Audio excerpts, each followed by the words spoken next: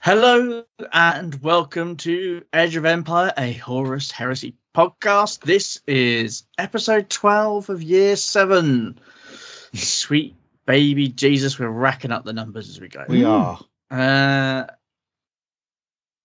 Joining me, God, my brain completely froze there for a second. It must be the It's only been the nearly 8 years of this, apparently.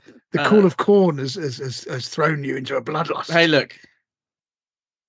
I read the memo. Don't blame me that you guys didn't. Quite frankly, dress optional bit. Mr. B needs to take that really scary mask off because I don't think kids are going to be able to handle it. It's Halloween episode, so I thought, hey, let's have some fun with it. We're a visual medium now. All those years that I've been doing fancy dress at Halloween in the privacy of my own home. And now I finally reveal to the 8 viewers on YouTube that we may or may have 7. I think the 8th one we lost enough. Oh, yeah, fair enough. Well, so if you want to see my somewhat ropey and I think it's fantastic. I'm very impressed with your bloodletter look. For how long it took me. Did you do it yourself in the mirror, or did you get somebody to apply it? No, I did it myself in the mirror. That is even more impressive. Which, for a guy that has very limited vision in one eye, was quite the challenge at certain points. I can totally see that. So I was like, I can't close this eye because I do like the teeth. They do look. The problem is people aren't going to believe that you've actually done it. They're going to go, they're just joshing with us, those roister doisters. Well, they can check it out on YouTube. Well, that's another reason why I did it. Full bloodletter regalia. The angriest man in heresy. Finally, I'm gonna have to make this the cover image. I've given in to the bloodlust. The Cornerite cause, and there you go. Yeah, it's caused quite a stir at work this week, as less complaints from customers because I was going to say they're probably like, well, I'm not going to complain to him. Spread around the shop more. But it's good stuff. Anyway, as you've now heard their voices, joining me this evening, after a egg or two, he has a familiar stench like Grand Moff Tarkin. He is the Peter Cushing of the Heresy of Edge of Empire, Mr. Michael Bottrell.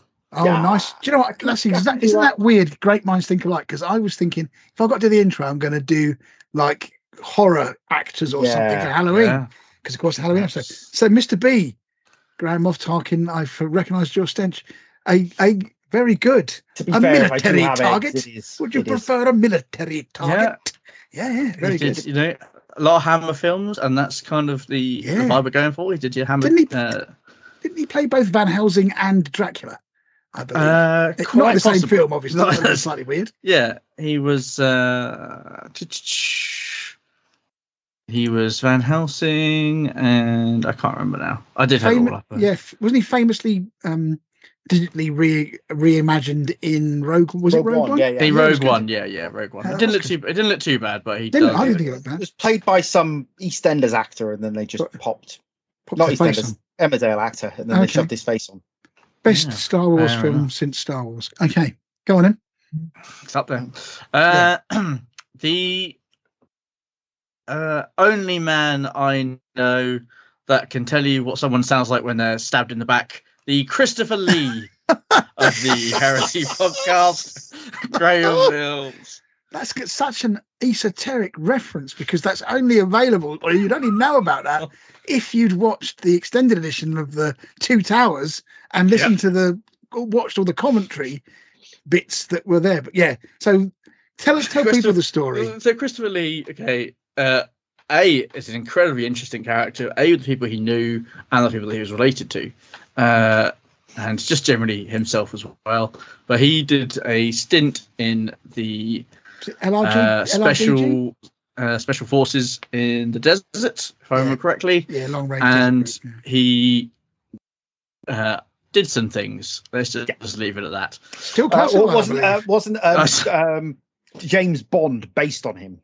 I don't know, but I know that him and were related in some way. Yeah, I think. I'm sure I read something about they reckon that James Bond was based on him and his stuff that he did in the war. He's one of those people who you get. He knew Tolkien. He knew, He knew all the folks. And when it came to a certain scene in Return of the King, where which is actually cut from the original film. Yes. But I'm pretty sure our audience must have at least watched it once. You'd like to think that they might have done. Yeah. But anyway, he gets stabbed in the back and played by Brad Dourif of Star Trek and what else was he in? Deadwood. He's been in so much stuff. He was in Deadwood, and he was in the original Dune as the Mentat thingamy. What's his chops?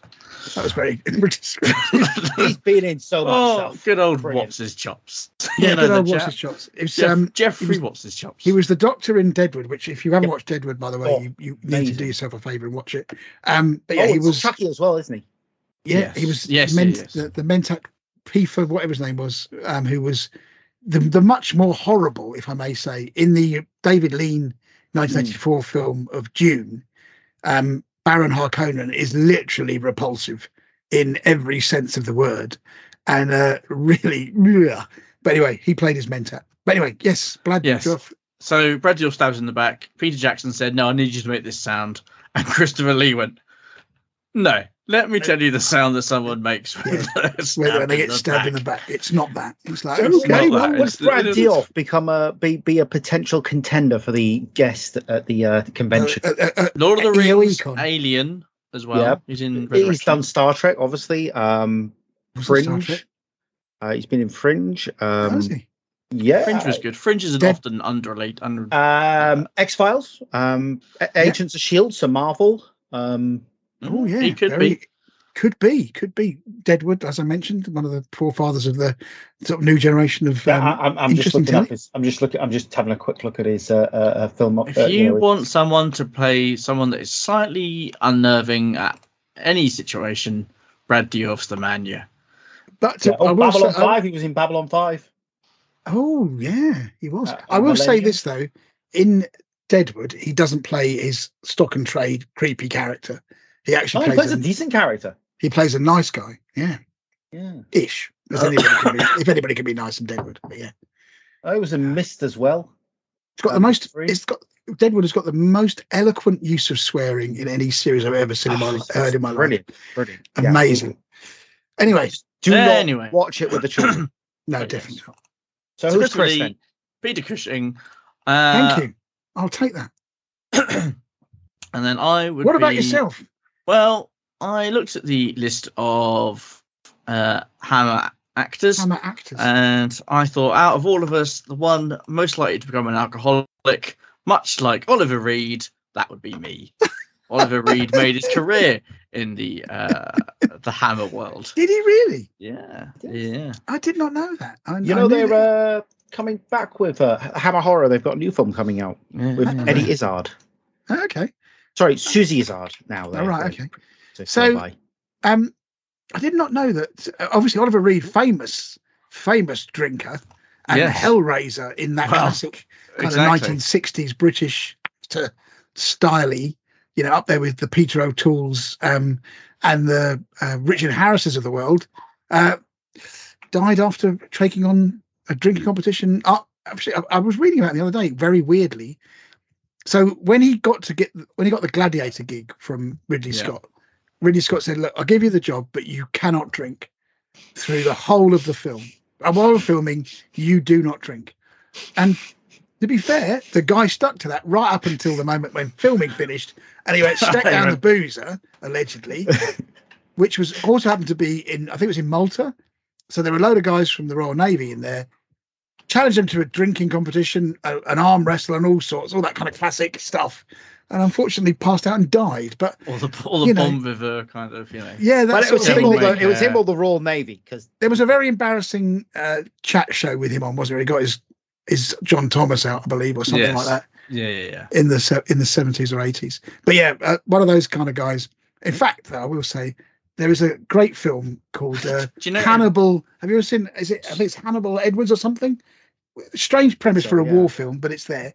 Basically, he's a prisoner of war, and he's looking after an elephant in like Berlin Zoo or something, right? Yeah. Bear with me; it gets weirder. Berlin Zoo. I mean, this must be in the it's got like mid-war rather than late war. So, it's not like they're on the run. For whatever reason, the zoo gets bombed by the Allies and he escapes. But get this twist, with the elephant. And you may think, what the hell is this nonsense? Why? Elsa the elephant, I think she's called, something like that. Anyway, him and said elephant managed somehow to evade the whole of the Wehrmacht and basically kind of get found by the resistance and end up causing bother with the elephant. It's fantastic. Anyway, causing bother. I mean, that's going to be a hard thing when you go back to your group and commander and you go, yeah, so there were so there was a guy and an elephant. I couldn't believe the elephant completely threw us. It's got actually one of the best train crashes I've ever seen in cinema history. So I thoroughly recommend it. Watching it. Talking of train crashes, Mission Impossible: Ghost Protocol, Dead Reckoning rather, possibly one of the most disappointing train crashes I've ever seen. Oh, really? I had high hopes, and yeah. What, the film's a train crash, or there's a train crash in the film? No, the film's alright, but the train crash in it's a bit like, okay. Did you know, here you go, Oliver Reed, his drinking partner was Keith Moon. I mean, wow. Jesus Christ. Now, if you saw those two in a boozer, you'd be like, I'd leave. I'm going. Really? I'd be like, I do not want to die. Yeah, totally. Yeah, Jesus Christ. The film is Hannibal Brooks, by the way, if you can find it. I think it's on YouTube somewhere. But yeah, 1969, Hannibal Brooks. Michael Pollard, wasn't he as well? Who's that? Yeah, Michael Pollard. Yep. All right. Okay, cool. Should we get on with the show then? So what we're doing, this evening, this morning, this afternoon, whenever you're listening to it, but it is evening for us because that's how we roll. By the way, Christopher Lee also once said Oliver Reed when he started, but after drink number 8, he became a complete monster. That's right. Yeah. Drink number 8. Drink number 8. That was when you had to watch out for him. Well, bottle number 8. Bottle number 8.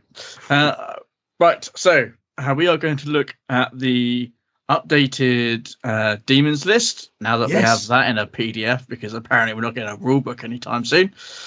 And we're going to have a look through the list that you crazy folks sent in to us at our request for the Halloween, effectively war crimes lists. And some of them were okay. Some of them definitely. Some of them definitely fit the bill and have been passed to certain peacekeeping organisations, to event organisers across the country for things to watch out for on the danger list. Yeah.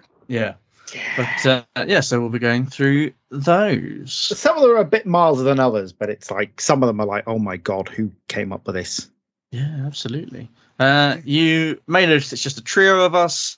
Rob's not joining us this evening. So you're going to be rocking it like it's 2018 all over again. You lucky folks. Yeah, get the old school version. That's it. Bringing it back. Come back to us, left, right, and centre. So shall we go and talk demons? Let's talk all about the demons.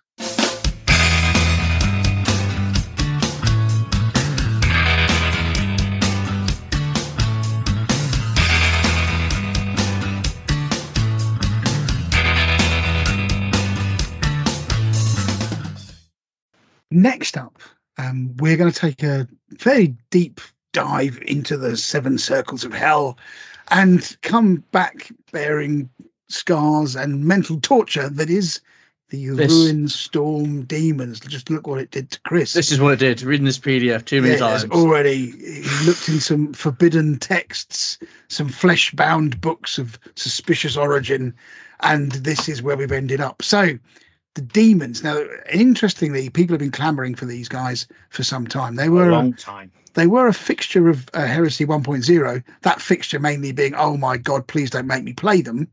But they were there and they were tough. So it will be interesting to see how in the new world of Heresy, where what was once very good got a bit of a kick in, let's see if they survived that cull, or whether we have what is commonly known in 40k as mid-codex creep. So where are we at? let's start off with the Ruinstorm Demon special. So there are a few demon things hoofing about. This is from the latest update from the community site. And these are the non-bound versions of the demons. So there was previously the bound versions of things like Samus and the like. These are a different version of those later on in Heresy. But you can play either. You just can't play both at the same time. So you can't have a bound Samus and an unbound Samus in the same army. So, special rules for the Ruinstorm Demons. Anybody got anything to add? Anybody, given where demons were, anybody got any thoughts at this point? They were very strong, weren't they? They were. You actually had an army of them, didn't you, Chris? I still do. They never got to go out because things transpired, and then the game they got disappeared for a while because of 2.0. I think the thing that they had that was real advantage was that unusual deployment method. And I think that, tied with a few other abilities that I had that we've got further down, made them a real challenge to play against and made them very, very difficult to counter. Yeah. That being said, making things, they don't possess that ability anymore. No. And although it was a pain in the arse, and although I'm sure there's countless episodes where I ranted about it. You did. I do think not having that anymore does make them somewhat less interesting. Okay, interesting. So the thing you're talking about is previously you would deploy them via these kind of warp gates. So you had like three templates basically that you would. And you could knack them up if you could get like a load of troops around them, so they couldn't actually get out of the warp gates, which was hilarious. But by and large, they also had flying monstrous creatures, which are no longer a thing in this edition. There are no such thing as flying monstrous creatures, which was also conveniently or inconveniently something that the murder bees, the Voltarax, used to benefit from. So now the only thing that can fly are actually vehicles. So it'd be interesting to see how they'll fare, because I know a lot of people used to have these winged demons that were flying, which meant you had to skyfire them out of the sky if you were lucky, and they could shoot you with very high strength weapons and stuff. So it's going to be interesting to see how they fare. I've actually got a game against demons this coming Sunday, so I'm hoping this is going to give me some pre-armed, as they say, and some interesting counters. So let's go then. So they have a set of sort of special rules. So obviously, I think this is something that took a little bit of finding. The actual demon subtype is in the main rulebook. It is. So you won't find it in these rules. They are actually, and I think that they have something around fear or something, don't they? Or they don't. So they have fear 1. Yeah, I did put the subtype. This is sort of like the third section down. Yeah. Oh yeah, demon unit types. Yes, you're absolutely right. Sorry. Okay. So we'll come on to that in a second. But anyway, special rules.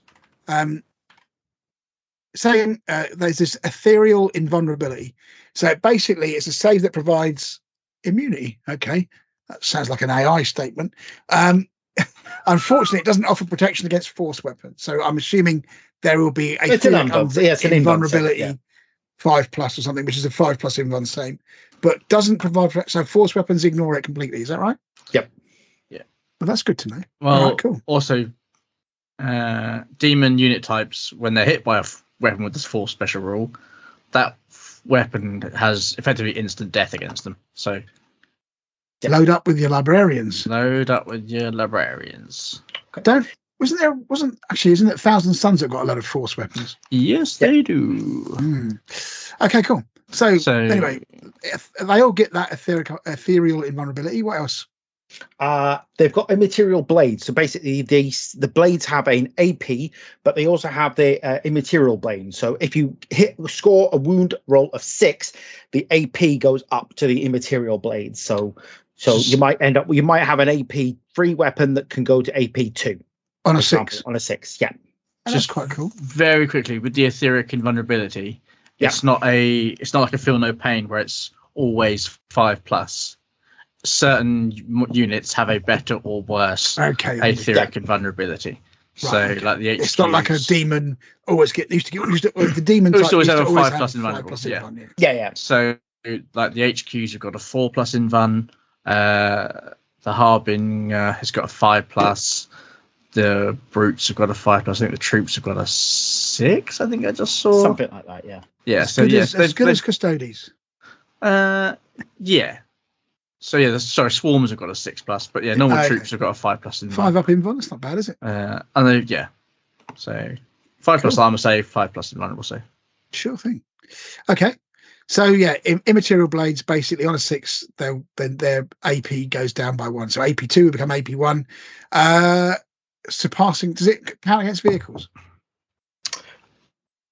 It will count against. I guess it would do, wouldn't it? Because it's 8. So if you, for example, if you damaged when rolling to wound for a model that has immaterial blade special rule. There you go. Immaterial blades extra, or is attacking with a weapon that has immaterial blade special rule for each to wound roll or armor penetration roll. Yes. Okay. Of 6 or higher, the controlling player resolves these wounds on any penetrating hits as the AP value, the higher of the two, basically. Nice. So technically, if you were attacking the back of, say, a predator, and you had strength 5 and you roll a load of 6s, you'd actually be AP1ing them, and they'd probably go really bang. Again, depending on what the weapon is, because it's not all immaterial blades are the same again. Okay, fair enough. Cool, good stuff. So the demon, like the basic troop ones, are normally AP4. They go down to AP3. AP3, yeah, I'm with you. Yeah, so still not bad. Again, no, absolutely, but it's just. And I imagine they get so used to universal saves and and universal things in this game, where it's just like it's a thing that does this number defined for everything, whereas these guys it's not quite that. So it's just worth pointing that out. Sounds good. Okay. So what about the demon unit type then, Chris? Demon unit type. So this is largely kept over from 1.0. So basically, as the game goes on, they get weaker. They start on the first 2 turns with +1 to their strength and toughness on games 1 and 2. On turns 3 and 4, it is 0. -1 on 5 and 6, and -2 on turn 7 if you manage to survive that long and get to that point, and you've got a whole afternoon in which to play that single game that you're playing. Yep. So +1 strength and toughness, is that? +1 strength and toughness, yeah. Yikes. Because I mean, most of the damage is done to an army on the first 2 turns, I would say. Pretty much. The thing that I would say now is, though, with this list, is that it's got to get across the board. And there's quite a lot of fast-moving shiz.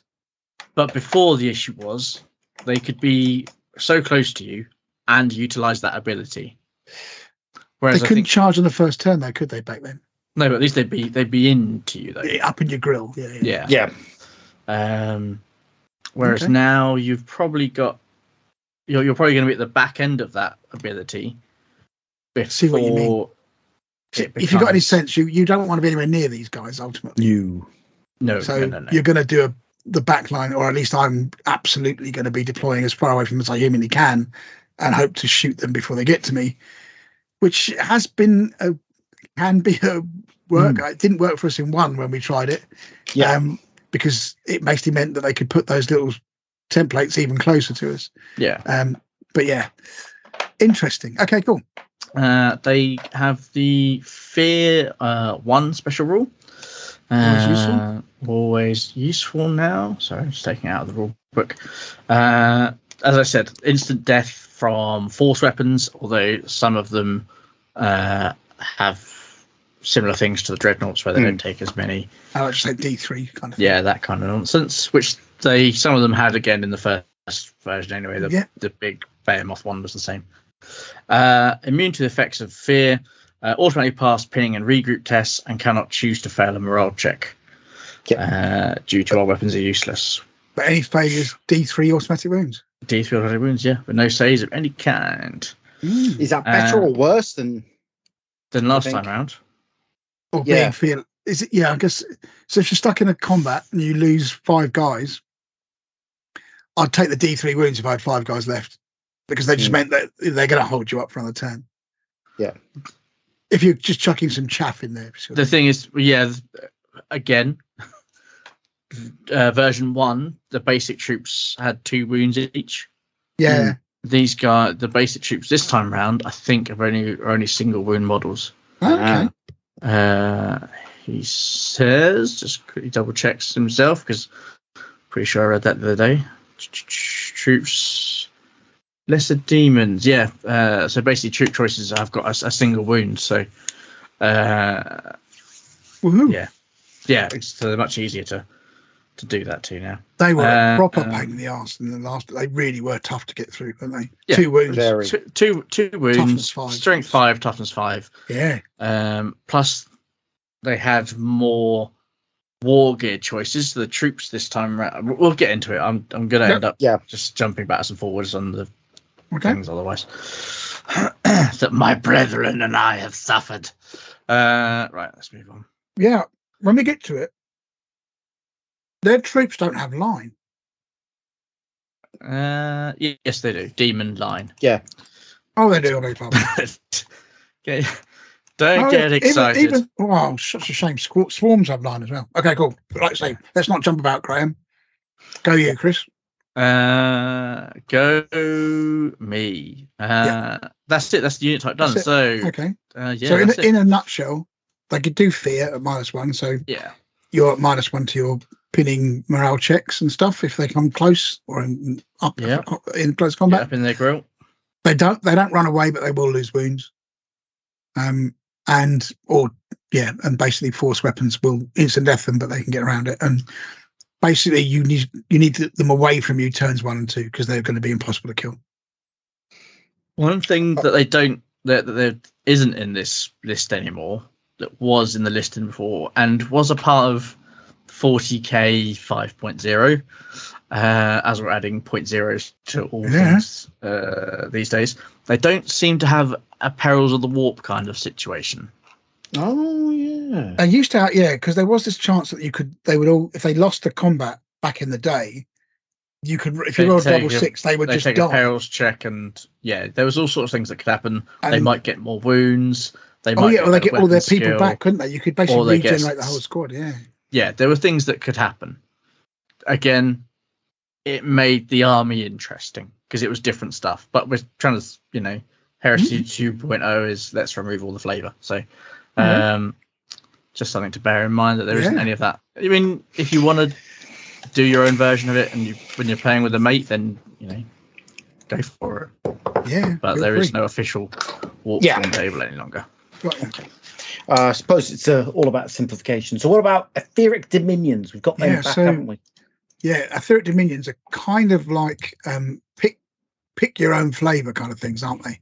So I think these are, in general, was restricted. So basically, in the end times, if you like, or beginning of the end times, anyway, the warp and chaos in general was restricted from the public, leaving most people in the dark about their workings.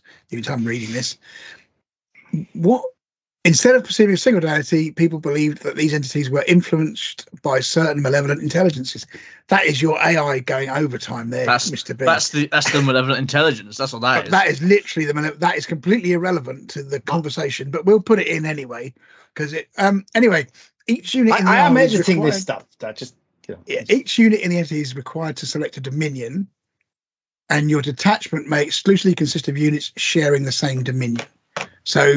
You can choose one dominion for one unit type, a different dominion for a different unit type, correct?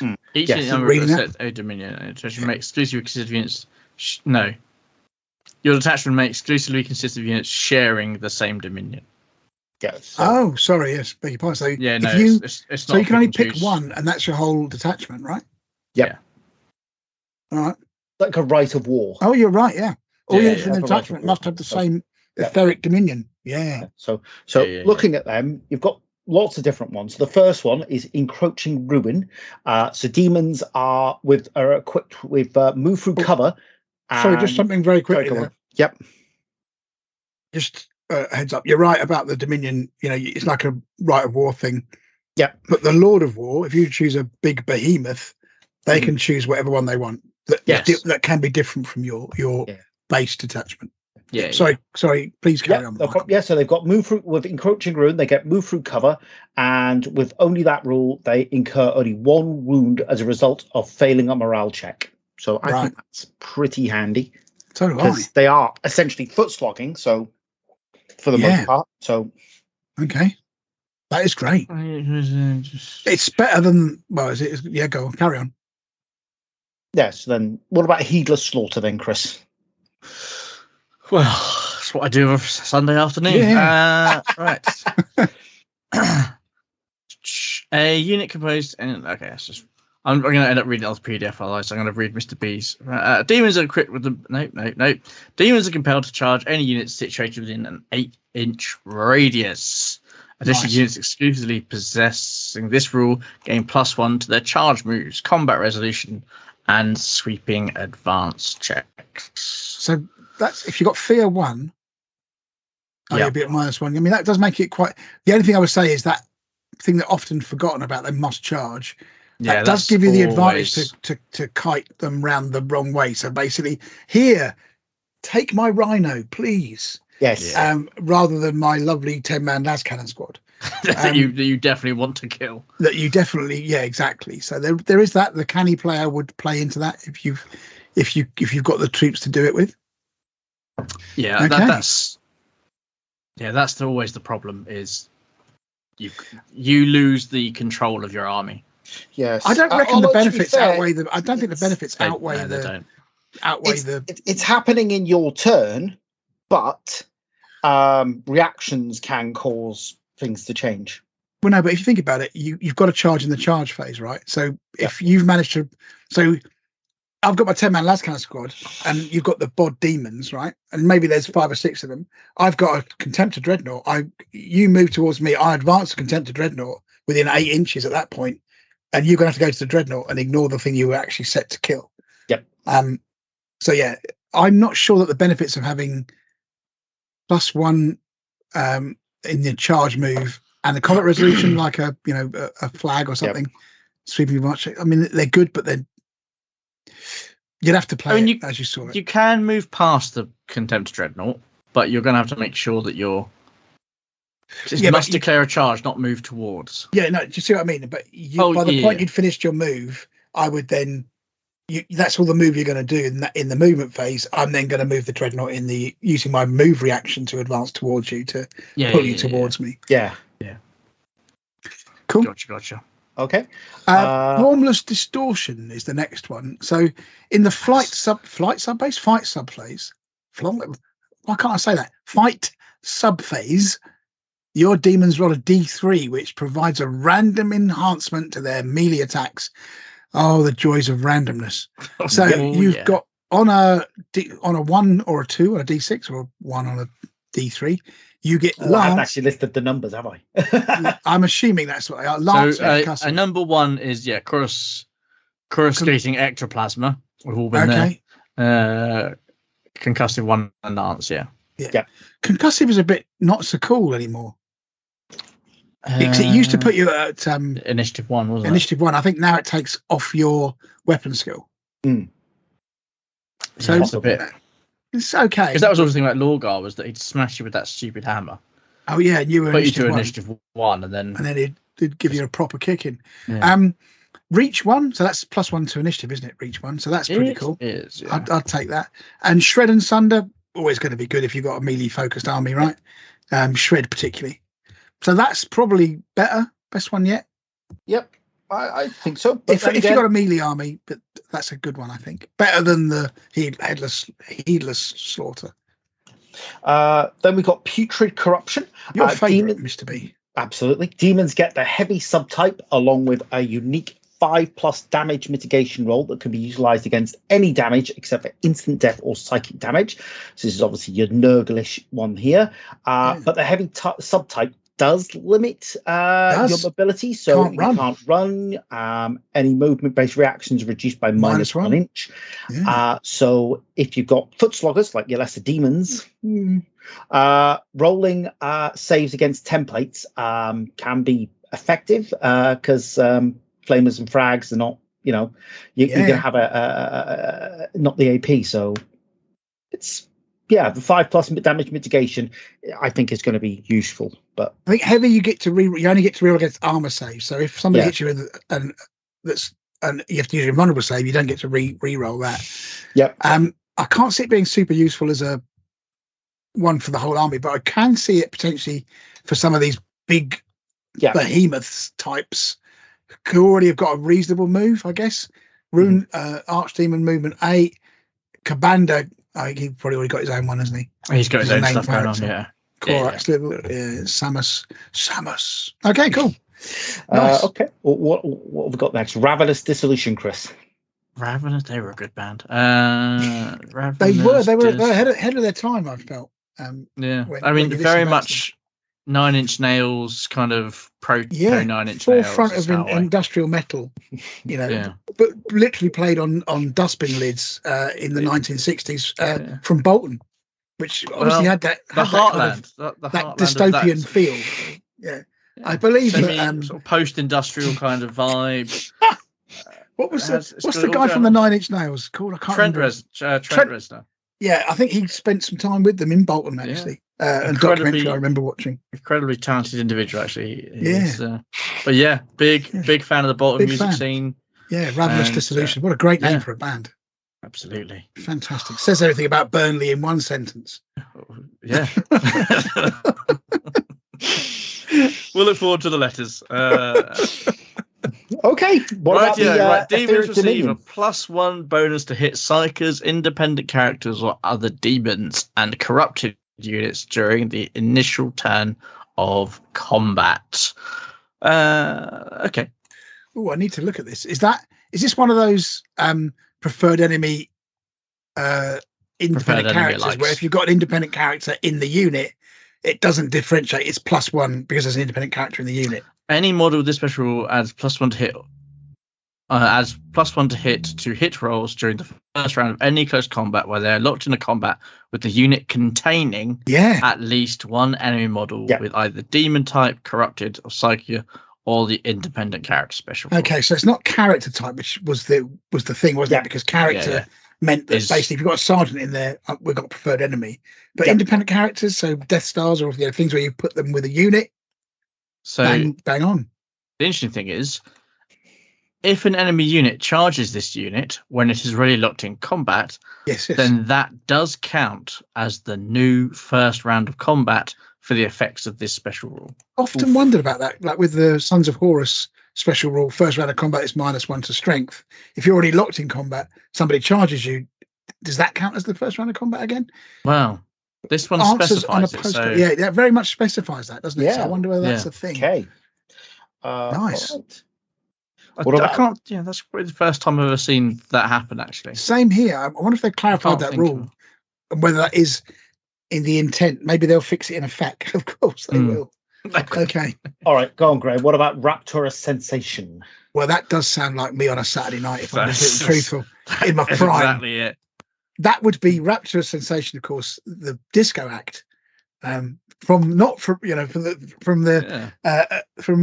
believe Skegness, actually, very famous in Skegness. Yeah, many a night down at the Blue Lagoon, they would play Rapturous Sensation. Didn't Nile Rodgers do a bit with them?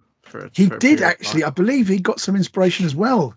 At that time, he was in Skegness Butlins for a summer season. He was a red coat for a bit, wasn't he? He was. He totally was. Yeah, and that's where in the 60s picked up from Rapturous Sensation. Because I mean, where else in Skegness other than Skegness you can get the inspiration for a song called Le Freak? So Well, of course, absolutely. I mean, where else do you think he got it from? People said France. Absolutely. Of course, that'd be ridiculous. Right, Skeggy every day of the week. Right then, hot pickers. Rapturous Sensation. Rapturous Sensation. Rapturous. That's another great band name. Successful charges that aren't aren't disordered, I beg your pardon, also grant the unit the ability to fight at a higher initiative for the turn. Now that is useful. Yes. Super useful. Potentially outpacing Praetors. Units exclusively governed by this rule have the advantage of re-rolling failed tests for blinding and custody weapons. Okay, well, but plus it says, so if you successfully charge, so grant the unit the ability to fight a higher initiative for the turn. Does it specify how much? At 1 initiative step higher than normal. Okay. After any initiative modifiers, some other special rules have been taken into account. So okay. So +1 initiative. Yeah, so right. Okay. So yeah, if you charge a difficult terrain now, you'd still be at 1, but you'd be at 2 in that instance. However, this domain also, so Emperor's Children. Are there any unwieldy weapons in their list? Yeah, good question. I don't know, but I'll carry on reading while you see if you can find that out. Yeah. Emperor's Children players, of course, can vouch for the advantages of striking with a high initiative. Phoenix Guard being, is that no, I can't remember what they're called. The Terminators or the Terminator ones with the high initiative. Phoenix chaps. Yeah. Phoenix However, base. this not satisfied with making you hit before anybody else. This Dominion offers more bonuses on top of that, making it appear like an excellent choice on paper. Certainly does, Mr. B. But in practice, it's worth questioning whether you truly need the ability to strike faster when your units already possess a high initiative, formidable AP, and the inherent benefit of murderous strike. Okay. What units are we thinking? Yeah, I was going to say, yeah. They've got a higher initiative here, or murderous strike. Yeah. Commander's only initiative 6, just as a point of reference. Okay. Yeah. I see what you're saying here, is that this may be overkill if you're already going before Power Fists and Thunderhammers. Has Mr. B stopped being able to hear us? No, I can still hear you. Yeah. Oh, he's just thinking. He's considering his life choices. Okay. Considering your choices. Yeah, most of their things are initiative 4. Right. So they're going to be going generally initiative 5. Yeah. I mean, that would be good against Marines, right? Even if you haven't got a high enough AP to get through the armor, you've still got a chance of killing them before they can hit you back, which is always an advantage. Brutes will be going at 6. Harbin, 6. Wow. 6. That's with the +1. I'm just. Is it +1 strength and toughness, not +1 initiative, isn't it? It's +1. I thought you said it's +1 to. Sorry, I've closed the bloody. If I 1 initiative, no, it's 1 initiative step higher, isn't it? So they'd be going at initiative. Oh yeah, sorry, beg your pardon. 6. Yeah. Cool. Their HQs are going initiative step 7, which is that's serious territory. There aren't many things that are kicking around at that level. That's Primarch territory, isn't it? Yeah. So that kind of. But then there's a 350 point character, so yeah, fair play. Yeah. Okay, cool. So I quite like that one, but I'm a big fan of hitting first. And of course you are. Yeah, I mean, I can totally get that. It's a tactic. If you kill them first, exactly, there's less of them to kill you back. Totally right. You're going to take the number of attacks if you can kill them, of course, is the question. But out of those, I would say that one and maybe the move through cover one. But possibly. We're not finished there. Yeah. 2 more. Oh, sure. We've got Malevolent Artifice. Demons possess the ability to reroll any armor saves when facing attacks where the attacker's strength is lower than their toughness.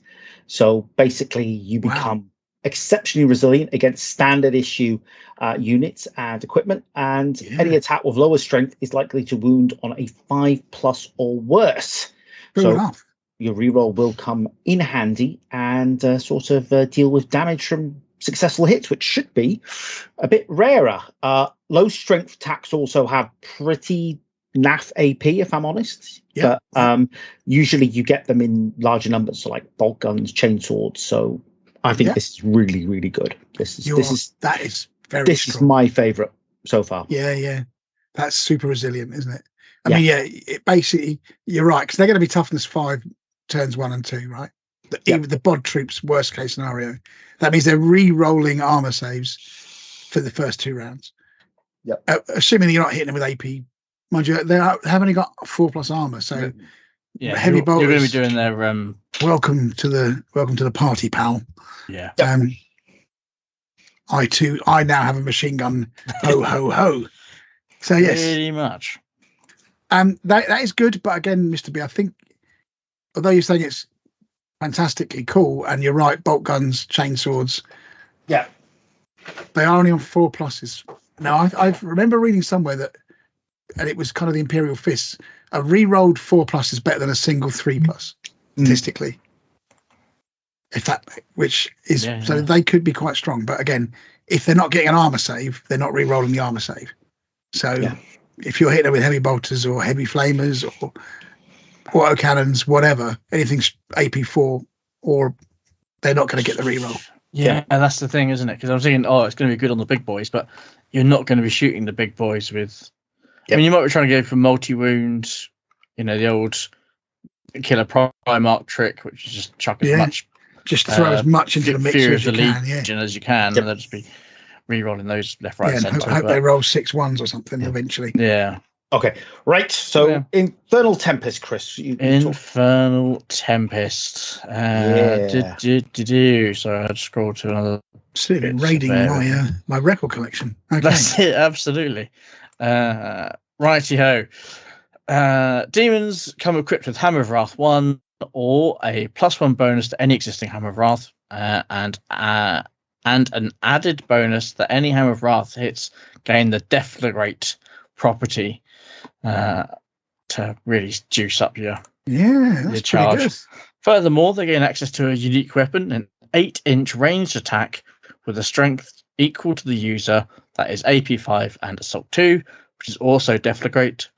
It can only be employed as a reaction that guarantees that it always hits. While the auto-hitting aspect is advantageous, the AP5 might make it easy for Marines and similar units to resist its effects. I don't know, if there was a 10 demon squad, right, you charge them. Yep. They're going to Overwatch, and if it's turn 1 or 2 with Strength 5, AP5, Assault 2, Deflagate, they're basically going to Overwatch with Volkite chargers. Yep. Which, if you put enough of them in there, you're going to fail some saves. Mm-hmm. And they would all hit, so you'd have 20 hits. Yeah. 3s to wound. And then you have to make a load of 3+ saves. But it's That's strength, not bad. But bear in mind, it's strength user. So so strength 5 in the first turn, 1 and 2. First 2 turns, Yeah. I think that's pretty good. And that with the Hammer of Wrath, basically giving your whole army Hammer of Wrath, right? Yeah. Pretty much. Yeah. Or +1 to your Hammer of Wrath, because some of the big chaps have got. So that's a free. It's like a free hit when you charge, which isn't bad either. Just have a quick. And Deflagate. Yeah, okay, I quite like that one so far. Okay, carry on. Sorry. No, that's it. It makes return fire as a viable reaction, while the short range makes it less likely to be triggered. Anyone who shoots you from a distance is likely to charge. 8-inch range. Yeah. So it's only a. Because if you're outside, if you did a 12-inch charge, they couldn't shoot you in Overwatch. No, because they have to be within range at the start of the charge. Yep. Yeah, so it's up close and snuggle time, basically. Okay, yeah, definitely. So when you're in the mixer. So it's got unique war gear. Oh no, just before we go, what is that still your favourite after our critical analysis of them, Mr. B? I still Would think you still Infernal, go for? I still think I go for the Malevolent Artifice. I like saves. What about you, Chris? I would go for Raptorous Sensation. The +1. The being at 1 initiative step higher. Yeah. Yep. Is that only when they charge?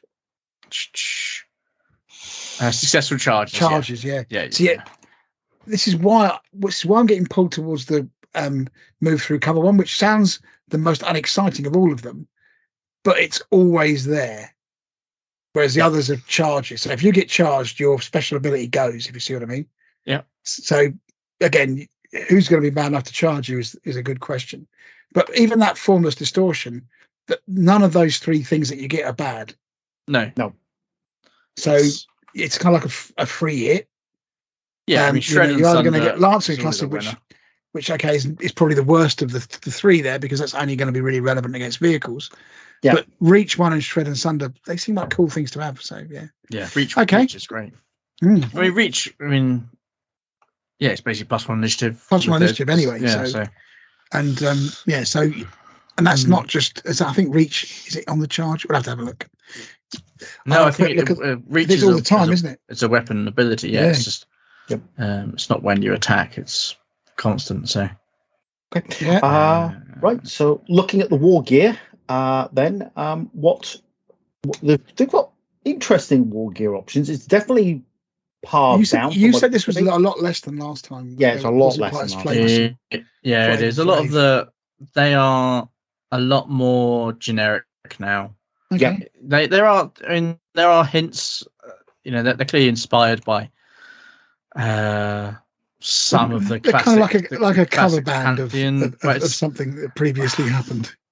Yeah, you've got things. Yeah, Miasma of Rage, for instance, is clearly meant to be corn based, but there's only 5, 1, 2, 3, 4, 5, 6, 7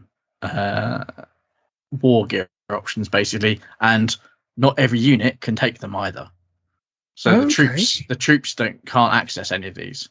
Right, instance. These are kind of advantages for the sort of character type ish. Yeah, it used to be that in the old ones that everyone could. Yeah, you had a certain amount of points that you could pick from for each one. That isn't the case now. It's limited to what they can take on their on their entry basically. So again, I'll have some more porridge, please. No, I would have liked that. I would have liked the spicy food, but I'll have the porridge, please, because it's vaguely warm. Basically, it will sustain me, but it won't make me feel happy about it. Yeah, exactly. Okay, so lesser demons. Lesser demons. Yes, they can take immaterial projectiles for 1 point a model. And that's the lot basically. And Swarm can take zippity doodah. Yeah. So they aren't great, are they? No, and that's a demonic armament. So that's something. That's just basically their close combat weapons. Yeah, that's not anything special. That's just basically they get a close combat weapon that's got the ability to be slightly better. I see what you mean. Strength user, so it could be strength 5 or strength 4 or even strength 3 if you're around for turn 6. Yeah. Even strength 2 if you're in strength 7. They kind of go up. It could be AP3. It's AP3 on 6s, right? Yeah. They kind of go up. So like you end up with like the Behemoth blade is like can be AP1 with its immaterial. Yeah. Okay. But ultimately, what the thing is, sorry, go on, Chris. The thing that when I was looking through this list is the only ways you can flavor your army are A, how you paint it, and B, none of those etheric dominions are particularly one specific faction, if that makes sense. You could apply a couple of them, like the striking first one. There's no reason why that wouldn't be applicable to a Khorne army in theory, because that's just another way of them expressing their rage. It's just them attacking quicker. Yeah, so rather than you kind of nailing your colours to the Chaos Masters and say, we're a Slaanesh force, and so therefore we have to take this. Yeah, basically everything is a little bit mixed in more, and definitely much more diluted in terms of how you express your army in terms of how it functions on the tables, from what as I can read it.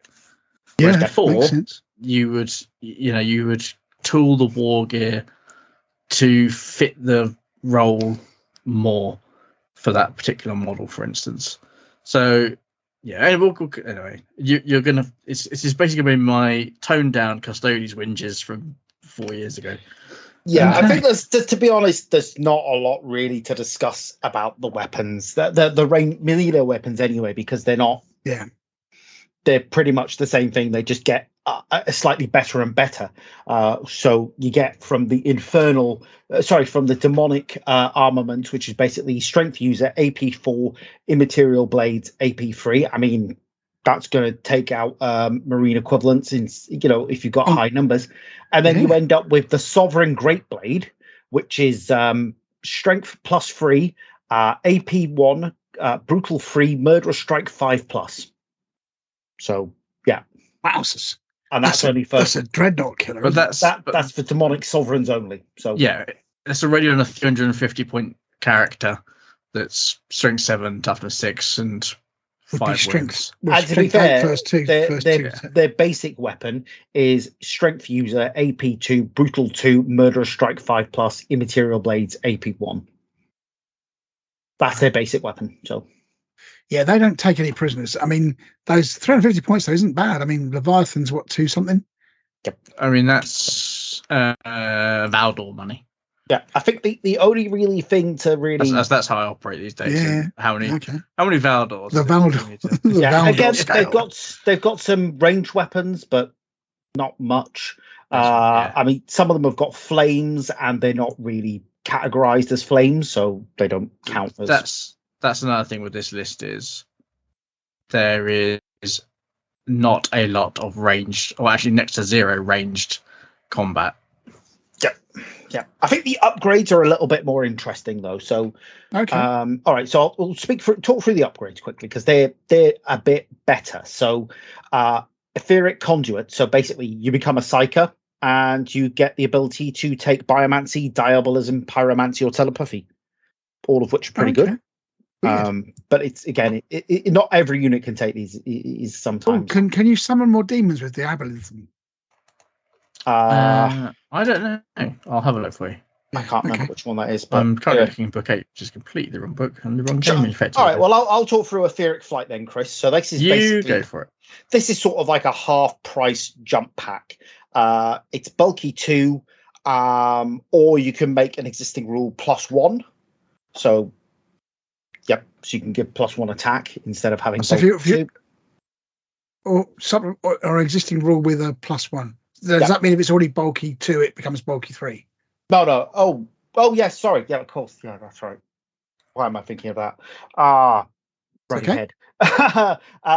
However, it does provide a permanent +3 movement boost for aerial, so it's basically you're moving a bit further, and all difficult terrain becomes hazardous terrain. Okay, fair enough. But you get a boost to your movement. That's basically so +3 to your movement, which may not be a bad thing if you want to get across the board. Sharpish Lake, infernal immaterial wings, which is different. The genuine jetpack option. This one is so bulky 2 again, and again +1 if you've already got bulky. It offers an ability to activate a 14-inch move. Yep, which is rather spanky. Better than the marine jetpacks, which are 12, or if they aren't, I've been playing them wrong. And it even includes Hammer of Wrath +1 ability. So basically, if you use that etheric domain, there'd be Hammer of Wrath +2. Yep. Ooh, with all sorts of benefits. So yeah, I could imagine that a lot of people are going to be where they can take that upgrade because so it basically gives you jump back troops. He's become a bit better. Miasma of Rage. So if you've got that rule, it acquires Rage 2, but it doesn't stack with any existing Rage. So got Rage 2 doesn't stack. Diabolism, which I found eventually in the word bearers bloody nonsense. Oh, is that where it is? Yeah. Just make it nice and easy for you to find everything. Thanks. A dark and terrible tower. Charge. No, there's no summoning involved. Okay, just business. Yeah. Yep. But you could, when a charge is declared for a model of this power, for a unit that includes a model of this power, the controlling player may choose to make a psychic check. Increases both their strength and toughness characteristics by +1 for the duration of the assault phase. If the check is failed, then the model suffers present warp, and once that has been resolved, gains +1 to both strength and toughness until the start of control player's next turn. Okay, cool. Okay. And interesting. you Hammer of Wrath 3. Hammer of Wrath 3, +1 strength, +1 toughness. So nice. Turns 1 and 2 potentially, +2 strength and toughness, and Hammer of Wrath. Yeah. 4. Yeah. That's a nice combo. All right, cool. Yeah. Okay, very good. Yeah, that's a good one. Warp Forged Flesh, Chris. Warp Forged Flesh. Warp Forged Flesh. That is armor save, if I remember correctly. Yeah, +1 to a maximum. +1, to save to maximum +2. So again, it's what can take it. Yeah, I was going to say. which I think your basic troops can't. It would appear. No, they can't. That's Samus. That's old Jeffrey's broken back. Let's move him out of my face, out of the way. The Archdemon can take it to give himself a 2+. The big lads both big lads can take it. Beast can't take it. Harbingers can walk forward slash 25 points. And I'm guessing the big chap at the top can as well, which is 350 points of. But yeah, is that 25 points for the? Oh, it's one Harbinger. So okay, fair enough. Yeah. Not. Brutes can't take it. And they can only take one. So you can't take Miasma of Rage with Warp Forged Flesh. It's one or the other. Yeah. Okay. Cool. Okay. Well, then we got a few Warlord traits, haven't we? So there's 4 Warlord traits in total, and they seem to all roughly sort of match a god. You can take. Hang on. You can take. Miasma of Rage and.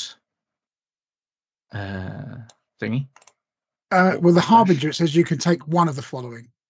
Oh, okay, yeah. So but yes, other things can take both. Yeah, I was going to say like the sovereign. Yeah, so like the hierarchy can take up to 2 of the following options. Well, yeah, because you've got the sovereign at the top, the hierarch is the middle one, and the harbinger is the bottom one. So, and weirdly enough, it kind of it scales up. So sovereign can take 3, hierarch can take 2, and the harbinger takes 1.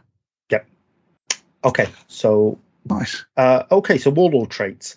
Yes. Yeah, Conqueror of Kings, Graham. What's that? Conqueror of Kings. Warlord of this trait +1 attacks when locked in combat with a model that's independent character special rule, or any model with the independent character special rule, any unit with a model that's got an independent character in it. So a bit like the other one. Yeah. So I wonder if that would give. Does that give you? Yeah, you could have +1 attacks and effectively preferred enemy at that point if you had that other upgrade. All models within a unit, all models within a unit, a warlord with this trait has joined, including the warlord itself, gain +1 strength. Would like to combat with a model with independent character special rule, or with a unit with independent character rule. In addition, an army whose warlord has a trait additional reaction during the opposing player's movement phase. So potentially +3 strength. Yeah.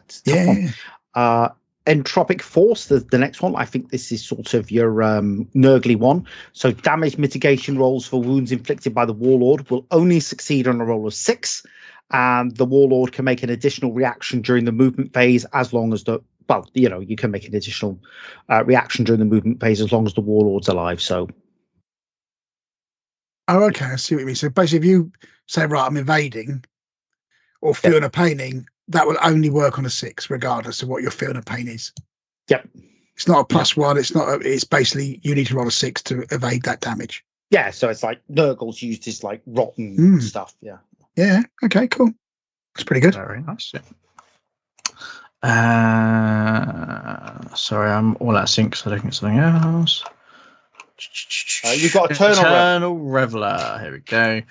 The Warlord of the unit they've joined have the ability to declare charges even after running, and when they do charge, they can opt to use the Warlord's initiative to determine the charge distance, skipping the usual dice roll. Additionally, the Warlord retains the capacity to make an extra reaction during the movement phase as long as the Warlord is alive. That was bad. Running and charging. Yeah, nice. Always a good combo, and not a disorganized charge either. It's a full on. Yep. And all right, Chappie's initiative. What's Chappie's initiative? Initiative 6. Okay, so you basically just say 5 or 6 inch. Yeah. I mean, you don't have to do that. You can actually roll the dice as per normal. But if they're within 6, you say, "Well, I'm just going to charge you and knack you." Very good. That's not a bad one, actually, is it? Yes. Okay. What about Walker of Paths? Yeah. Okay. Following deployment, you have the option to remove 2 units from the tabletop and place them into reserve. Simultaneously, you can replace these units with 2 other units that are already located in reserve. Okay. Warlord gets an additional reaction to the shooting phase. So basically, here's what I put on the table. Woohoo! The old little switcheroo. I'm going to put these rubbish units in, or these really cool units in instead, now that you've deployed everything, and knack your day up. But your other units must have been in reserve already. Must have been declared in reserve, yeah. So you've got to kind of hamstring yourself to do that. Not necessarily. So let's say you've got you deploy everything, and then you realise that, oh man, yeah, you're right. You've got reserve units, but maybe he's got a very strong flank or something. You're like, oh, I'm going to get absolutely total. Yeah, or maybe what I'm going to do is I'll take these 2 units and bring out my big guns, put them in there to scare you off or whatever. But yeah, it's kind of situational.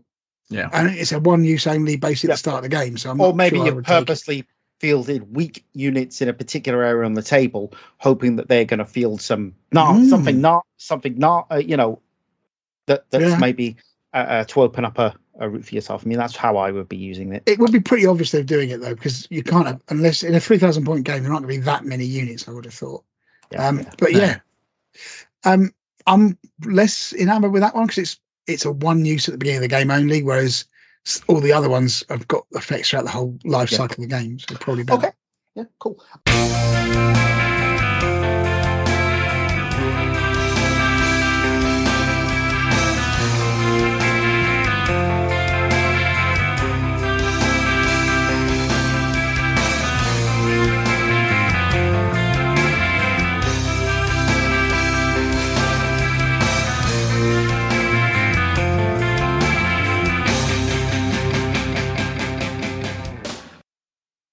All right, so what about the actual units of the demons? So I'm going to start off with the Demon Sovereign. Basically, I think this is one of the better units in this army. The stat line is just great. The potential is brilliant. It's basically a slightly scaled down Primarch. They've got weapon skill 6, strength 7, 5 attacks, and they, which have got brutal and murderous strike. And they can pretty much take on anything. They're not entirely immune to instant death. They've got their Imperium avatar. It's a bit similar to Dreadnought, so that's good. Toughness 6, 7 wounds, 3+ armor save. I mean, 4++ save. You would always want that 2+ though, wouldn't you? And the thing you'll also not noticing is it will not die 5+. Yes, which is great. But you won't get too many in a Rhino because he is bulky 7. So I mean, good luck with that. Yeah, he's going to wear the Rhino. Yeah, then you've got the option of upgrades. So, so what does he come with? He just comes with sovereign armaments, doesn't he? Yeah. Yeah, and you can upgrade it to the sovereign. Pretty sure it's the thing that blade. Penny Morden had at the coronation. Yes, you've got the sovereign armaments, which is AP 2, brutal 2, murderous strike 5+, immaterial blades AP 1, so a 6 your AP 1. AP 1's kind of theoretical; it only really works against vehicles, doesn't it? So, but it's still good, and you can upgrade it to the great blade, which is strength +3, AP 1, brutal 3, murderous strike 5+. So and unwieldy. Unwieldy. And then that'd be going at initiative 1 though, wouldn't it? So I was thinking that'd be strength 10, wouldn't it? First 2 rounds. Yeah. Yep. But that's unwieldy. But does that, because obviously if he takes that Dominion, which would mean he strikes at initiative 1 step higher than normal. Mm-hmm. Does that come into I need to reread that thing now, because if he becomes initiative 2 against Terminators, he's going to have a jolly old time. Yeah, but I think if he was directly taking on any non-unique character in the game, they're not going to come out victorious. He's going to beat them down. Named characters, a bit different, but yeah. But I mean, pop on Biomancy on him. That's going to be nice, isn't it? No. Well, for him. Not for you. Yeah. So I like this. I like this unit. It's really, really good. Expensive, but good. Yeah, he is 350 points, which is Primarch territory. Yeah. So, he needs to not be a model for 350 points, if I'm honest with you. Yeah. Yeah, I agree. He's great. He's great. Okay. Yes. And quick look, what does Biomancy do these days? Biomancy. So I knew this question was going to come up, so I was early on it. Targets a single friendly unit within 6 inches. That unit increases its strength by +1. Okay. The controlling player may choose to have the psychic taste change past them both, and that's only if it fails. Yes, or if it doesn't if he doesn't make the check. it. If he does make a check, it's +1 to strength and toughness. So potentially on what was the other things at this point? Like +3, +4 strength, +4 toughness. Yep. I mean, yeah, he's kind of strength 11.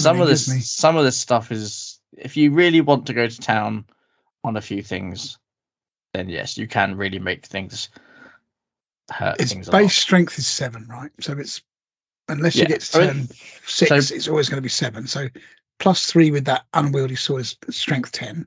Yeah. Plus you can make that 11 or even 12 if you really wanted to.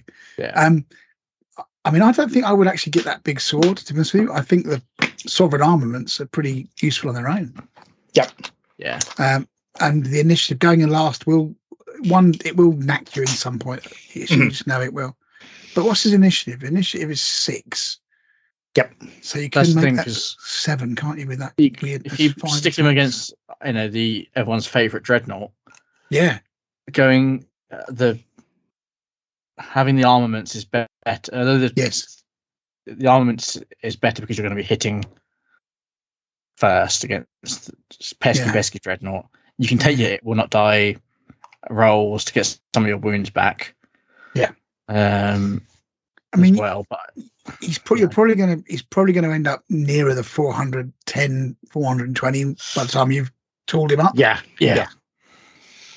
Big, nice guy. Etheric can conjure its 30 points already, so miasma of rage to give him rage plus rage 2.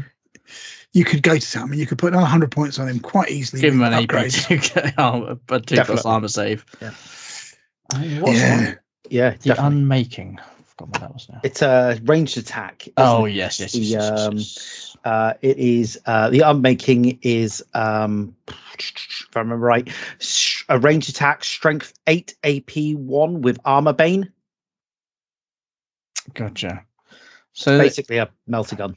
I'd just give him the jetpack for 30 points. Yep. Conduit for lols. Would you give him the jetpack? Yeah. Or do you give him etheric flight? So etheric flight is +3 movement, and they can move over friendly and enemy models or units and ignore terrain while moving. Yeah. Move of 14 though, which is what the jetpack gives him. What's his base move in the first place? I can't remember. 8. So that gives you 6 more. So he's base movement of 11 with versus a base movement of 14. Yeah, I see what you mean. It's only It's a couple of inches. Is it worth it? Is it worth it?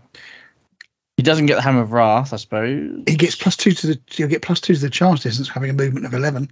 So I would probably take the etheric flight.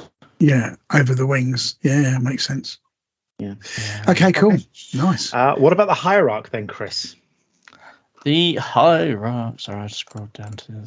So I wasn't sure about doing the harbinger or the hierarch first, but hierarch's next on the list. Yeah, hierarch's next on the list. Yeah. So 115 points more expensive than the harbinger, and the primary distinction lies in that it's a slight boost of +1 to explicit skill, wounds, and attacks. Although it boasts a broader array of customization choices compared to the harbinger, it falls short of being an independent character or monstrous creature like the sovereign. This means the hierarch will likely be operating solo, and in this edition, a solitary character is at a disadvantage, often leading to their demise. Yeah. I hadn't noticed that. You're right. Yeah. Just a character. Yeah, I think the hierarch is of the 3 main HQ choices, I think he's the worst.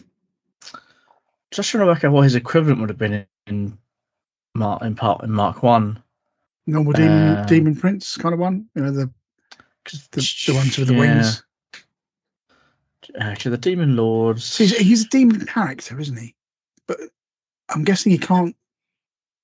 I'm guessing he would just be the demon, like the greater demons, like Yeah, your bloodthirster. Solo models, aren't they? Yeah, just your classic. He's what? He's not even a monstrous thing though. He's just a character. Sovereign. So he's just. So yeah, he's just basically. I'd say Demon Prince. If I was going to use a model for him, Demon Prince. Yeah. Whereas I'd use your big, your bloodthirsters, your great unclean ones for your hierarch. Yeah.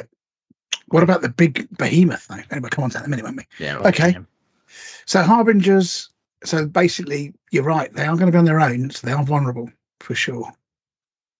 But yeah, it's slightly.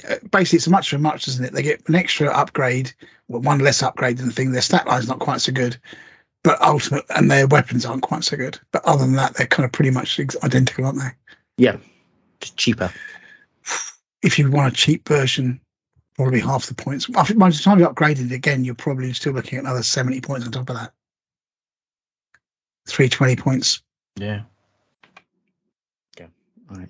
Yeah, and then you've got what were effectively the brutes tagging along with him as well. So. Oh, but can they join him though? That's the point. Yeah, the unit may take up to 3 demon attendants. So. Where does that say that? This is in his options. The unit may take up to 3 demon attendants, 45 points each. So what's a demon attendant minus a home? Basically a brute. Well, are they? Because they don't have. Oh no, that's Harbingers. Sorry, I can take demon attendants, but the hierarchs can't, can they? Oh yeah. Sorry, yeah, no. But the thing about the Harbinger is the herald of unreality. That is the cool bit. Oh yeah. What's that do then?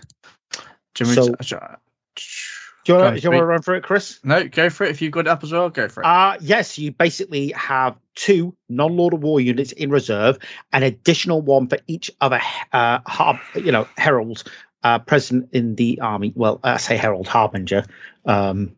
And these reserved units can subsequently emerge from a warp rift originally at the position of the demon, bypassing the normal shooting phase, and they arrive automatically, so no dice rolls needed, and they're free to take actions and charge on the same turn they arrive.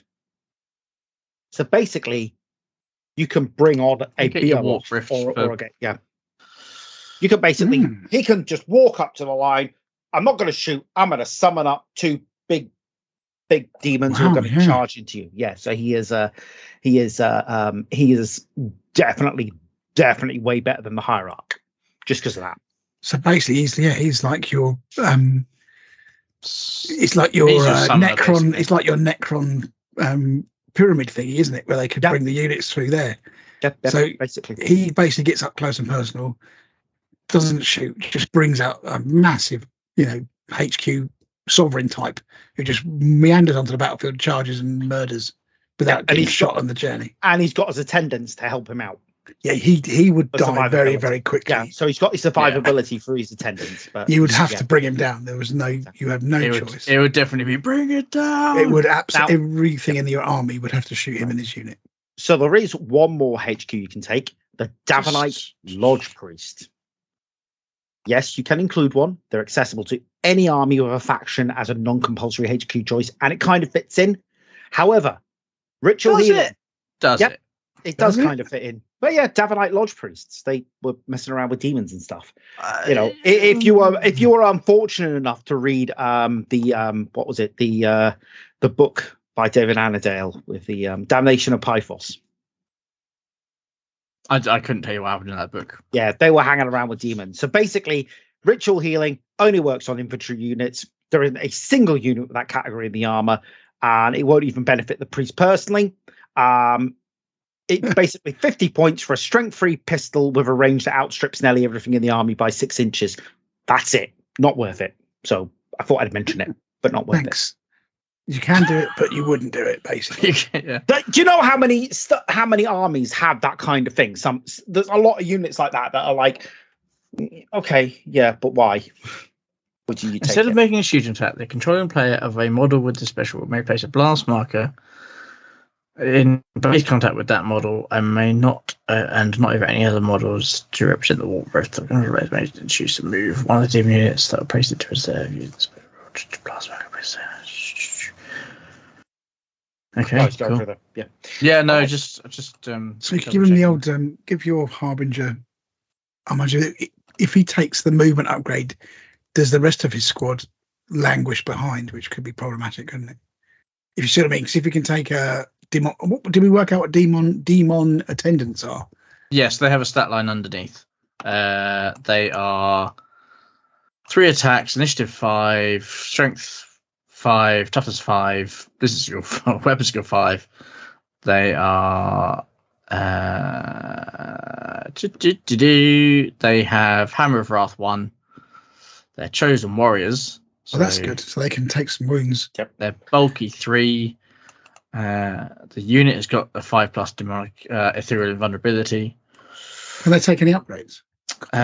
No, only they're on the same sheet. They're on literally the same page on the And the PDF. They are on the PDF. Yeah, they're basically brutes. A very similar they can't take line. They can't take any upgrades. Your chap can. Yep. Okay. So what about brutes themselves, though, Chris? Right, brutes. Is the stat line the same? I think it probably is. Brutes, very similar. 135 points. Hammer of Wrath, bulky 3. They can take. You have 9 in a unit. They are 40 points each after the first 3 at 135 points. And they are going to cause you a chunky headache. There's not a lot to them, is there? They're pretty simple. Yeah, they're good stat line. Apart from basically, the only thing that you can essentially choose to customize them is the etheric domain that the army selects. They're fairly similar to the brutes of yesteryear, a bit cheaper actually, and their stats aren't. They used to use 6s in strength and toughness. They're now 5s. Yeah. Could you imagine 9 of them though? No, that's horrible. Not at the price that Games Workshop would rather charge for the brutes these days. Well, some out of beasts of whatever. Trouble is, I suppose. I mean, there's 18 wounds you've got to chew through, but there's 9 of them, isn't there? 3 9s. So yeah, no. What was I talking about? 3 9s are 27. I've only got a 4 up in exactly. So I was just thinking heavy bolters. Yeah, every day. A little tickle. Okay. I mean, Hammer of Wrath. So if you've taken things to Hammer of Wrath, I'll take that thing that gives them an extra Hammer of Wrath probably. But again, it is just for charging. So, interesting choice. Okay. They've got infernal armaments, so they're on the. They're on the second tier down for the. Third. Infernal armaments, AP2. AP3. AP3 goes to AP2. Brutal 2. It's not bad. So they're chucking out a fair old chunk of wounds. And they're AP3 standard. So if they rip into your Marine equivalents, Steve McQueen's, then they're going to do a number on them, aren't they? Is that what we're calling a jet bike squad now? Yes, Steve McQueen's. Yeah, very good. You know what? They could be good, but they could get held up by dread. But the thing is, would you stick a Terminator squad in front of them through fear of getting 6s? Because they've got how many numbers are on your. They've got 3 attacks, 4 attacks of the charge each. Yeah, but bear in mind you're looking for 6s, and also Terminators are all 2 wounds apiece. So you're not going to kill. None of your Terminators you're not going to double them out outright. No. Whereas you're then going to slap them about with Thunderhammers. Not going to kill them. I suppose Thunderhammers might do with the Brutal 2, but they're only toughness 5, so you're still going to have to double them out on 10s, which is only Solarite Power Gauntlets on. But they're going to have to make more 5-up saves than you are 2-up saves. That is true. Or 5-up saves rather. Yeah. So that's what you mean. Probably on your side. Yeah. When it comes down to invulnerable saves, you're going to be doing less of them than they are. Yeah, and you're going to have a better invulnerable save at 4+ if you've got Catapult Snipe, for example. Yeah, exactly. Okay. If you're Imperial Fist with the shield. Yeah. Isn't that 3+? Is that still 4+? Oh, no, because it's +1, isn't it? So they're Tartarus Terminators. Okay, cool. Yeah. Okay. All right then. So actually, just check that is so. It's because it used to be it should be a flat 3, wasn't it? yeah, What's that? I think so. The shields. Yeah. Oh god. Sorry, Check things on the end. Bloody. I'm just curious. Literally, as I left work today, I was like, "Do not leave my iPad behind. Do not leave my iPad behind." Almost left it behind. Glad I didn't, because it left it on the counter. Right, where are Imperial Fists? Armor of the Imperial Fists. Virgil Panstorm Shields plus. It's a 3+ invulnerable save. Yeah. So Right. Tartarus 3+ invulnerable. Chompy. Yeah, good. Okay. Demon Beasts. Is that next? Yeah. See, I thought these would be the cavalry ones, but Demon Beasts are the ones. So they've got movement 10, weapon skill 4, ballistic skill 3, of course. Strength 5, toughness 4, these ones, though. So these can be doubled out with a power fist. 3 wounds, initiative 4, 3 attacks, leadership 7, saves of 5+. So invulnerability 5+ in run save, except against force and the like, and you can pick a dominion for them. You can take it's 110 points for 3, take another 6 for 30 points each. Not too bad. They can take etheric flight, giving them a movement of 13. Yeah, because that's the one that's +3, isn't it? Yep, that's 3. Yeah. So they're going to get a shifty on. And 5 points a model, not bad. Flamers, they can take flamers. Yeah, immaterial flame. So, yeah, not bad actually. Those ones, they're going to be up in your grill. Super.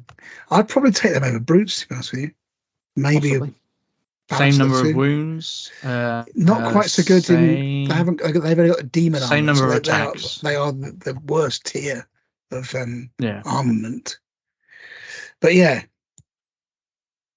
I think they might be. I mean, speed is what you want for this army, isn't it? You want things to be. You've got to get across. You've got to get across and cut down that shooting as quickly as possible. Yeah. So demon armaments. These are AP4 ones basically, but they can go to 3 on 6s. Yeah. So yeah. Okay. Immaterial flame template. So basically a flamer. Strength 4. Strength user. Sorry. So it could be strength 5. AP4, isn't it? So yeah, AP4. Assault 1. So, yeah. Okay. Right. Okay. So then we're moving into your troops, your lesser demons first. So basic demons, they're less effective compared to the last edition. They're now single wounds, ballistic skill 3 up, offered at a cost that remains pretty much the same. Less room for customization. Scandal. You basically get to decide, are they melee or ranged? That's it. And basically it's melee or ranged, and then it's what dominion they take. That's it. So pretty much they are. I mean, immaterial projectiles is frankly chaff. 18 inches strength user could be user 5, AP4 assault 2. Yeah. All right, great. Yeah, I think not all that really. Demonic armor's the same as we talked about. Those AP4 basically 6s and 3s, but they are only troop choices. How many do you get in a? They are. They're only troop choices with a 5+ armor save, 5+ invulnerable save, and 1 tiny wound. So they're not massively difficult to work your way through. Yeah, the online. Yeah, I see what you mean. They aren't difficult at all to work. Yeah, they're not quick. They've only got a movement of 7. Mm. So you're gonna have to run them to get them across the board, which is fine. But it's that's the thing. Because they're actually more expensive than Tactical Squad. Yeah. So Tactical Squad's 100 points for 10. Yeah. With a better stat line. Yes. Yeah. I suppose better save. You switch. Yeah. Survivability is better. Yeah. Plus, you can chuck a Tactical Squad and a Rhino, for instance. That is true. Whereas these guys are walking across the board unless you teleport them out with your 150 point Harbinger, which you'd want these in big blocks. Yeah. So 20 of these. So, but then again, it's only 10 points per model for additional ones. So they're not bad. 220 points. Yeah, 220 points for 10 of them. For 20 of them, rather. 20 of them. That's not terrible. Yeah. No, but flamers will kill them like they're going out of fashion. Yeah, save 5+. So actually, bolt guns will kill them like they're going out of fashion. Yeah. Because the bolt gun's AP5, isn't it? Yep. So pretty much. I mean, they'll be on 5+s anyway. They've got 5+ in. Yeah, exactly. That's what I mean. But yeah, they will rinse them.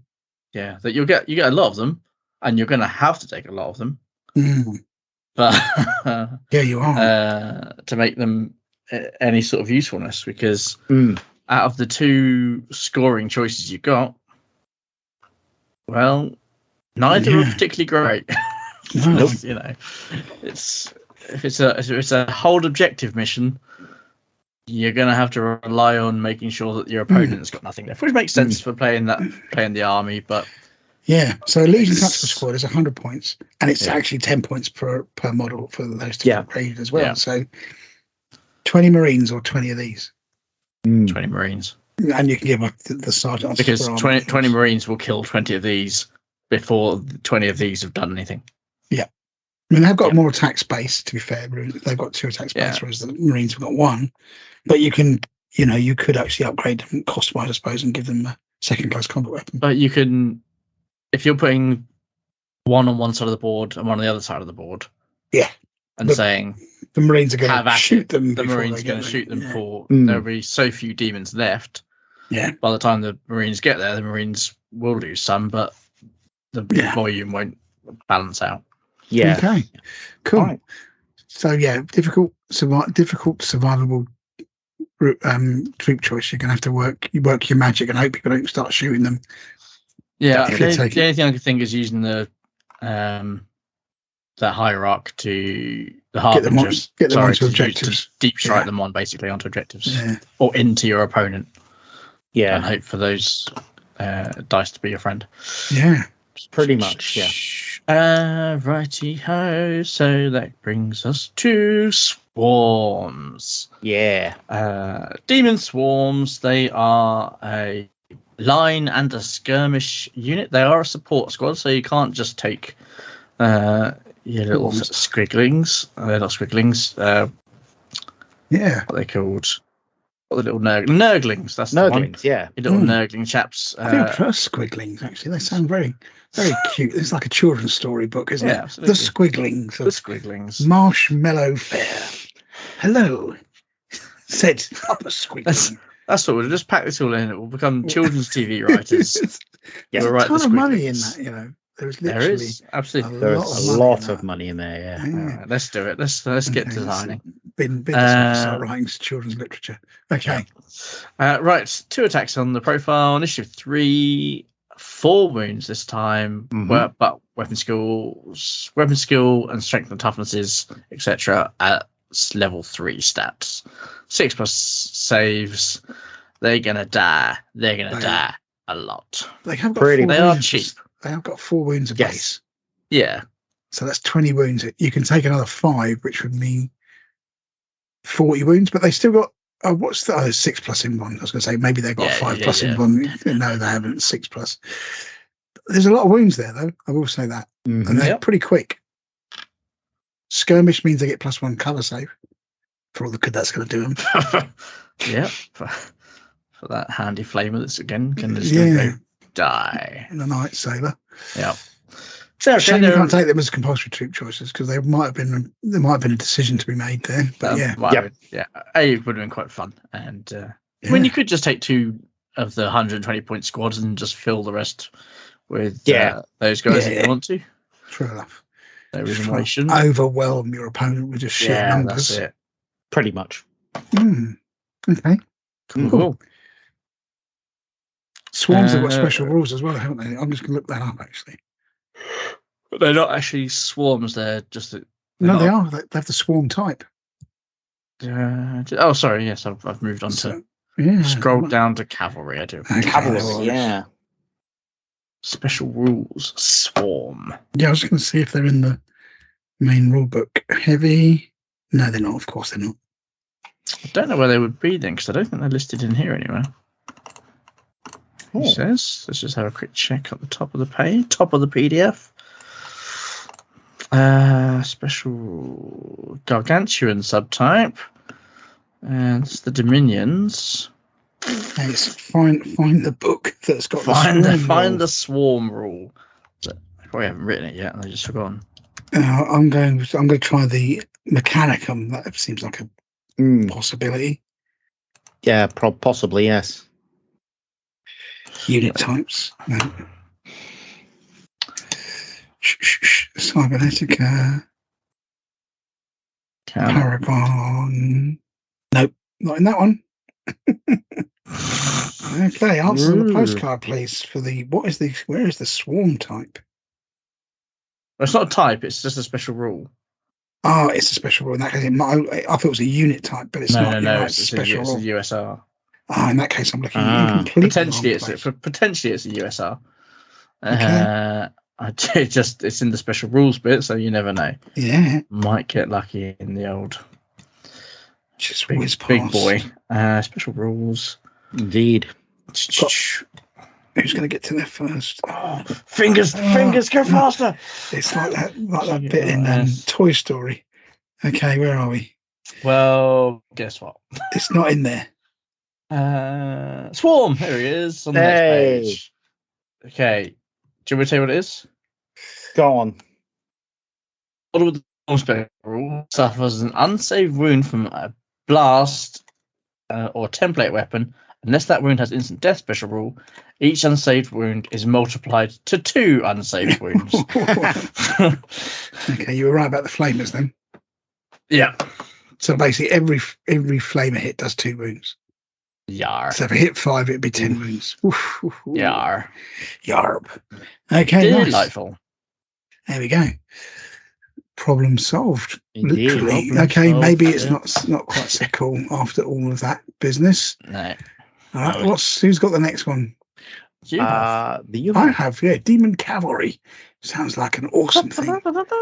Yeah. While possessing the move of 12, lack the full benefits associated with the cavalry subtype. Their primary feature is a move speed advance without additional special traits. So basically, they get a move of 12, but that's it. Is that what you're saying there? Yeah, pretty much. Yeah. 2 wounds, 2 attacks per model. 4+ save, making them more effective in close combat than the lesser demons. Okay. Fast moving media scores demon beasts in the elite slot may be more favourable overall, according to Mr. B's analysis. Yep. Points efficiency, okay. Cavalry units fall short compared to the beasts. For both units, the cost per wound and attack. Hello.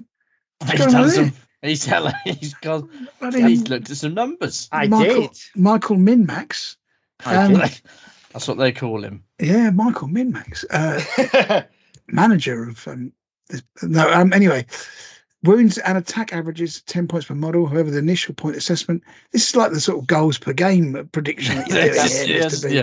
What's your XG? Wounds per point. XW is now the stat for Heresy 2.0. Okay. You hate to see it. You hate to see a game rinsed down just to pure. I just was looking at it, and when it comes down to numbers, I really think the beasts win out. Okay, Moneyball Michael, they call him. That's it. Yeah. I think beasts are just better. Okay, I think you're probably right. If you want something quick, you're probably right. Okay, cool. Very good. Just very quickly. So, do you think possibly the amount of Sharpie that I've consumed off my face has might be something of a concern? I think that's possibly a thing. Yeah. Probably. I didn't realize that was actually Sharpie. I thought that was actually face paint. Okay, fair enough. I tell you what, while Chris looks up the toxicity of the particularly Sharpies, I'm going to talk about Demon Harriers. Don't they have a whole thing that says "Do not apply to skin"? It's not actually Sharpie. I'm not an idiot. Okay, phew. I'm not, yeah. I don't know. You record a podcast with me, so I'm not a maniac. No, it is properly administered. It's proper snazoo face paint. It's indeed snazoo face paint. Yeah, absolutely. Okay, thanks to Amazon. In terms of Harriers, so these are lesser demons with wings. They take a 1 attack for getting better ballistic skills. So these are, so they're not a melee unit. If you want melee unit, cavalry is better than Harriers, but beasts are better than cavalry. Squad size is fixed. It's only 10 models.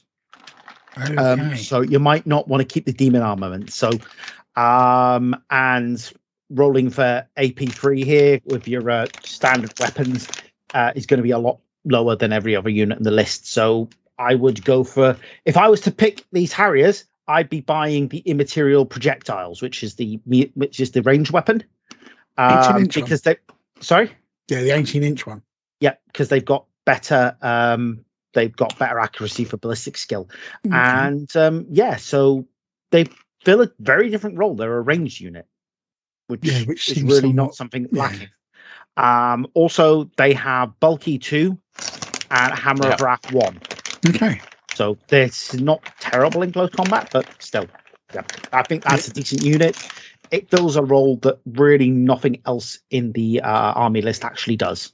So I think this is one of these armies that is a one-trick pony, i.e., attack and kill in close combat. Let me punch you in the face. Yeah, I think you're trying to balance this list. You're gonna end up knacking yourself. You need to be kind of focusing on one thing and just hoping for the best. Basically, you're not going to outshoot Marines. Let's put it that way. All right. What about the greater demon beast? Yeah, now we're talking the big stuff, aren't we? 150 points for this chap. Essentially, you're acquiring a more robust version of the brute with the monstrous subtype, although the subtype doesn't carry significant benefits as they lack range weapon options and cannot be pinned due to their demon classification. While they do come with 2 extra wounds and 1 additional attack compared to brutes, their lower weapon skill initiative makes them less effective against elite opponents. Despite the fact that a single greater beast costs more than 3 brutes, their initial appeal may diminish once opponents realise that their base strength and toughness is only 5. Okay. Making them less intimidating. This issue becomes more pronounced as their stats decline, eventually reaching Astartes levels or worse. It does seem that there may be discrepancy in the design of this unit, as if the writers believed that the monstrous subtype carried more significance than it actually does. Yeah, I think they've they've gone wrong in the design there somewhere. If that makes sense. I mean, they can only take. Oh, what were the things they had last time round? Sorry, I'm just bringing up Malevolence again. Because there were some odd little. No, that's the. Oh, idiot. Press the wrong button on PDF and it doesn't go back to where he wants it.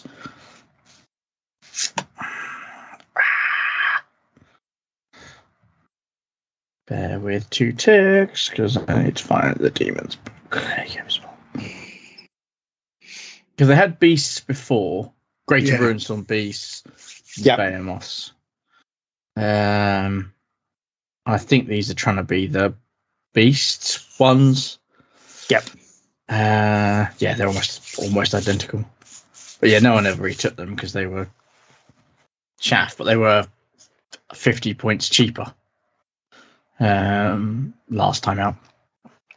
What does Monstrous give you these days? I guess it makes you AP2. No. It does. Let me have a quick look. Sorry. On it. Unit types. Unit subtype. Monstrous. Okay. Cannot be pinned. May fire all weapons that are equipped with.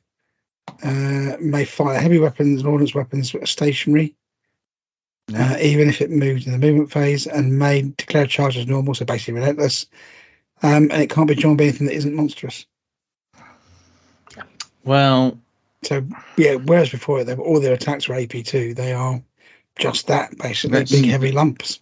Big heavy lumps. Let's give those the Dion Warwick treatment and walk on by. Yeah. So I think the Behemoth that Graham's going to tell us about is a lot better. Yeah, I think anything with the word Behemoth on it has to be always going to be. It's got the words beer and moth in it. The dream combo. Yeah, absolutely. So the Behemoth, if you will. Behemoth pronunciation. Yes. Sure. Now, hear this. We have more appealing option, according to Mr. B, statistician to the stars. These units essentially serve as the smaller counterpart to the Sovereign. So they rock in at the same cost, They do spare a strikingly similar stat line, though, with slightly reduced weapon skill and initiative. Most of the same upgrades are available to them, with the exception of psychic abilities and the unmaking shooting attack that could have provided them with a melter equivalent in shooting, which would have been good for a unit like that. These are undoubtedly valuable additions to your army, offering a means of including formidable powerhouses. Their behemoth blades are exceptionally intimidating and unique weapons capable of annihilating both titans, tanks, and mortal adversaries with equal efficiency. Compelling choice to boost your force, according to Mr. B. Brutal 3, AP2, Sunder, possibly AP1 or a 6. Is that the unwieldy one, though? No. Nope, that's the initiative. Got you. That's Nice. the Sovereign Great Blade is the unwieldy one. Sign me up. And that's it. They're User strength. So They're quite pricey, though, are they not? Sort of 300, 400 points, I guess. yeah, I mean that's. Yeah, I mean, what are you going to spend your points on in this army though? Because that is an excellent point. things are fairly cheap. You know. Yeah. Troop choices are not expect. There's not a ton of units to worry about. I mean, what would you give them as an upgrade? I think I'd give them the Warp Forge Flesh to make them a 2+ armor. You probably have to. Rage. Give them Rage 2. You can only take 2 of the things. Yeah. So I would probably not give them Rage, just for that simple reason. It's only when they're charging that it's useful. I would probably give them the Move and the Etheric Flight, probably. The only reason I say I'm taking the Rage is because if I'm taking the Harbinger, this is this is going two of these. Two of these are coming out straight off the bat and stomping face, wrecking somebody's dreadnought. Yeah, wrecking somebody's line. Yeah, they're nasty. They are initiative 3 though, so just a little bit of a heads up. You might consider the behemoth blade under those circumstances, because they're always going to go last to dreadnoughts. Yeah, 3+ armor save, 4+ invulnerable save. Yeah. 5+ it will not die. Hammer of Wrath 3. 1 more wound than a Leviathan. 7 wounds. So 1 more wound than a Contemptor. Strength 8 on their first turn. Toughness 7. The problem is, right, by the time you've upgraded these, you can get 2 dreadnoughts in the equivalent in the elite slot. But I don't think there's necessarily a dreadnought equivalent in this list. Yeah, no. I think you're probably right. So there's some balance there. Okay, cool. Yeah. Okay, so moving on to their Lord of War, their only choice in Lord of War, they get the Archdemon. Superior stat line, it's pretty much really close to a Primarch. So consider you've got 6 attacks, weapon skill 7, initiative 6, strength 8, AP 2 with brutal 3 and Sunder. So they're basically on the level of Ferrus Manus at this type, and they get the new Gargantuan subtype. So they gain resistance to various attacks, otherwise would knack them. Mr. B, Marie Antoinette's on the same level as Ferrus Manus. Well, yes, true. Basically, they're immune to Fleshbane or poison, psychic focus. Force weapons are still a bit of an issue for them, and they get Eternal Warrior. So yeah, it will not die. Yes, they basically can't double them out or kill them. Eternal Warrior and It Will Not Die. Always a horrible combo. And they have the same upgrade options as the Sovereigns, but they don't really get any benefit from psychic effects that could be applied to themselves due to the new Gargantuan subtype, which is in the PDF. They are really powerful. Really powerful. I mean, considering they're only 150 points more expensive than the Behemoth, you'd probably plump one of these, wouldn't you? I would. Just nestle this bad boy in there. I absolutely would. Snuggle up. And then the thing, these Archdemons used to have their own war gear that they could choose from. Yes. Yeah. So they used to be, they were 100 points more expensive and had a few more good numbers in their stat line. They used to have 10 wounds, for instance. But they used to be able to do things where they could sacrifice half their attacks and do D weapon attacks and things like that. And the stuff was expensive, but at least it was useful things. That makes sense. Yeah. And those war gear options are okay, but again, it's no different to anything else in the rest of the list. And Yes, three you're of not putting those, anything. Yeah, I see what you mean. You're not doing anything unique about them. They're basically just giving them the same. just a shelf. bigger thing of the other stuff. Yeah. Yeah. Yeah. Okay. Interesting. All right. So now we're moving on. What to model would you your, use this? I'm assuming the Bloodthirster you couldn't use. You'd have to use the bigger Super Bloodthirster. Using the Forge World. In theory, They it don't should make be the them Forge anymore. World. So Do they not? No, because they've got Commander, who is or whatever is the big lad. Yep. Angron. Could use Maybe, Angron yeah. possibly. I haven't seen him to scale. Yeah. But yeah, you want it's the bigger models. Yeah. But nowadays you can only take one Lord of War, can't you? So yes. Is there nothing in this kind of Sigma range that you could use for this? yeah, you could. I you could use don't think they even offer any of the Sigma stuff anymore. Hang on. What the about Demons? What about old Chapsies? Cabbage Boy? That big cabbagey one. Oh, the Maw Crusher. Yeah, you've got that. But they don't. Forge World don't do anything in Sigma. Yeah, no. I mean the Sigma stuff that's on the plastic range. Yeah. Yeah. You got your Maw Crusher, the Cabbage. Yeah. I recently got one of them actually. Through my subscription to the Thingamajiggy. I got. Okay. Blades of Corn. But yeah, you've got the Mega Boss and a Maw Crusher. Yeah, definitely take him. Do they not do the chat that I've got? Nope. All that stuff's gone. What? Oh wow. I know. What, the Forge big World demons that basically- you've got, the Forge World ones? Forge World basically Yeah. stopped doing Sigma stuff.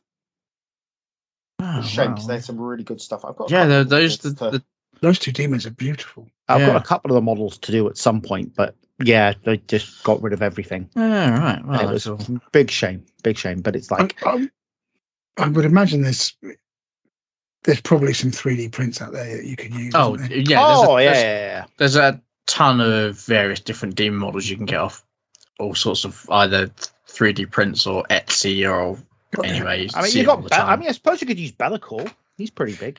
Oh yeah, he's actually. Yeah, he's he'd quite be good big. as your As a lord or whatever. Lord. Yeah. Yeah, he's pretty big. No, cool.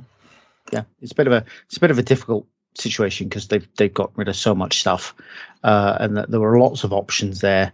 I did see a really cool one built with like really old like models. It was like it looked really, really nice. Like your really old Seekers and stuff. Not Seekers. The Zinch one, the Screamers. That's what I'm thinking of. Screamers. Okay. They had some really cool ones of them. So yeah, the big Lord of Change. He looks all right. He'd work, wouldn't he? Looking through them. Yeah, but yeah, though unfortunately, Forge World stopped doing a lot of their stuff. So, yeah, but I imagine some of it might return with the old world. Oh yeah, that's creeping ever closer, isn't it? Yes, I think next year they said it's coming out. You can't get Bellicors out of stock online. I've just noticed. Yeah, but Still listed. I would say it's definitely worth thinking about the fact that there might be some old world stuff coming next year that might be good. So they're not even doing the Great Unclean one anymore. Yeah, he's there. But a plastic version now. Plastic 95. I suppose you've got the Glockin. That's cool. Right. Shall we talk about named characters? Go on then. Yeah. Okay. So what we got there is that. Chris, do you want to talk about Commander Unbound? Yeah. There's a lot going on with him. Yeah, he's got a lot going on. Not a big fan of the model personally, but that's another matter altogether. Oh yeah. Don't have to be, just generic bloodthirsters at this point. Anyway, that's probably a grumble if I'm honest. Right, Gargantuan Bloodthirster stands for one of the most formidable and imposing entities on the battlefield with stats that match those of a Primarch in many categories, except for his ballistic skill and initiative. He is an absolute powerhouse.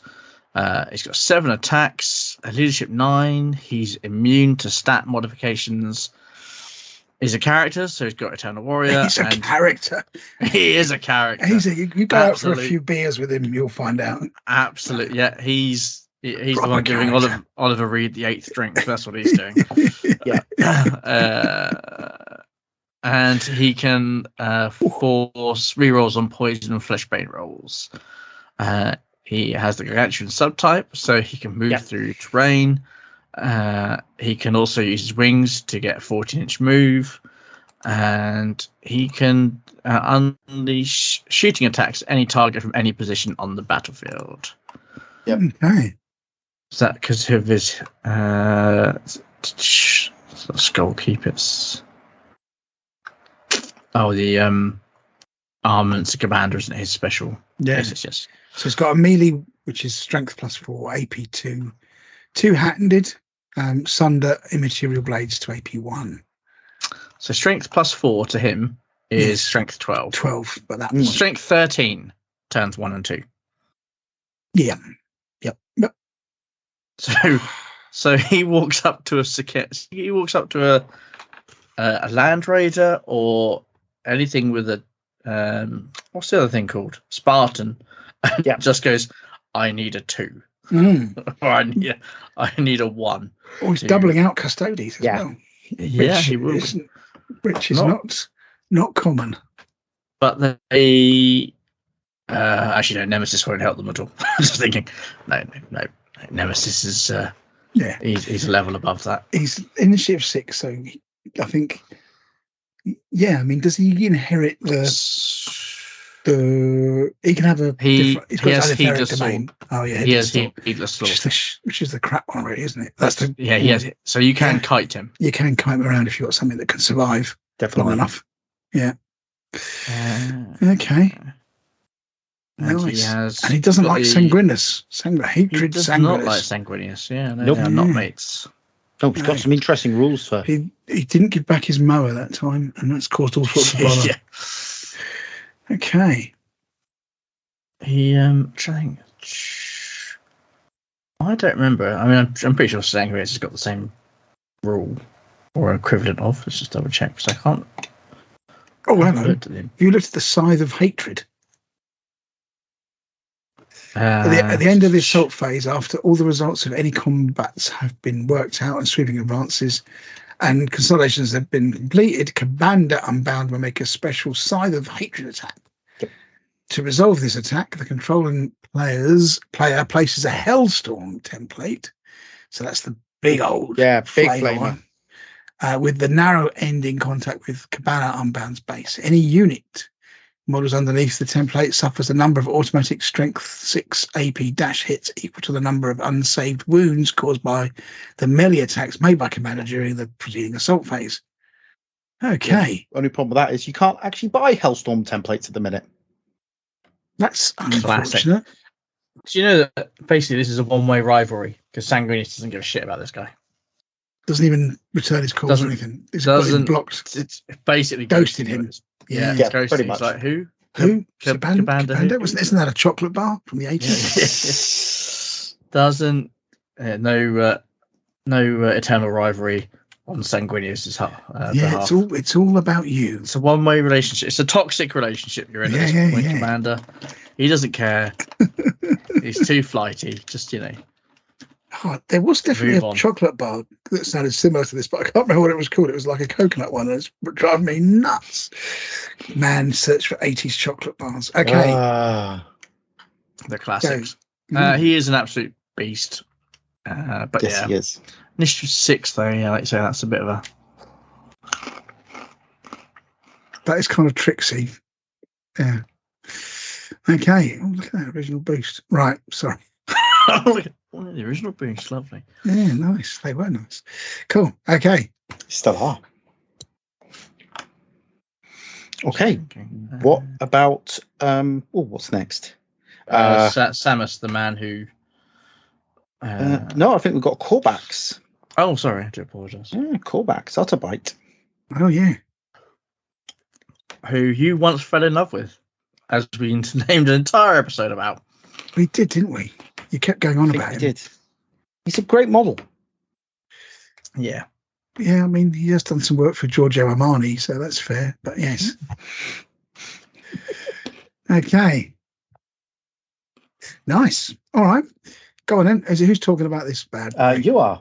That's why nothing's happening. That's why there's silence. Silence on the podcast. Always I'm good. looking up Nemesis rules to make sure to see if there's any way that the custodians can kill Commander easily, but there isn't. So Corbax Utterblight, aka you need more than a 4 to hit him. Michael's special chum, boasts impressive stats, including movement 7, weapon skill 7, strength 7, toughness 8, 9 wounds.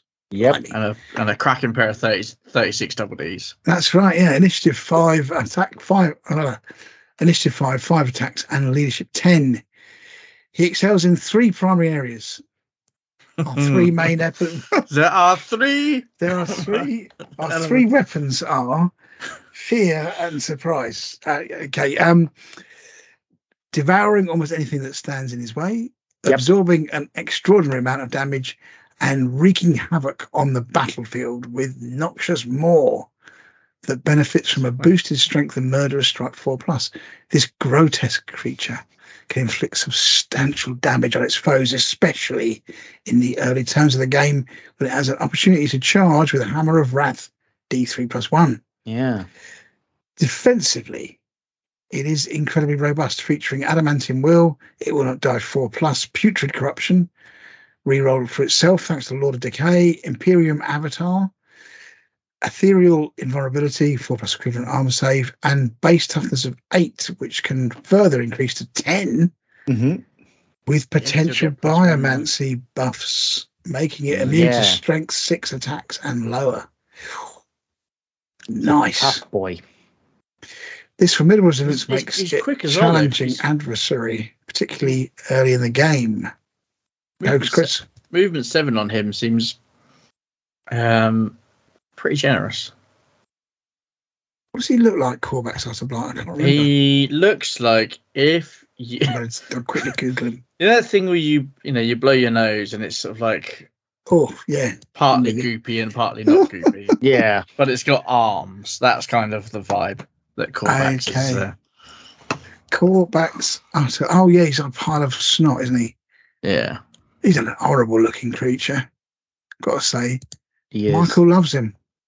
No, I think the model looks great, but it's not for everyone.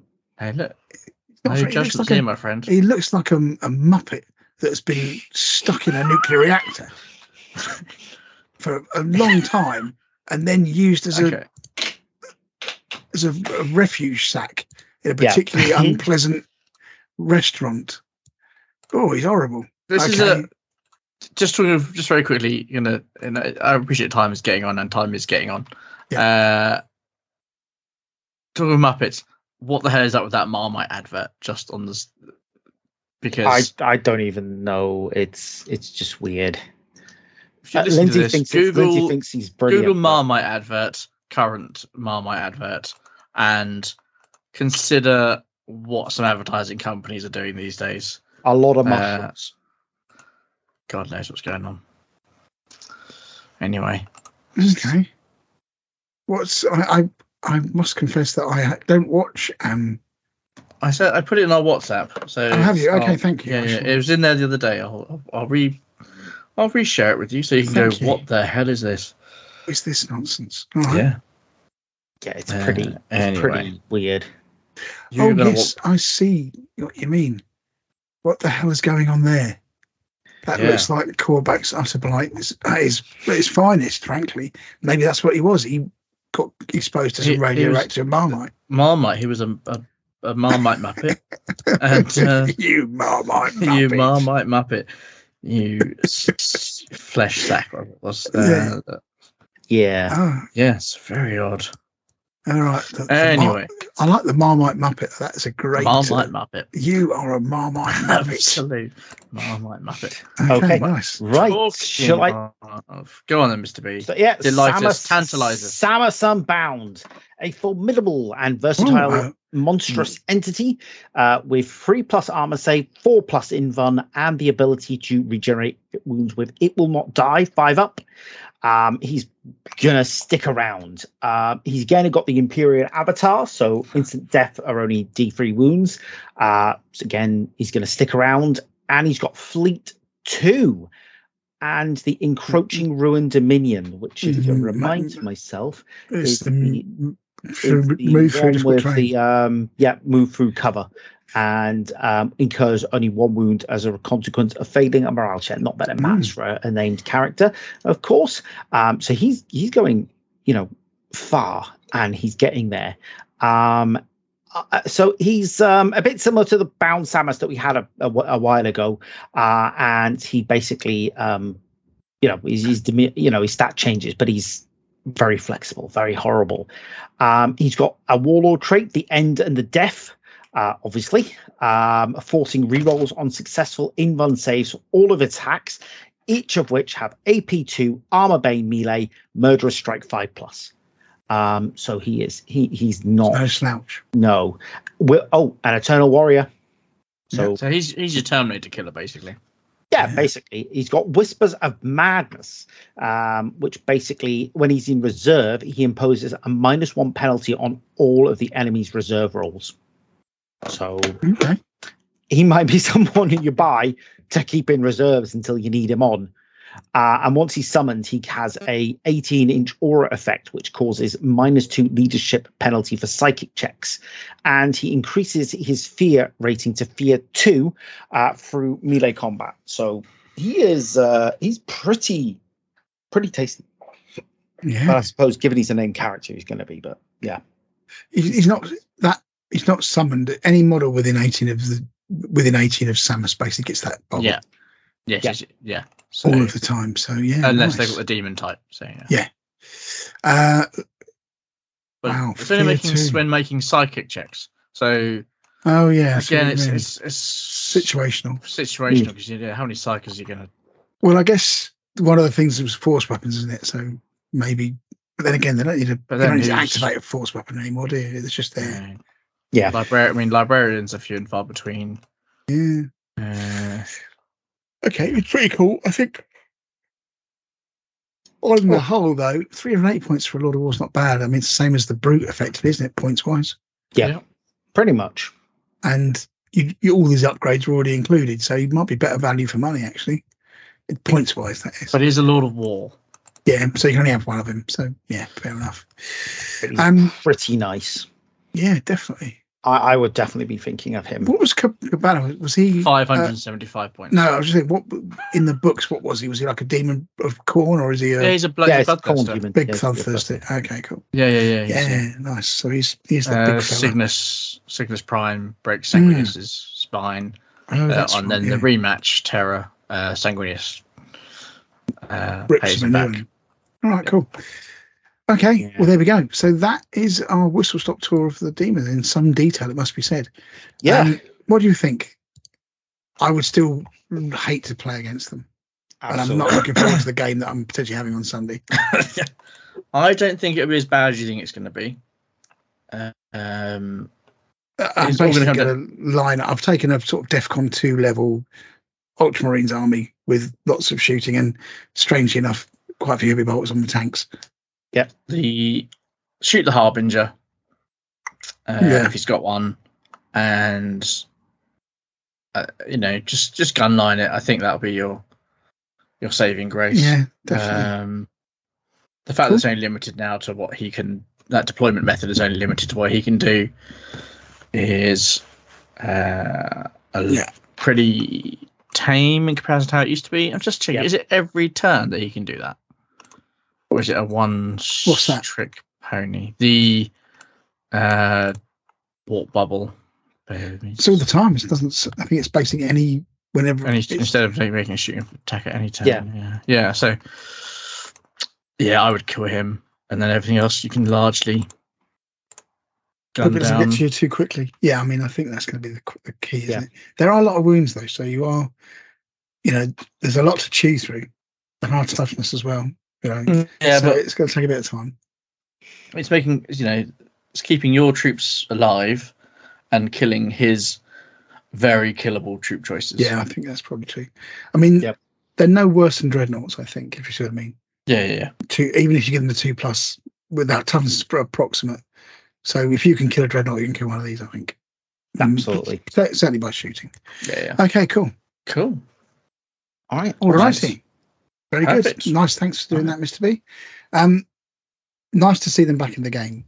And I do, after looking at this, I totally get your point that they've kind of gone for a very simple mechanism here for this to simplify what was quite a complicated list.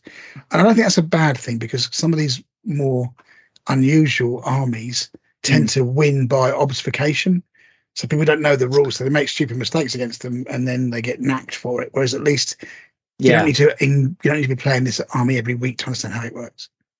No, but it does take some of the flavour away from it. Absolutely, some of the narrative.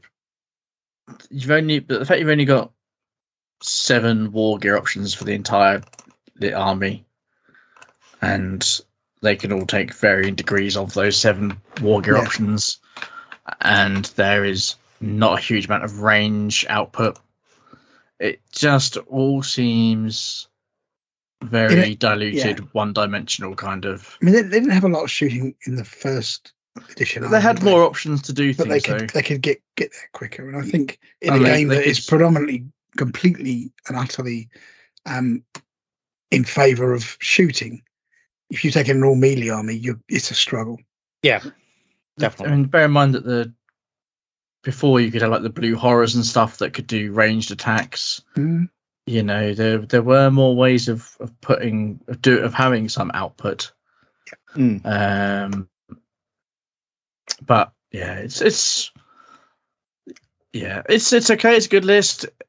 I'll play it at some point. I'm not as excited to play it as I was. Okay. Just because it just feels like it's just everything's a bit diluted and everything's a bit vaguely generic. Yeah. For my personal. But again, the thing about Demons is they're literally, you buy one army, you can play 3 systems. Well, I mean that's always been there. Potentially 4 systems soon. Yeah. Old World as well. I suppose you have to have square bases, don't you? Yeah. Or some sort of adapter. Yeah, good point. So there is definitely value in Demons in that regard. Yeah. I am. Yeah, those big, enormous Bloodthirsters will look super cool, but unfortunately you can't get them anymore. So that does suck. I do have 3D printing. I have one of every type of Bloodthirster, bar the very first Bloodthirsters they did. Okay. Oh, the tiny little one. Just out of interest, as that is a Lord of War choice, does that mean that I could take the big bugger off demon as a Lord of War choice for my Sons of Horus? I'm not sure. Because Lords of War, I believe, unless I'm getting this very wrong, aren't army dependent. It might be a case because they've got to have an etheric dominion. But they could just pick one, couldn't they? And it's a different one and it can be different to what would have been. I think there's some weird rule. I remember, and again, people out there probably go, "No, you stupid idiot." I remember there's a rule, or somebody was saying that the Lords of War slot means that you can take whatever you want in that Lords of War slot. It doesn't have to be an Astartes Lord of War. You could take a Solar Auxilia Lords of War with an Astartes army. I could be talking utter nonsense, incidentally, and I'm more than willing to accept that. But an army that includes the prime detachment drawn from the Ruinstorm Demons cannot include any optional detachments except for Lords of War. An army that includes a prime detachment that does not an army that includes the primary detachment that does not use the Ruinstorm Demons army list cannot include an optional detachment drawn from the Ruinstorm Demons army list. That's good.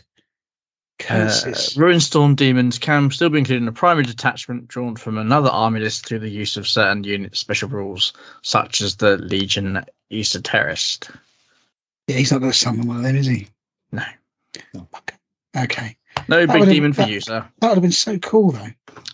Yeah, but I think they probably thought ahead and went, No, maybe we won't let people have access to that kind of going to put a massive great 600 point demon in there. Yeah, because for lols. Because then you would have the shooting to kind of cover it, if you see what I mean. Yeah, absolutely. And he can just rampage. Yeah, pretty much. That'd be lovely. Okay, Easter Terrace, you say? Easter Terrace. Yeah. But, we'll have a look at it later today. Can I summon a demon prince? That's what I want to know. That's what everybody wants to know. Absolutely. Okay, cool. All right, let's move on to the Tree House of Horrors. Literally, absolutely. The readers' worst lists. Absolutely. War crime lists. War crime lists.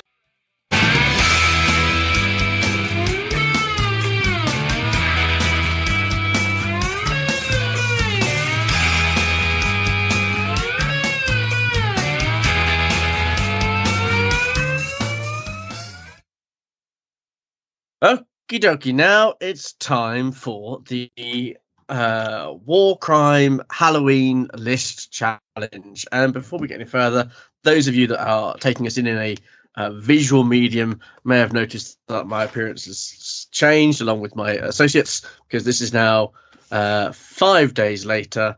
And while I was giving my offering to Corn during the previous part of the show, I was unaware that my lovely wife had secretly signed over her allegiance to Nurgle and has subsequently brought plague into the house. And I thought about reapplying the face paint, but the sweating and constant need to wipe my nose may have made it somewhat less desirable as the proceedings continued at this point. So when you said no, I just thought you had the shits. No. This is flu territory. Flu territory. All right. Yeah. Mr. B's little speciality. I've got a nice, comfortable sweat on right now. Nurgle's garden. That's it. So there's. Reminds me, I do need to get my flu jab. I was meant to have mine this week, so that was fun. Had mine, flu jab, and COVID. Lucky you. Right, so this is the list of deaths. So, right? So these, I think we should probably put a public service announcement first, which is whilst we have invited in let me refer in Greek mythology, of course, there is Pandora's box, a box said to contain all of the world's ills. Curiosity being the better part of valor here. Pandora opens said box and releasing all the ills into the world and leaving only hope. Looking through these lists, I think hope did a runner as well, frankly, because this is the stuff of evil, and none of these lists we should ever condone in any context. Although some aren't too bad. Some are worse than others, depending on our criteria. Some are sort of things more socially acceptable, I would say. I think that's fair. Some are not. So in looking through them, I suppose here's the thing. I'm the one that's probably going to swing it for me is a list that can demonstrate not only utter and complete sort of Conan-esque devotion to the lamentation of the women and seeing your enemies fleeing before you, but also something that's a little bit tagline. Yeah, exactly. Something that's a little bit clever. So just chucking a load of contempt as subtle hint, probably not going to win it, because that is a little bit lazy. But if you can do something very effective while still using a little bit of nous, it's more likely to swing me or get my vote. What about you? What are you looking for in this particular book of the dead and the damned? I'm the same as you. I was expecting a lot of Fear of the Ancients lists, and I was relieved that wasn't all we got. And that fills me with a certain amount of joy that the community in which we inhabit is not one-dimensional. Yeah. And that's something that, yes. That's the only hope that's left in Pandora's box, basically. Pretty much. And that should be commended, that not everybody's just chucking out 15 robots or, sarcophagi, basically, and having at it. Yeah, I mean, that's fair. To be fair, for me, if it's a single Marine with a bolter, I'm buggered. So, well, it's a single militiaman with a Well, laser. yeah, all right, fair enough. Yeah. Okay, flashlight. I mean, the what is best in life is tattooed on my soul. So that is true. All right, that's just how I roll. So yeah, just to say, we don't condone any of these lists. This isn't a blueprint for basically becoming Mr. No Friends. So, but a cautionary tale. It's Halloween. Lurking out there, there are people scared. who will put this kind of nonsense together.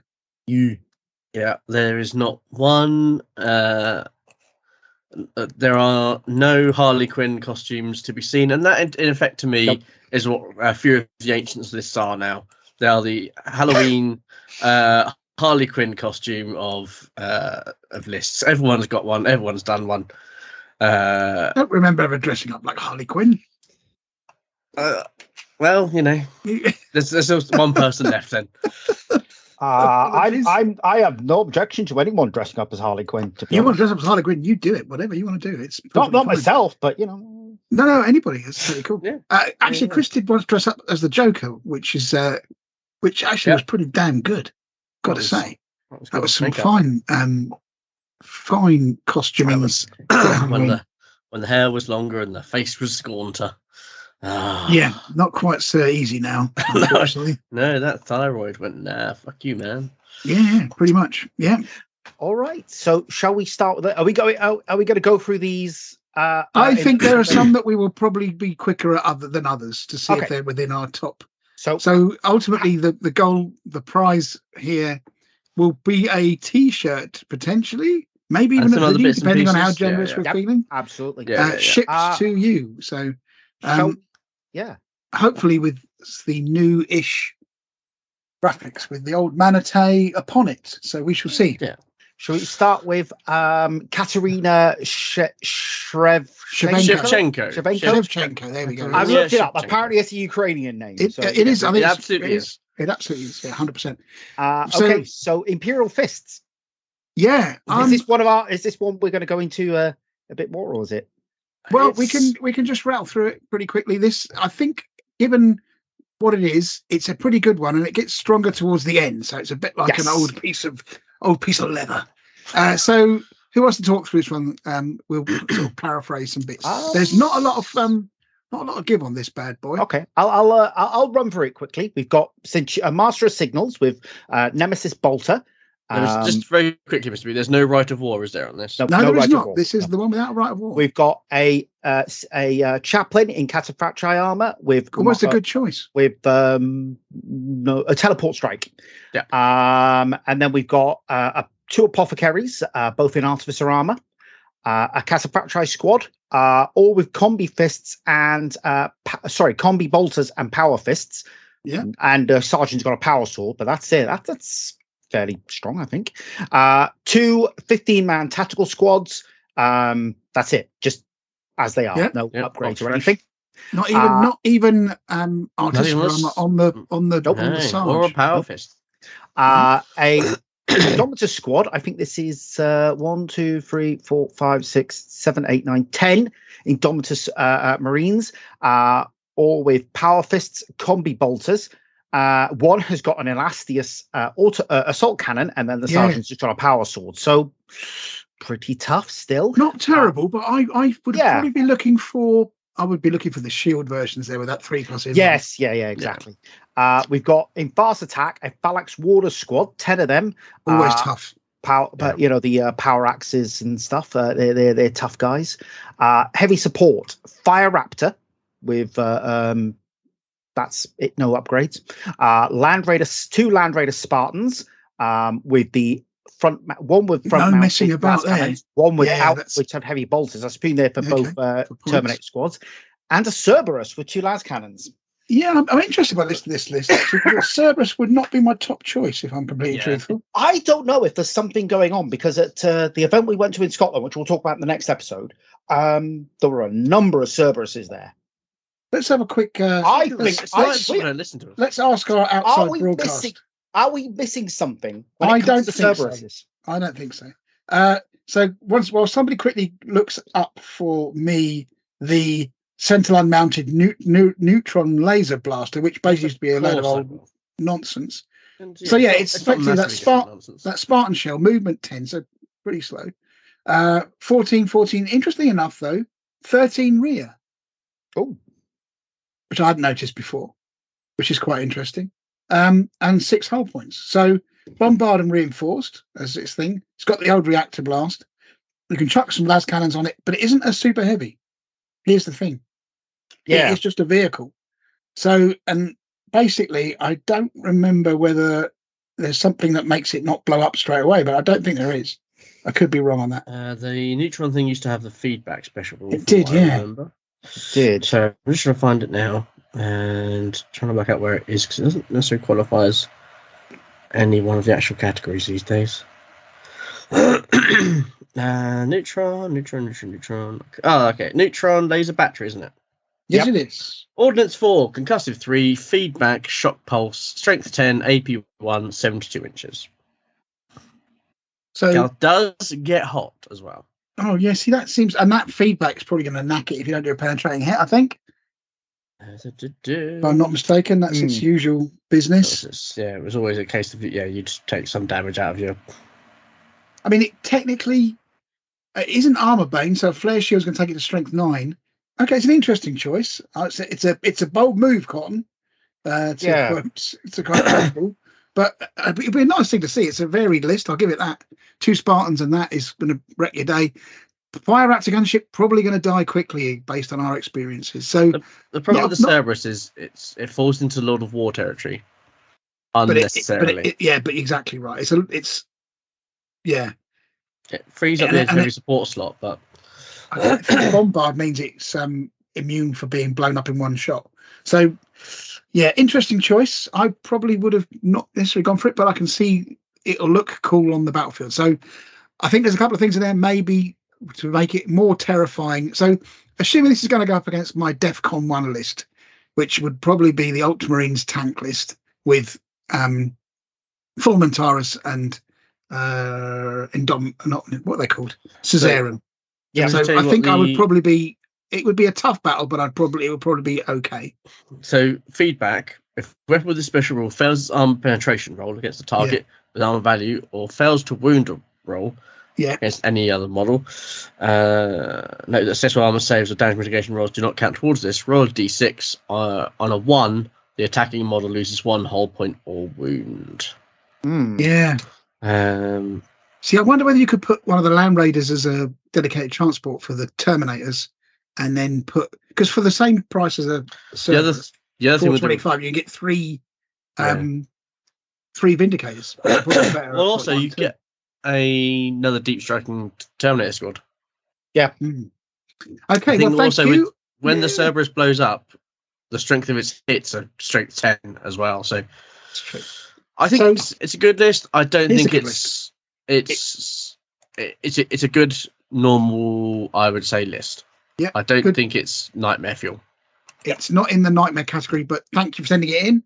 And it's a good list. It would be you know what, that would probably get through Company of Legends without too much of an eyebrow raised based on some of the crazy we get. So the Fire Raptor as well is a nice inclusion. It is a nice. I think it would be a nice list, if I'm honest. Nice list, good one.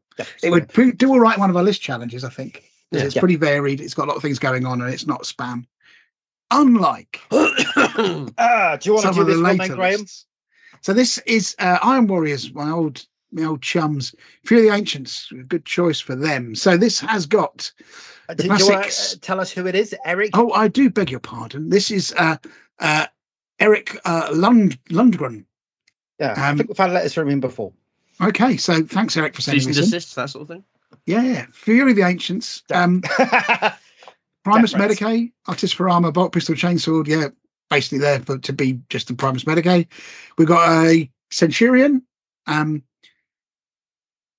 What is he? Just a Centurion. Fracture Eye. Just Centurion. Nothing special. With a power sword. Nothing special. You can see where this is going.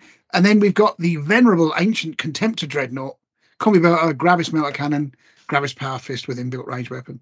The classic. Probably the best loadout for a Dreadnought, I think, because it's cheap. 5 points basically gives you that wonderful Gravis melter cannon, 2 shots twin linked, super useful. Particularly if somebody's charging at you with a Spartan, you can actually melter it to death because there's no more armored ceramite. That's a pretty good solid start.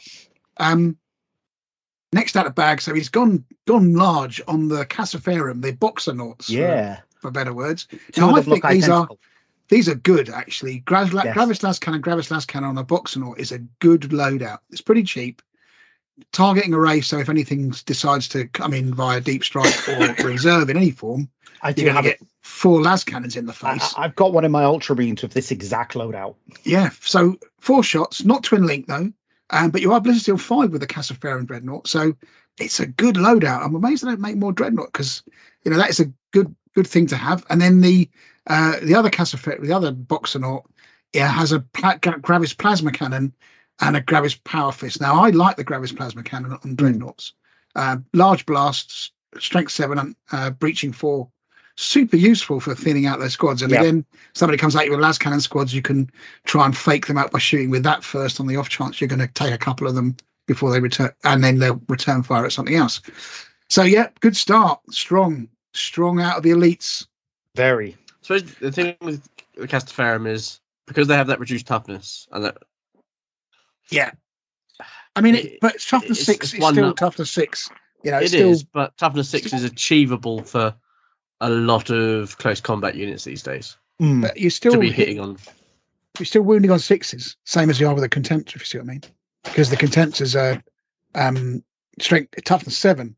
Yeah. So I suppose strength 5 would get you on wounding on 3s, but it's still going to be 6s mainly against marine equivalents. So does it still have a 2? Does it have a 2 plus? It's 2 it plus does. 5 plus. 2 plus 5 plus. Yeah. Yeah. Cassaferum's for the win. Okay. Then next out of bag, we've got his troop choices. I've meant to look this up before and I've forgot completely.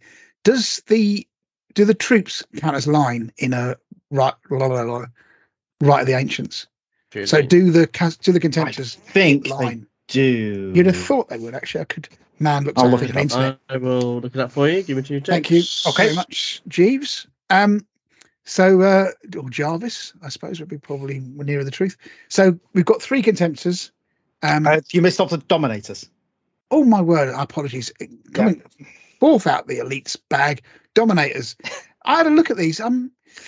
They're okay. Terminators. I suppose they're just weapon skill 5 Terminators with stubborn. And they get an extra anyway. And Thunderhammers, I suppose. Yeah. So I don't know points for points whether they actually come out cheaper, but can normal Contemptors? Sorry, can normal Cataphracti take Thunderhammers, or is it just on the Sergeant? They can, but they all take. Can they? I don't know. Okay, Contemptors get line in Fury of the Fury of the Ancients. Cataphracti Terminators. Anybody they can exchange. Yeah, Thunderhammers with plus 15 points. Yeah, but it's the weapon skill 5. I think you're paying the premium for. I think also it's that special rule that the Dominators get. And they're chosen warriors as well, so you can use them to bodyguard something quite effectively if you wanted to do that, to take challenges. But it's not a bad squad. I think 225 base as opposed to 175 base. So actually thinking about it, and they all come with Thunderhammers, right? So 1, 2, 3, 4. So basically, actually, I'm talking nonsense. That's a great squad for the points. I think they're rocking at 225. With the Thunderhammers, if you did that on a normal Cataphracti squad, you'd be looking at paying another, 515s, 75 points. So they are actually a bargain. Classics. Not bad, are they? They are. I'll take it all back. 1 choice. Yep. So it's bear in mind. So you can't rinse a load of them out there. What does that make? I think one's they are 0 enough. to 1. What's their stupid special thing that they've got? They've got the bodyguardy thing for Perturabo. Because they're his bodyguards before he got the iron. They're after they got the things when they turned on him. If I'm not mistaken, Mr. B, is that right? Because they get special rules. They get hatred automata. Yeah. So I think it's after the Iron Circle kind of. Yeah. They're what he had before the iron. Got virused. Yeah. No, they're after he got them, isn't he? Yep. They're after he got. They're what he had before the Iron Circle. I thought they were after he got the Iron Circle. No, they're what you had before. It's why they have hatred for automata, because they took our gerbs. Oh, okay. AI taken over. That's what it is. They're like, they took our jobs. Okay, fair enough. So basically, if Perturber has dominators, they get hatred automata. If he's there with them and there aren't any robots, they get a 6+. Feel no pain. So yeah, I mean, they are actually. I'm just going to look at their rules again because I may have missed a trick with these bad boys. They do seem like they're pretty damn fine, actually. Dominator cohort. So this is from the latest book. They were a PDF. Yeah, 225 for 5. I've been telling them for ages. These guys are great. And yeah, okay, I take it all back. If you want Terminators, they're a good Terminator choice. Better than normal Terminators. So yes, +1. No weakness there so far. Iron within all the way. So Definitely. 3 Contemptors. Gravis Chain Fist with built-in range weapon, Power Fist. Oh, the old classics coming back. I guess just to rip through a Spartan for lols or something like that, or super heavy. Another one with Power Fist and 2 Power Fists, double Power Fists for double the fun, extra attack basically. And then the classic Gravis Melter Cannon and Power Fist on the third one. So strong, very strong. Only 4 Iron Havocs with las cannons. We know how good they are. Leviathan Dreadnought, of course, making up the not necessarily making up the numbers. Siege Drill, Phosphex Discharger, Siege Claw. So he's going for the bouncer. He's going to be tearing across the board. And then finally, if that wasn't bad enough, have 9 Siege Tyrants in the chops with Power Fists galore. And of course, these bad boys. Iron Warrior special rules. They get +1, I think, to wound against dreadnoughts and +1 armor penetration value on their weapons. So something like that, yeah. Super strong, that list. Super strong. Yeah, but it's Fury of the Ancients. It is Fury of the Ancients, so I'm going to give you some minuses, but little plus, because obviously I'm going to be massively biased because of Iron Warriors, and secondly, Cataphracti, but not Cataphracti, the Dominators and the Cassiferan, rather than just spamming Contemptors. But I would not want to face that. No, me neither. It would make my eyes roll if I rocked up to play that a tough tournament, like one that I'd gone to where I knew, if I knew what I was getting into, right? It wasn't like a narrative event and all of a sudden somebody pulls that out of the bag, which would be bad form, sir. If I went to a tough, event and they said these are going to be tough, and somebody pulled that out of the bag, I would still roll my eyes because that is a toughie. It is a tough list. 8 dreadnoughts and a ton of 2+ is you couldn't get through it. Yeah, it's a lot of wounds that you're going to see just get spanged off with 2+ dice rolls. Yeah, I mean, how could I stop it? Even with my DEFCON 1, no, I don't think I've got enough. They haven't got enough to deal with the dreadnoughts. Fair enough. I mean, and that's with a lot of strength 8 and above weaponry. Yeah, it'd be a really tough one to. Yeah, or maybe I'll publish my DEFCON 1 list at the end of this and people can judge it. What about you? Do you reckon you could deal with them if you had to with your? Oh no, none of my armies could deal with that. Not even the boys in gold? Not even the boys in gold. Terminate. They would get Nemesis against all the dreadnoughts. Yeah. They are resilient, your guys. I mean, unless you're rolling like we roll. And they're going to be doubled out by all of those chain fist power fists.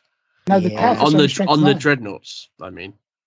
Yeah, they're only strength 9 on that. The only one that could do it is the chain fist, because the others dreadnought power fists are strength 9 now. So yeah.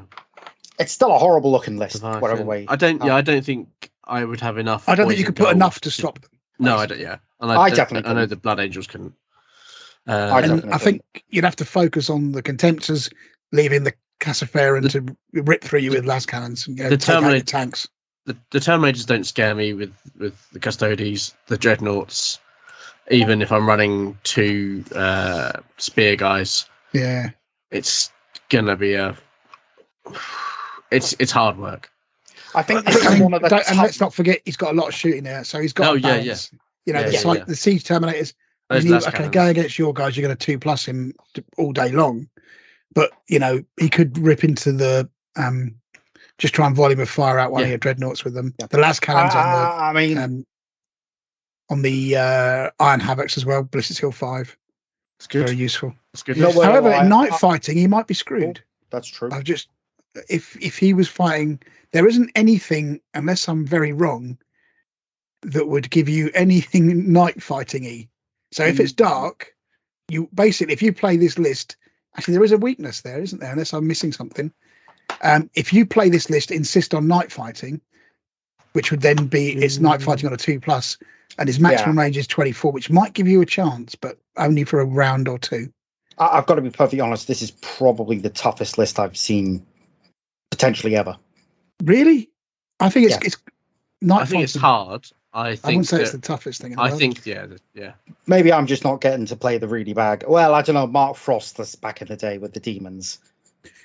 Yeah, I mean, you played that at the Scotland event. You know, we played that. We both played against the boys in gold, didn't we? And that was a tough list. That was a tough list. Let's switch on to Iron Warriors Fury of the Ancients list. Yeah. So he's definitely a contender. Second and last Fury of the Ancients. Eric Lundgren is in the mixer. He's on the list. He's made the short list. Yeah. Okay, do you want to go next then, Chris? Okay. So Dylan Jones, the honourable and upstanding individual that he is, has put forward an Imperial Fist Fury of the Ancients list, which I can only wholeheartedly encourage. Right. Now, I know this guy is from Wales, but could you get a more stereotypically Welsh name? If you just committed a hate crime in some way, because I feel like you might have done. Is that your decision, Mr. But now the whole poll, the bias, the whole thing is caught into question by your anti-Wales rhetoric. It's not anti-Wales. It's just like it's a very stereotypically Welsh name. We don't read people's names and put them in pigeonholes, unlike you. No, I know he's from Wales. I know the guy. Okay. Well, anyway. Anyway, right, Centurion with a cyber familiar. And from implied Cymru coming and knocking. Send him your way. Yeah, if Barra breathed out the window, you'd be right. Right, Centurion with a cyber familiar. He's a Forge Lord. He has got Artificer armor, and he is rocking the Solarite Power Gauntlet. Of course, this is crazy. This Solarite Power Gauntlet. I was like, I suppose, what is it? Is it Strength plus? W strength, strength AP1. No, it's strength 10 AP1. 10 AP1, baby. Exactly the thing that you want to take on the everything. Custodes is the one thing the traitors can't get. I'm going to Alpha Legion some of these. I've decided. I'm going to Alpha Legion. Solarite Power Gauntlet Imperial Fists. It's the one thing the Alpha Legion. It's one thing you want to fight with the Custodes with that the Custodes have all of. Yes, that's the nice the other thing problem. About it. Well, at least you could give them something to think about rather than is that strength 8? No. One wound. Cheers. Oh no, we'll just do it with our strength 5 AP 2 and then we'll instead. Absolutely that have got shred. Knack the living bejesus out of you. Anyway, yes, you're right. Venerable Ancient Contempt Dreadnought, Chain Fist with inbuilt weapon, Gravis Melt Cannon. Oh, he's gone Chain Fist. That's interesting. He has, and I'm guessing the Graviton gun is the internal weapon on the fist, and the Havoc launcher. He's got 2 Graviton guns. Oh no, sorry, he's got. I was looking at the next one down. Sorry, Melter Cannon. Yeah. Would you take it? I wouldn't. Well, unless there's something further down the list. I'm not a big fan of the Chain Fist now on a Dreadnought, simply because the other one's Brutal 3, which makes it great against other Dreadnoughts. But let's carry on. They're good at opening tin cans, but the tin cans you want them to open. It's not that many tin cans anymore, really, are there, unless you're playing me. But it's like the thing with Chain Fist used to be great, but now Power Fists, now Thunder Hammers are actually the better weapon, and they were chaff for years. Right, what was good is now awful. Right, here we go. Contempt Dreadnought Talon number 1, Chain Fist with Power Fist on the other arm and 2 Graviton guns, and the Havoc launcher does have a Dreadnought drop pod. Oh, saucy. Very saucy. He's ticking all the buttons here. Contempt Dreadnought. He's clearly going for the crisp. He's going for the crisp. He's got Imperial Fists. He's got drop pods. He's got drop pods. He hasn't got a Master Signals or any way to guarantee they're going to come in turn 2. But yes, that's fine. Where's Sigismund hiding in this list somewhere? Chain Fist in the second one, and a Carey's Assault Cannon. Again, drop pod. Two of those actually identically. Both. And what's the third one here? Fourth one. Chain Fist. Chain Fist, Power Fist. Not a bad combo. Yeah. Again with the drop pod. Drop pods you can't assault out of drop pods, though, can you? No, you can't. But you can get across the board in them. Yeah. Turn 2. Contemptors are no slouches, though, are they? They're not. No. But yeah, go on. It's anyway, a fair point. Nice to see, I suppose. Yeah, nice. Lovely to see them. Tactical squads, 2 10-man tactical squads, nothing special. Just a rhino. Just a couple of rhinos, yeah, absolutely. We're going all Dreadnought here at the big finish. Deradeo, the slight missile launcher, and the Anvilus autocannon battery with twin-linked heavy bolters. The Iolos missile launcher, is that the rubbish one now? Yeah, that's the one that fires 3 shots. It is. No, it's limited, isn't it? But you can't shoot a separate target like you used to. Yeah. 2 Leviathans, Cyclonic Melter Lance, Leviathan Siege Drill, Classic, and Phosphex Discharger. Grav Flux Bombard is nonsense. In a drop pod.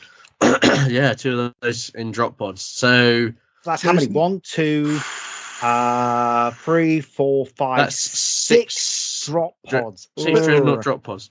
Unless I'm mistaken, though, these all have to come in on reserve rolls, right? Nope. Half come in. Oh, actually, no. Because it's not orbital assault.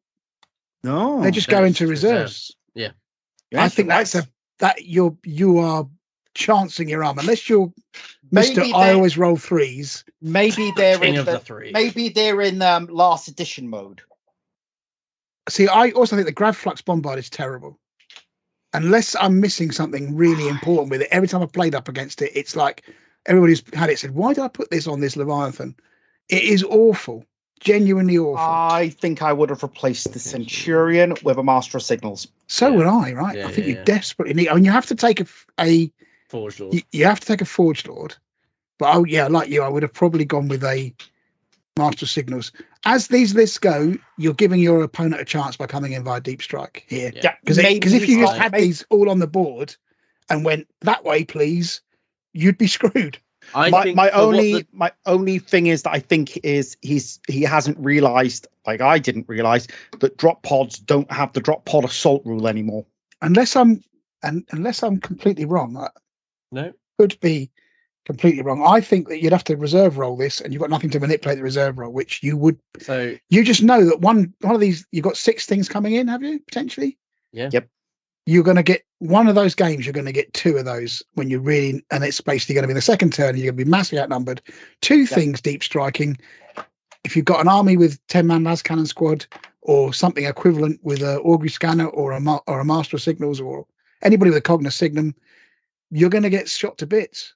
And if you, as I said, splitting your forces, I question the logic. What the Deradeo does, a third HQ would be probably better. I can see why you got Deradeo to go for that kind of anti-air thing, but then you could probably put a targeting array on.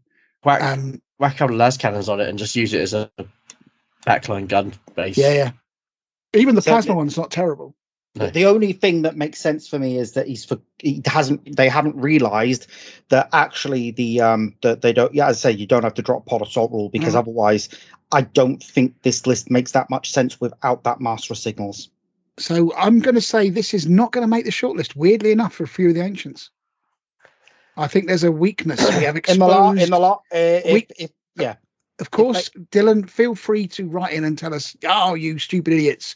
As people do very, very frequently when we have these kinds of shows, I think that's a potential risk. So yes, it just gets the deep strike special rule. That's the only thing the drop pod gets. Yeah, I think if this had drop pod assault, different conversation. Hasn't even got a Nuncio box actually anywhere, so you couldn't even reroll the scatter for the deep strike. A Master of Signal again, another story. Internal guidance system though, so yeah. But I guess the other thing is, if if somebody else has got a Master of Signal, right, which are quite common, they're a good upgrade.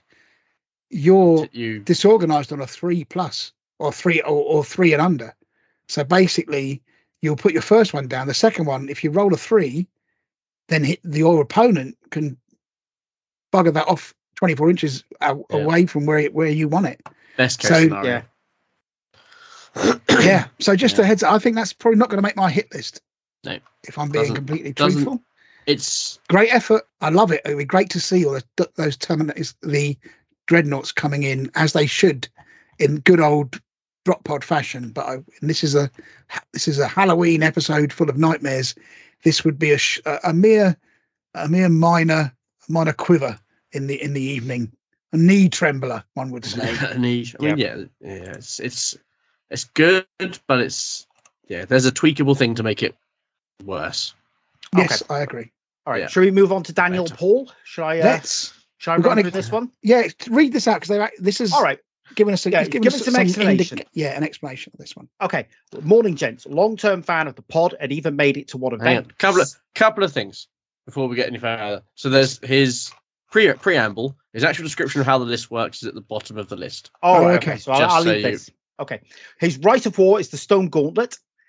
His HQs. He's got a Castellan with Artificer armor. What's the auto cannon?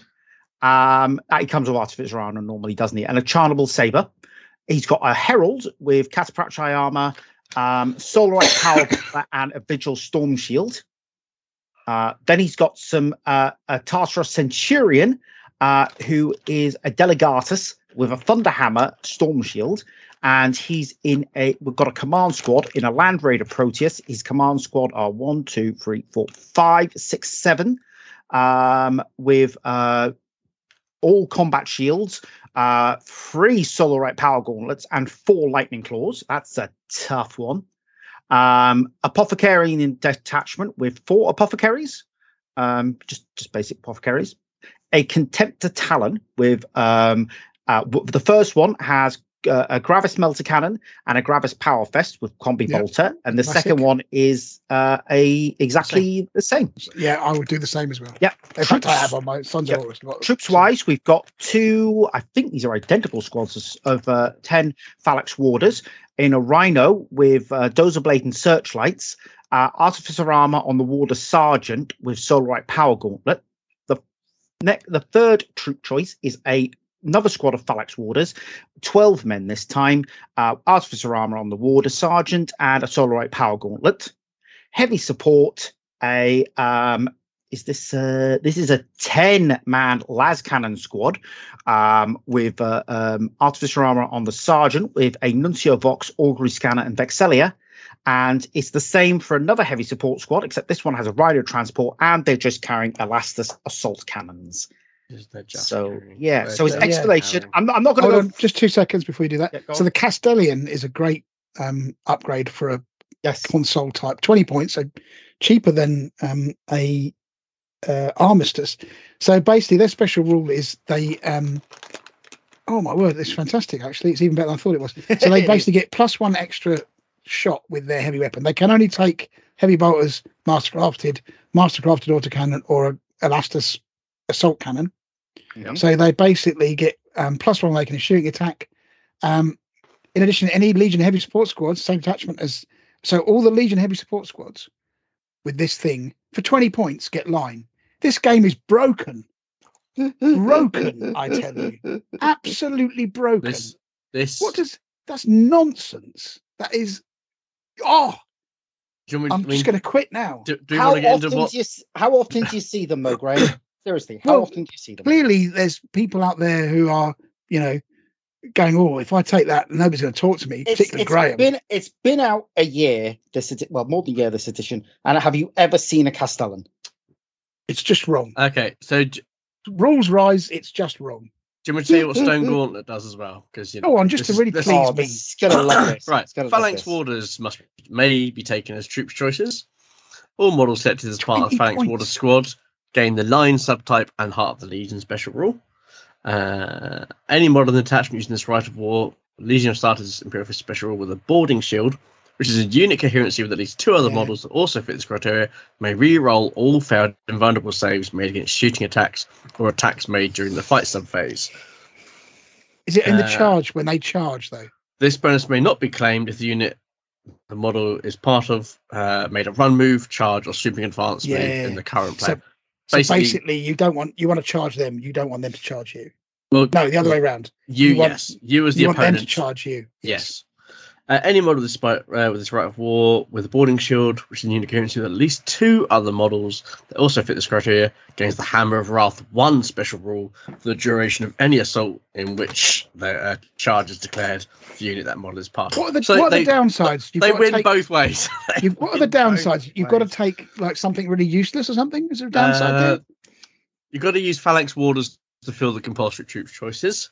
They are expensive. I'm just going to point that out. They are 200 odd points. But they do come in units of 10. No! That's so they're going to get. They get Line and Heart of the Legion. You put them next to an objective, and he's got about 4 million apothecaries in this army. So they've basically got a 4+ Feel No Pain. Yeah. Yeah, and they've sometimes got a rerollable 5 words or 6 up. Words fail me. They cannot. This game is. They can't deploy using Deep Strike or other parts of the Deep Strike assault, subterranean assault, or flanking assault.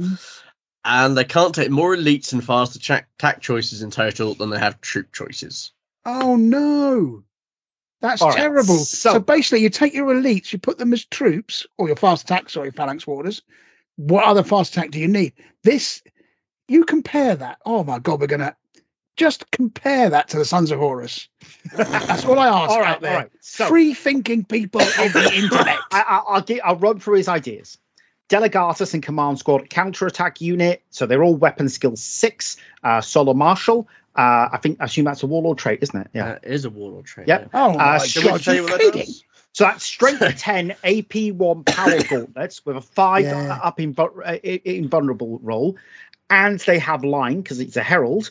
No, Delegatus makes them. No, line herald. Herald. Yeah, and fearless. And fearless. Yes, you've got that. And fear. Yeah. So just the Castellan, with his apothecary, can secure a home objective with the assault cannon squad here. Or is this the last cannon squad? Oh yeah, of course I forgot about that. They get that for nothing.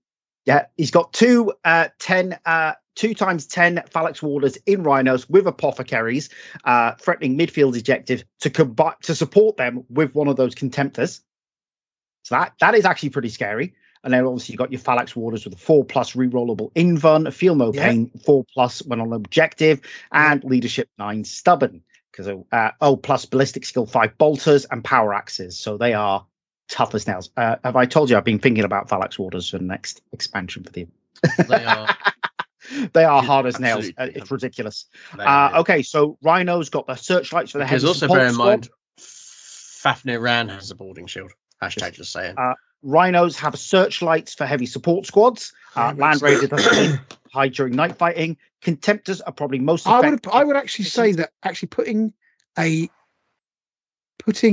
searchlight on a Land Raider is a better idea than the 5 points on the Rhino, simply because the Land Raider can shoot potentially 3 targets. Yep, and the Land Raider each one that you shoot at would be searchlit. Yep. We've got las cannon unit. Nothing to be said there, other than its line. Of course. Assault cannon 40. Assault cannon squad 40. Ballistic skill 5. Rending 6+ shots. Okay, that's pretty nasty. For those of you listening to this in classic mode, Graham just put his hand to his temple, which is a sign that he's controlling the rage within. Absolute rage. I mean, Angron would tell me to calm the hell down, Graham. Yeah, he would right now. There you go. So, and then he can decide where the Herald's going to go. Is it going to go with the command squad for the mini Death Star? The dismount. I've heard enough. Phalanx Warder. I will be putting the table at this point. I'm going or with the kick you over to make just them in 1 fearless, second as well. So you can't pin or break them. That's it. That would be a table. Do you know what? Do you know when he can do his reaction? In what round? Any of them? He likes. Any of them, isn't it? Yeah. Just because why not, right? Because clearly the game is completely balanced and fair when you compare it to the Sons of Horus right of war, which basically is, you can take Reavers. Oh, you mean like Phalanx Warders? Yeah. But they're going to be terrible, and also you can only take one heavy support choice for reasons, and you have to take a Master of Signal for reasons. Absolute bobbins. That okay? To be fair, I'm not going to. We asked for this. All right. This, how bad is consider that this? Be? This is the worst list that I have ever seen in my life, and it's not even that bad. If you look at it, if you looked at it on the table, you'd think, "Oh, that's a nice list." It's only when you get into the ins and outs of this thing that it's the epitome of evil. Satan himself would probably go, "Oh, that's a bit much." That's how bad this list is. It is literally the worst crime against the game that somebody has. I mean, this isn't even loopholing, right? This isn't somebody going in and finding an exploit in the rules. This is all rules as written, exactly reasonable. It's absolute. Okay. I'm going to swear, Mr. B. I'm going to have to swear. I'm going to have to swear right now. Okay, so take a note of the time. This is a list of the highest order, and if anybody, I would on somebody if they came round my house with this list. Okay, couple of things, because we've all met Dan at some point. He's been to a couple of. He's a super nice guy, and he is a very dedicated and experienced Imperial Fist player. So he knows the ins and outs of that army better than 90% of players playing Imperial Fists. So the fact that he came up with this list does not surprise me at all. Well done, Dan. You've elicited a level of swearing that I have reserved purely for the sort of rage-filled darkest of my moments. You have managed to elicit that. So there's somebody's have to go some to beat that. All right. Yeah. What about Nick Hall? Do you want to take us through this one, Graham? God, no. Because it's about 300 pages of Nick Hall explaining what the hell his list does. And frankly, he would win just because I would be utterly bored of him explaining it to me. Can you imagine if Mr. B, can you imagine if we went to a tournament, went to an event, and it was like a mixed thing? Game 1, Graham gets Dan. Game 2, he gets Nick. This is a very clever list, which is why it goes completely over my head. So it is clever. It's a very clever list with a lot of synergy. So, do you want to somebody else can read it out. It's just too much. Should I do it? Should I get Thousands? You've done Thousand Suns before. I've done Thousand Suns, but yes. Yeah, ironically, the first time I met Graham, he was wearing a Thousand Suns t-shirt. Yet he seems to hate them. I don't have a problem with them. I don't, honestly. They're perfectly fine. I mean, there was the Magnus thing, but that got kind of nerfed, so that's okay. It's just that there's a lot of explaining with this list, and I'm old, right? I am old, and my brain just wants to go on and play a game these days. I don't really need a 300-page essay on what this unit does. So it's victory via obfuscation, whereas I can't be asked to check the rules, frankly. So it's my own fault, Nick Hall. I mean, it's a lovely list. Thank you for writing in. You are a fantastic chap. Yeah, and you've really thought about this list very well. But it's just, it's not you, it's me, I think is what I'm trying to say. That's what we're saying. Right. Nick's Thousand Suns list is Guard of the Crimson King, Rite of War. He has got a Centurion who is a Herald. He's got Cataphracta Terminator armor. He has taken the Cult's Arcana, Pyromancy, and Pyre. And he's got a Thunderhammer, and he's got a Legion Standard as well. Oh, God, I've got to remember all their bloody psychic power bullshit. See what I mean? Oh, God, hang on. This is what I mean. It's like, what powers? You could be making this up. Pyre is his Arcana. Pyromancy is the discipline that he thing takes. Yes. It's all coming back to me like a bad dream. Like a bad dream. Yeah. Well, we asked for nightmare lists. We did, absolutely. So just Pyre. We're not repeating this again, are we? Pyre people. I think we are. I think we will. Every year. I think we'll do this every year. People that have got the Pyre special, the Arcana, make a psychic check for this power before you dice roll to determine if the charge is successful. If the psychic check is passed, then all models of the charging unit gain Hammer of Wrath 2, with all the hits inflicted by the Hammer of Wrath special rule counting as flame attacks. Not that ever seems to make any difference, but anyway.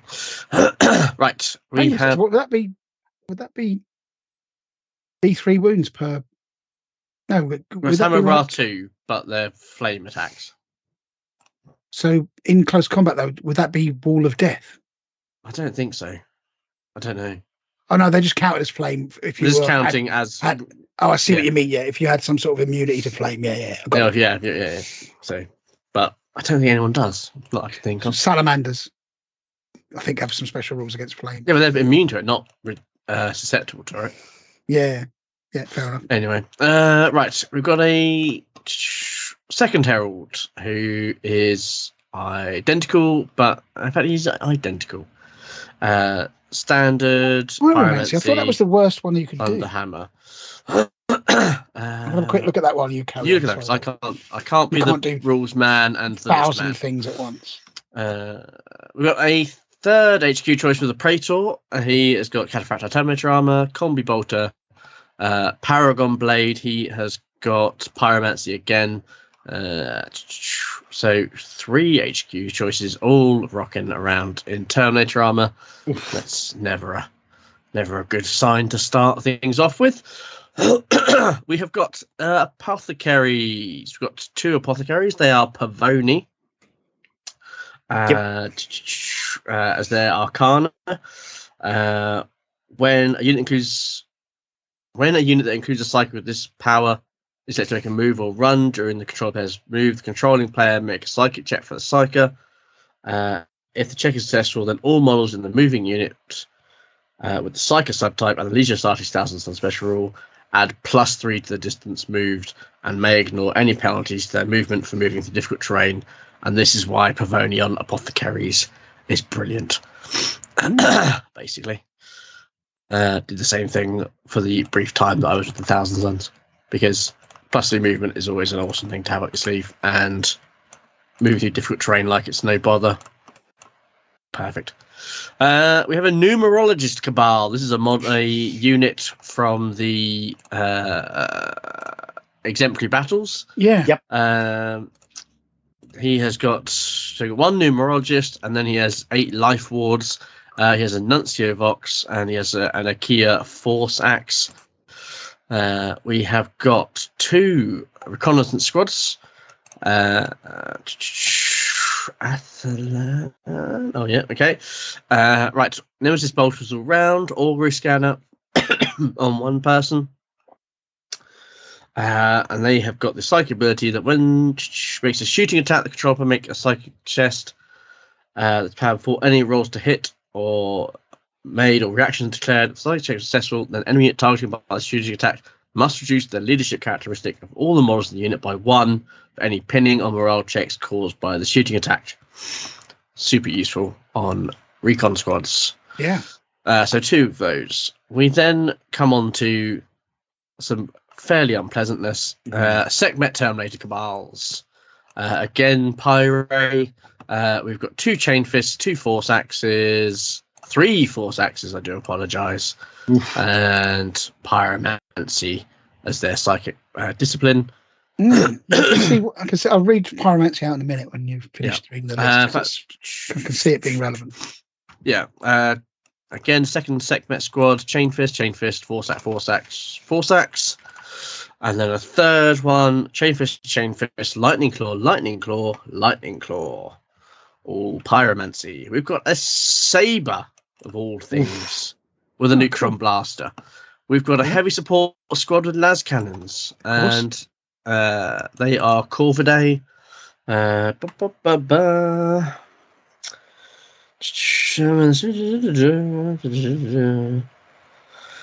it's successful, then the first wound scored on the target unit by the shooting attack is allocated by the Psyker's controlling player. Basically means you choose who dies in that unit. So you sniper out the Apothecary or the Sergeant. With a las cannon squad as well. Las cannon, yeah. Yeah, that's going to do it. It's not going to get a save. Dead. Right, so that's fairly important. There's 6 in each of those, and yeah, they've all got Legion Vexilias as well. Yep. Las cannons, Nuncio Vox. Good shout. Augury scanners? No, it can't have one. It's either or, I think. Yeah, it's no. The only augury scanner is on the recon squads. So night fighting might screw them. And we have a Scorpius. as well. Great choice. Is it just one Scorpius? Just one's. Oh yeah, you did say that it was AP3. It's not. It's AP4. I don't know, Mr. B. I'll have to get you to check that because I've got Scorpius. So maybe 2 Scorpiuses. Yes, it's 2 Scorpiuses. Scorpii. 2 Scorpii. Yeah, they are AP4 though, aren't they? Not AP3. Yeah. But yeah, breaching 4+ if they don't move. Right, do you want to Pyromancy is? Pyromancy, yeah. So often overlooked actually because it was terrible in version 1. But actually, I can see it being pretty useful here. So instead of making a shooting attack, the Psyker with this psychic power can place a large blast, 5-inch, anywhere on the battlefield that is entirely within 18 inches of line of sight of the Psyker. Once placed, scatter it D6, tell them the final position, which is why the Nuncio boxes are there, and then leave it in place until the beginning of the next controlling player's next turn, shooting phase rather. The area under the mark counts as difficult terrain. Any model, friendly or enemy, under the marker's final position that moves in onto or through the marker suffers strength 6 AP4 hits. Suffers a strength 6 AP4 hit, any model. So basically, put it on top of a squad, they all take strength 6 AP4. Using this psychic power, the controlling player may choose to have a psychic take a psychic test. To check his pass, and the psychic's controlling player may place and scatter up to 3 large blast markers. And a lot of them had this. So there'd be blast markers aplenty if he overcooked it. Yeah. So basically, you have 3 large blast markers all per squad, effectively, that can do that. Instead of taking one shooting attack. Yeah, basically, psychic power starts 1 hit for each blast marker it is under. Yeah, any model under more than 1 blast marker suffers 1 hit for each blast marker. So basically, you could spam it onto. The thing to bear in mind here is that it's the first 3 bits of Pyromatic Desolation are the important bits here, in addition to attacking normally in the assault phase. So yeah, and then all your other nonsense, and then then burn them with AP3 death. Yeah, so then there's Psychic Desolation, which is in combat. Basically, it's a small blast marker that you place, and it's got strength 6 AP3, melee, unwieldy, Pyromatic Desolation, Psychic Force. So Psychic Force double the strength? Psychic Focus. Sorry, yeah, you have to basically make a Psychic test to use it. Yeah. Nice choice. It is. Pyromancy is good. Pyromancy is good, yeah, because I'm not fussed about the shooting version, but it's those extra attacks at strength 6 AP3. I mean, you're going to be killing most things anyway with a load of Sekhmet Terminators, but there's always going to be a couple. How are the Sekhmet getting about? They are getting about because they're going to deep strike because of a thingy of the Crimson King gives them deep strike, which is they're not massive squads though. They're not, but they're still strength. They're still Sekhmet Terminators, which are not what they were, but they're still pretty. It's not a bad list. Yeah. Apart from the las cannons, though, if I rocked up with an armored list, I think it would struggle. Yeah, bear in mind that there's force weapons in there as well. Yeah. There are the force axes. That doubles their strength to 6, right? Sorry, to 8. Yeah. Are they initiative? Those the force axes. Kia force axes. Man, next thing on internet. Force axe strength +1 AP2 melee unwieldy. Achaean force. What does Achaean force do? Give me a second. Check is successful, and the strength value of all attacks of the special art just makes it +2. So basically, their strength. No, because the weapon makes them +1 already. Yeah. So strength 7. Yeah. Okay. I mean, I think an armor list. There are 2 chain fists. But he has obviously thought about this because there's chain fists in there as well. Yeah. So deep striking with those, he doesn't have anything to manipulate the reserve roll, though, does he? Nope. I'm just gonna. Not that I can think of. Doesn't the numerologist do something? So the numerologist means he re-rolls. If he gets his psychic power off, he re-rolls the failed reserve roll. So basically like a master of signals, but better. But better. He's got geolocator, which is what was that thing that he was talking about? We're putting in between because he can basically boost a ballistic skill, can't he? One. So the numerologist does 2 things. He gives you a geolocator, and 2 units within 6 inches of him get +1 to their ballistic skill. So it's a magnificent thing. Yeah, and he basically the other thing with the numerologist cabal is when you shoot that unit, all the other spods basically throw themselves in front of the numerologist. Okay. Yep. I can't remember exactly if you can sniper him out. I can't remember off the top of my head. I don't think you can. But yes, the idea is he's in the broken rules, isn't he? He's not in the main. he's exemplary battle. Yeah, that's got a lot to answer for. Okay, I think that's awesome, but I think potentially, I guess he'd put them in between for the las cannon squads, giving them +1 ballistic skill. Yeah, it'd be an interesting fight. I think I would probably be. It'll be a fight. I'll be able to put up some resistance to that with my Ultramarines. They also, when they deep strike, get fear plus. They get fear 1. Okay. Thanks. But yeah, other than that, though, I think a normal list like my Salamander or something would be just decimated by this. So yeah, pretty strong. It's kind of thereabouts. I might come back to that one. Okay. I like it. Thanks for the explanation. There's a lot of cool things going on there, and it kind of fits the bill, which is, yes, although I moaned about the fact there's a billion rules and psychic powers, you have given it a lot of thought, and there's a lot of synergy in this list, which is nice. Yes, everything is interacting with something else to make it better, which is good. Yeah, the whole army supports itself. The saber is an odd choice in there. Combined arms, as it were.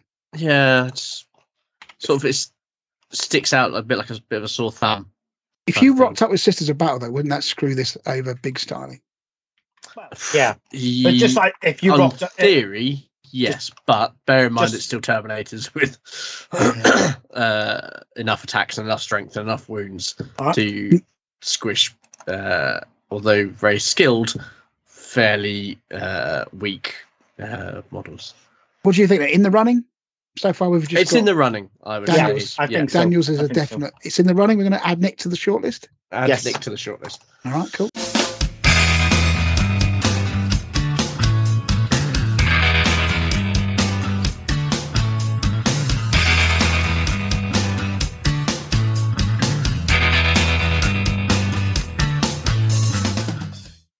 Okay, so we just had a quick break, and we're going to have a look and see about. I get this one, don't I? Ionel Parvu. Ionel Parvu. I think that's. I don't know. Ionel, I'd imagine. Ionel. Okay. Yeah, like Lionel, but without the L. Okay, fair enough. So the A has a thing over it. I don't know if that means. I don't know what that means. Okay, we'll find out. Fair enough. White Scars and Alpha Legion with an armored spearhead. So this is interesting. Good man. It's a traitor list as well. So sign me up. Two ticks there. I don't know. Okay, so we've got a Cataphractes Forge Lord with a Cyberhawk and Volkite Charger with a Power Axe. So man looks up Cyberhawk. That's sorry, was that extra to your invuln save, isn't it? No, I think it's Cyber Familiar. Doesn't it? Cyber have an attack? Oh, possibly. Give me 2 seconds. I'll tell you what it does. All right, Mr. B, keep going. Master of Armor, a Sakaran with 2 heavy bolters and sponsons, I'm assuming, with a Locus Decurion. Man looks up Locus, which is either the one that one of them's quite good and one of them's a bit meh. I think he's the good one, but you look that up. But can you take a Decurion on a Master of Armor? Yeah, so just an upgrade. Right. Wow. Okay. Cyberhawk, Mr. B. Yes. Mr. Mills.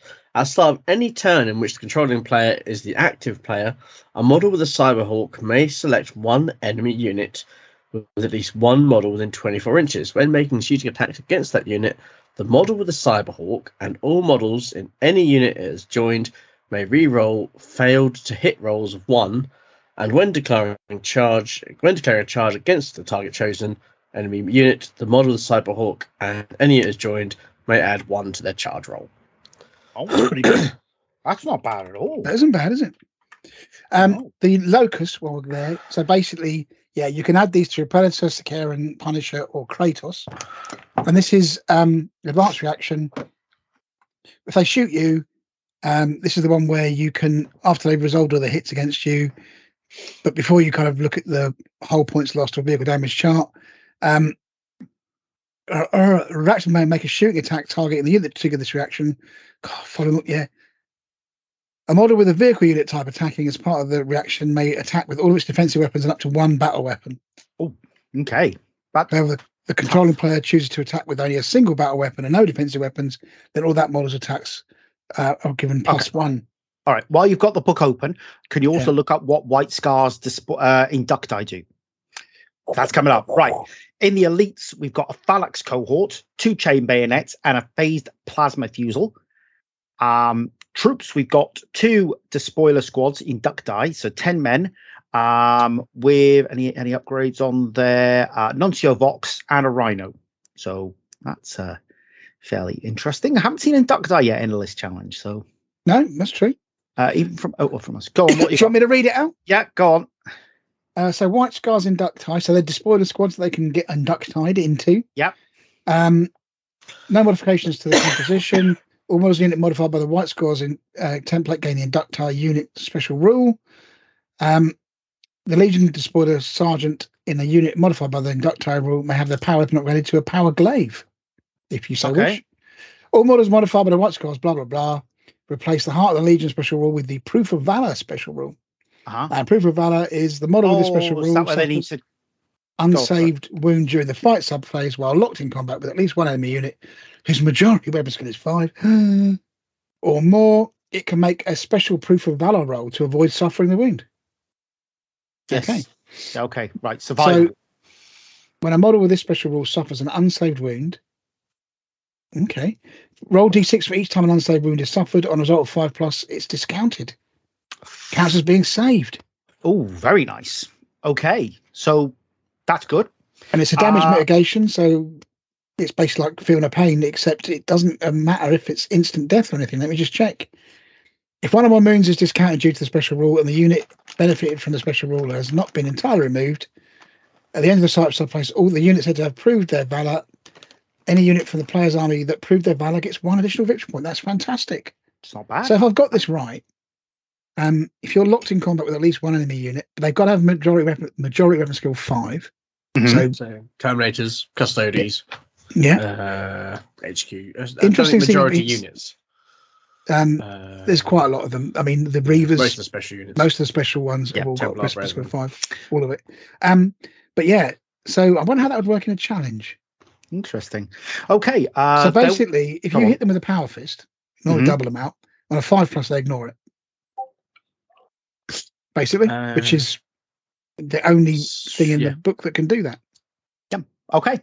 Right. Moving on. And you get a victory point if you do it. Sorry. We've got 3 Predator squadrons. They're all 2 Predators with heavy bolter sponsons, and the only difference is the main weapon. One squad has Predator cannons, one squad has Magnum melter cannons, and the other has Gravis las cannon. So nice, good. All bases covered. Yep. Heavy support. We've got a land raided Proteus carrier squadron with twin bolter. Proteus carrier. That's the one with the reserve manipulation, isn't it? No, that's. I don't know. Explorator. Oh, I forget. So the carriers. Explorator. Yeah. Oh, I forget. Wrong book. Okay. Right. Then we've got a Scorpius squadron with 2 Scorpiuses. Yes. And a Cerberus with 2 las cannons. Hello. Second Cerberus. We're missing them. We're missing something here. I think we are. That gun is rubbish. Ordnance 4. Then he's Allied Detachment, Alpha Legion. It's all those articles Warcom put up, Yeah. Our counter counter that false information. Yeah, that's it. We have fact checking that bullshit. Yeah. We have a Praetor with a command. He's got a power sword. Nothing interesting to him. 25 points. And he's got a command squad with 4 guys in there, or with just bolters and chainswords in a Rhino. So nothing special about that. I'm assuming this is why he's taking them. He's got. I was going to say, why has he done this? Everett disruption card. These are very good. I know I played against these, and these are pretty useful. That is all with Bane Strike shotguns, but they're not. I didn't have a massive amount. I basically Scorpius them off the board. They're 2 wounds, but they only got 3+ armor save. Yeah, they have got this wave disruptor thing, which I think would cause you to make a leadership test, but you've got to be in 12 for that. The Bane Strike shotguns aren't bad. Assault 2 Bane Strike, I think, means that they're breaching 4. No, sorry, breaching 6s. But I'm not sure I would go out of my way to put them in. But okay. fair enough. And then we've got a tactical squad, 10-man tactical squad. Just got a Nuncio Vox, Rhino. That's it. I quite like this, but it's not for me. The Inducti are really cool, I've got to say. The Phalanx I'm not quite sure about, but yeah, there's I assume the Phalanx are going to accompany the Centurion and then go in the Rhino. Sorry, not the Rhino, the Land Raider. The Land Raider. Oh yeah, yes they can, because the Forge Lord. But doesn't he does he come with a Cortex controller? Forge Lord. Yes, I think he might do. Anyway, yes, you're right. That's probably the plan there. But can they then go in the? I guess they can. Can they go in the Land Raider? I assume so. Yeah, because they've Legion. They get Legion Astartes, don't they? So yeah. It's a weird list. Good list. It's a fun list, but I don't think it's great until you get to the Alpha Legion, and I'm not sure what purpose they serve other than that. It's got a little bit of pizzazz with the Alpha Legion. I'll give it that. But yeah, and the Cerberus, I think, unless somebody out there is going to basically write a dissertation on why we're talking nonsense and why you should always take a Cerberus, it's going to pull it down. So it's a good list. It's a fun list. I wouldn't be eye rolling if I had to play it. It would probably beat me, but it would be closer than some of the other lists. So this is probably going to miss out on the. Are a handful. They are, but they're not. They're not completely terrible. They're not 14's armor values. No. If there were more Inducti, I think it would. If they weren't just units of 8. Yeah, I mean, then I would be more inclined to be worried about them. No, they're 10 because one of them's got the Nuncio Vox. Oh, sorry. Okay. Which I'm assuming is for the Scorpius to help the Scorpius. If they were big swarm units, then I would be 10. They can't they? Isn't there something about Inducti? They can be a maximum of 10. Possibly. Anyway, so the next one would be James Collette and his Eschaton. See, just before we, before we roll on, just say a 10-man las cannon squad is going to take one of those Predator squads per round. If you're clever, you'll take the las cannon squad first, and you'll outrange. Well, the Predator cannons are pretty good, but they're they're rending 6s. So yeah, I think on balance, it's a good list. It's a strong list, but it's not nightmare fuel for me. It's not. Yeah, it's same for Fair me. enough. Okay, Graham, do you want to take us through James Collette's list there? I've been looking forward to this. No, I don't, because this I'm going to file this one under the same subheading as Nick's, because it's bound to be complicated because it's James. Secondly, it's going to have weirdness. Fine, but you want to take us through it then? But no, I'll do it. James is the only person that actually gave us the financial costings. That is true. He's the only one who listened to the brief. So so automatically James wins. So that's well, we could view it that way. We could be. All right, Mr. B, I'm going to have to call on your memory, because being as you wrote a whole dissertation on the on the Dark Angels, you can tell us what. First of all, so James Collette, lovely chap. There's a lot going on with flipping Dark Angels. Very, very good players. I'm expecting some interesting twists in the tale on this one. But he's a lovely chap. Yeah. So this is the Eschaton Imperative. Which sounds like a Frederick Forsyth novel, if I'm honest with you, like a spy thriller from the Cold War. Yeah, actually, yeah. It's got, Tom Clancy's next Tom totally Clancy Ubisoft game written all over it. Eschaton Imperative. They still write Tom Clancy novels, yeah? They do. And it's like, what on earth? He's been dead for like 10 years. Yeah. Anyway, HQ, we've got a Centurion with the Dreadwing thing. Moritat, of course. Artisanal armor, plasma pistols going for the double. Well, no, one plasma pistol. Yep. Chainsword, one chainsword, and then disintegrator pistol. We know what that. You don't see many of them, do you? When we first put them in the rules, we thought everyone's going to be taking these. I don't think I've seen one. Same again on the second one. So it's basically done a Control C, Control V there. Yep. And then the third HQ choice is another Centurion with Dreadwing again. This one is Delegatus, giving you the right to war. Nemesis Bolter on a guy is not a bad thing, actually, for a 10-point upgrade. Do you, just very quickly, do you wish to tell you the horrors that are the Eschaton Imperative? Is this the one with difficult terrain and shiz? It is the one with difficult terrain and shiz. Go on then, because... Right. Assault squads, Mortalis Destroyer squads, and Dreadwing Interruptor squads may be taken as troops. But not but not line. Dreadwing unit subtype in detachment. Using this right will pass any dangerous terrain test they're called on to make. For the duration of the battle, all open terrain areas of the battlefield outside of any player's deployment zone count as difficult terrain. Difficult terrain, yeah. Those areas previously defined as difficult terrain remain as difficult terrain, while impassable terrain and dangerous terrain, fortifications and buildings are unaffected by this rule. Before any models are deployed, the controlling player may choose to place up to 2 eschaton markers that are no bigger than 25mm base, anywhere on the playing area that is 6 inches from a battlefield edge or any player's deployment zone. The area within 6 inches of the eschaton marker, including terrain pieces within the zone of this effect, are counted as dangerous terrain in addition to any other effects for the duration of the battle. Yep. All models of the Dreadwing unit subtype and attachment using this right to war gain +1 to all wound rolls made against models in any zone of area terrain or terrain piece that counts as dangerous terrain, including any models forced to count other types of terrain as dangerous terrain. And if you kept up with that, I applaud you, because I read it and I can't understand a word of it. So I think what it's saying is could be the fever. Outside the deployment zone, it's dangerous terrain, right? Yes. Mm-hmm. Or is it difficult terrain? Exactly, you see. It's difficult terrain, isn't it? Yeah. And then you've got these eschaton markers which make it dangerous terrain.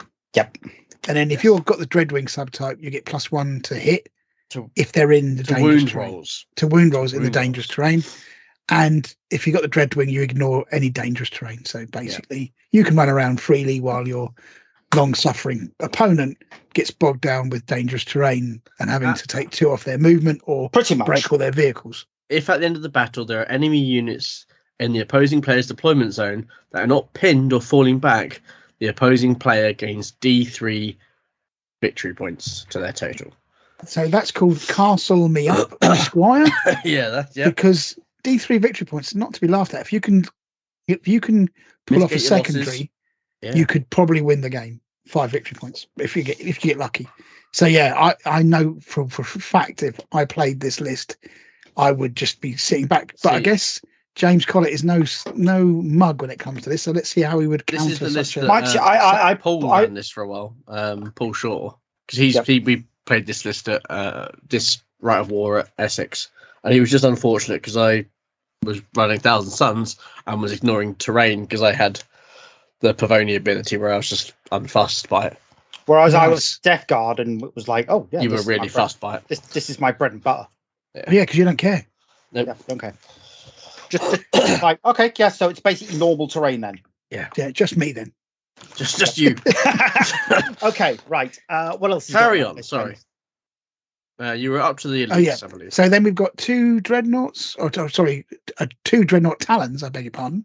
Yeah. So Contemptor, Gravis Melter Cannon, Gravis Power Fist ×2 in 1 talon, and same again in the other. So basically, this is Control C, Control V in its finest form. Good combination. That's a lot of dreadnoughts to chew through, and it's a good combo of weapons on a dreadnought. And again, it wouldn't be slowed down by the difficult terrain. Nope. And then you've got in the other elites, we've got first of these actually. Oh no, second. So Rapier Battery with laser destroyers, which is a great choice. 2 of these, three laser destroyers each. These are, I think, I can't remember if laser destroyers. They're not arrays. They're just laser destroyers. So there might be 1-shot twin linked, strength 9 AP1 ordnance, which makes them pretty good at getting through tanks. But again, I think it's 36-inch range, so it's not the best. They are Iron Wing.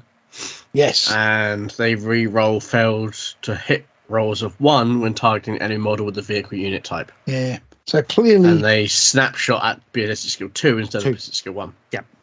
I don't think artillery can snap fire. They can't make reactions. I'm pretty sure they can't. So they can't Overwatch, for example, with the things. But I'll have to have a look. I haven't used artillery in this edition very much. So let me just quickly look up the what the laser destroyer array. The laser destroyer does, not the array. I beg your pardon. Armory. Okay. Laser. So a laser destroyer, 36 strength 9 AP1, ordnance 2, I beg your pardon, twin linked exoshock 6+. So not bad. Yeah, not bad. So those dreadnoughts as well, by the way, they're Dreadwing dreadnoughts. So yeah, this is going to be winning by ossification as well, basically. Dreadwing reduce the strength of plasma, flame, volkite, and phosphex weapons by 1. And force all attacks made against them with the poison special rule to increase the roll need to wound by 1. Not terrible. No. Okay. So yeah, that's not bad. Some good anti-tank there. They are a little bit more vulnerable though, the artillery, particularly to things like Scorpiuses and stuff. But yeah. And then troops, we've got Interemptors. Yep. Which Mr. B is going to tell me all about. Interemptors. Oh yeah, sure. Interemptors. These are an interesting squad actually. They are actually an interesting squad. They're basically destroyers, but they've got plasma burners, rag grenades, and a single bolt pistol with a close combat weapon. So they get the +1 attack. They've got counter attack and stubborn. And one of them can have a plasma incinerator, so that's Torrent 9, and they're basically plasma flamers, as it were. Okay. So they're 60 points cheaper than a tactical support squad with the same type of weapon. And nice. So your plasma weapons up here, if you just give me a second, I'll just... What are they, plasma burners? Plasma burners and plasma incinerators. They're their sort of special gear. So they've got the burner is a plasma flamer, so 10 points. It employs the flamer template, and it's strength 6, breaching 4+. Yeah, AP4 assault 1. That's pretty good. And no gets hot. Yeah. And nice. The plasma and the other one, the plasma repeater. Although it's not got a plasma repeater, is it? A plasma. I couldn't find the other one. Yeah. Which one was that? The plasma incinerator. Yeah. That gets Torrent 9. Okay, nice. So same booked up with Torrent. Yeah. 9. Very cool. Nice. Not bad at all. You wouldn't want to charge them, let's put it that way. Oh, no. No, they would have. Because they were the ones that when they got released early, they were sort of a 2.0 unit that came out at the end of 1.0. And we were like, oh my god, plasma weapons that do incredible things. And then they were sort of hit with the preemptive nerf hammer. Well, that's they were indeed, yes. I mean, multi-melters on the rhinos isn't a bad choice. They are a bit fragile, the rhino, but I guess if you're shooting at other things, you're going to ignore them. Multi-melters on any vehicle actually is pretty good. Just like a one-shot twin-linked strength at AP1. But again, you can take out a Terminator. You can, if you get lucky, you can take out a tank. So yeah, nice. So it's got 2 Interemptors. They are a pretty strong squad. Yep. Not line though, so that's why we've got some recon squads in. 3 lots of recon squads. Looks like they're 5-man. 1, 2, 3, 6-man maybe. 7. Sergeant. 1, 2, 3, 4, 5, 6, 7-man squads. Yeah. Yep. So 20 of those. So they're the scoring units, all with Nemesis bolters, augury scanners. Perfectly good and reasonable choice. Yep. I always find them that they're very disappointing for me. I've got a 5-man one in my Sons of Horus, and every time I use them, you think, oh, I'm going to snipe that guy, and I just rolled like 2s to hit or something all the time. Or you think, okay, I'll hit them, and now I'm going to get rending 5+, and just roll 3s. So yeah. But anyway, clearly people have better luck than I do. And then the one heavy support choice is, of course, Iron Wing, so that +1. Is it +1 to hit or reroll 1s or something against vehicles? Against vehicles, reroll 1s. Yeah. Yeah. Reroll failed 1s when targeting vehicles. So a 10-man gas cannon squad, one with an augury scanner and artisanal armor, of course, on the sergeant. Why wouldn't you? So yeah, pretty good. See, that's when the snapshots at ballistic skill 2. They do come into it. And I think though, you could sit back if the mission allowed it and kind of cut off all of the need to get into the difficult terrain. But it depends. If you had Shatter Strike, you'd be screwed. Where you got into the person's deployment zone, you'd be you wouldn't have a chance. Yeah.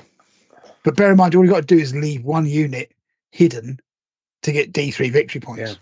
Yeah. Just leave a rubbishy HQ choice. or your warlord, and then you're not getting Slay the Warlord, and you not getting.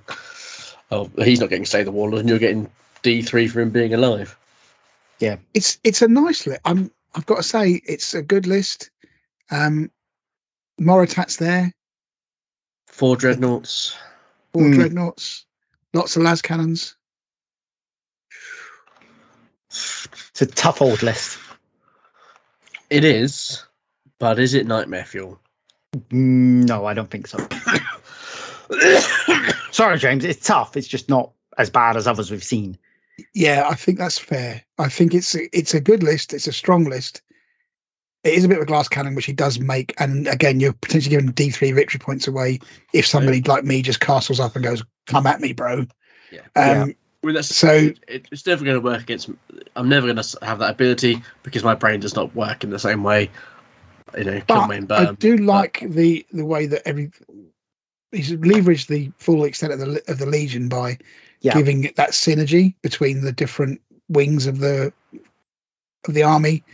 I think it's pretty good, actually. I've got to be honest with you. Yes, it is. It's not bad. I don't. What does Delegatus give the Blisssteel 5 for 1 turn? Oh, Iron Rolls. Okay. Yeah, He's for 1 Dreadwing.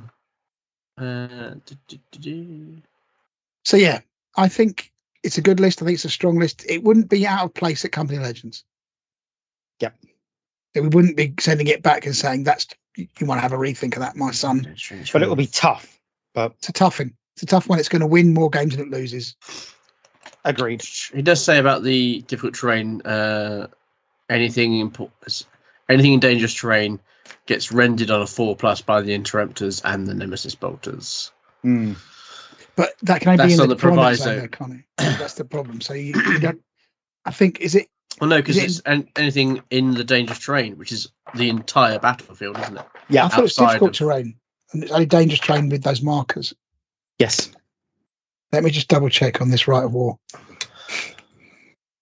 And they got so many. They got about 4 pages of Right of Wars. Yeah, I know. Okay. They do.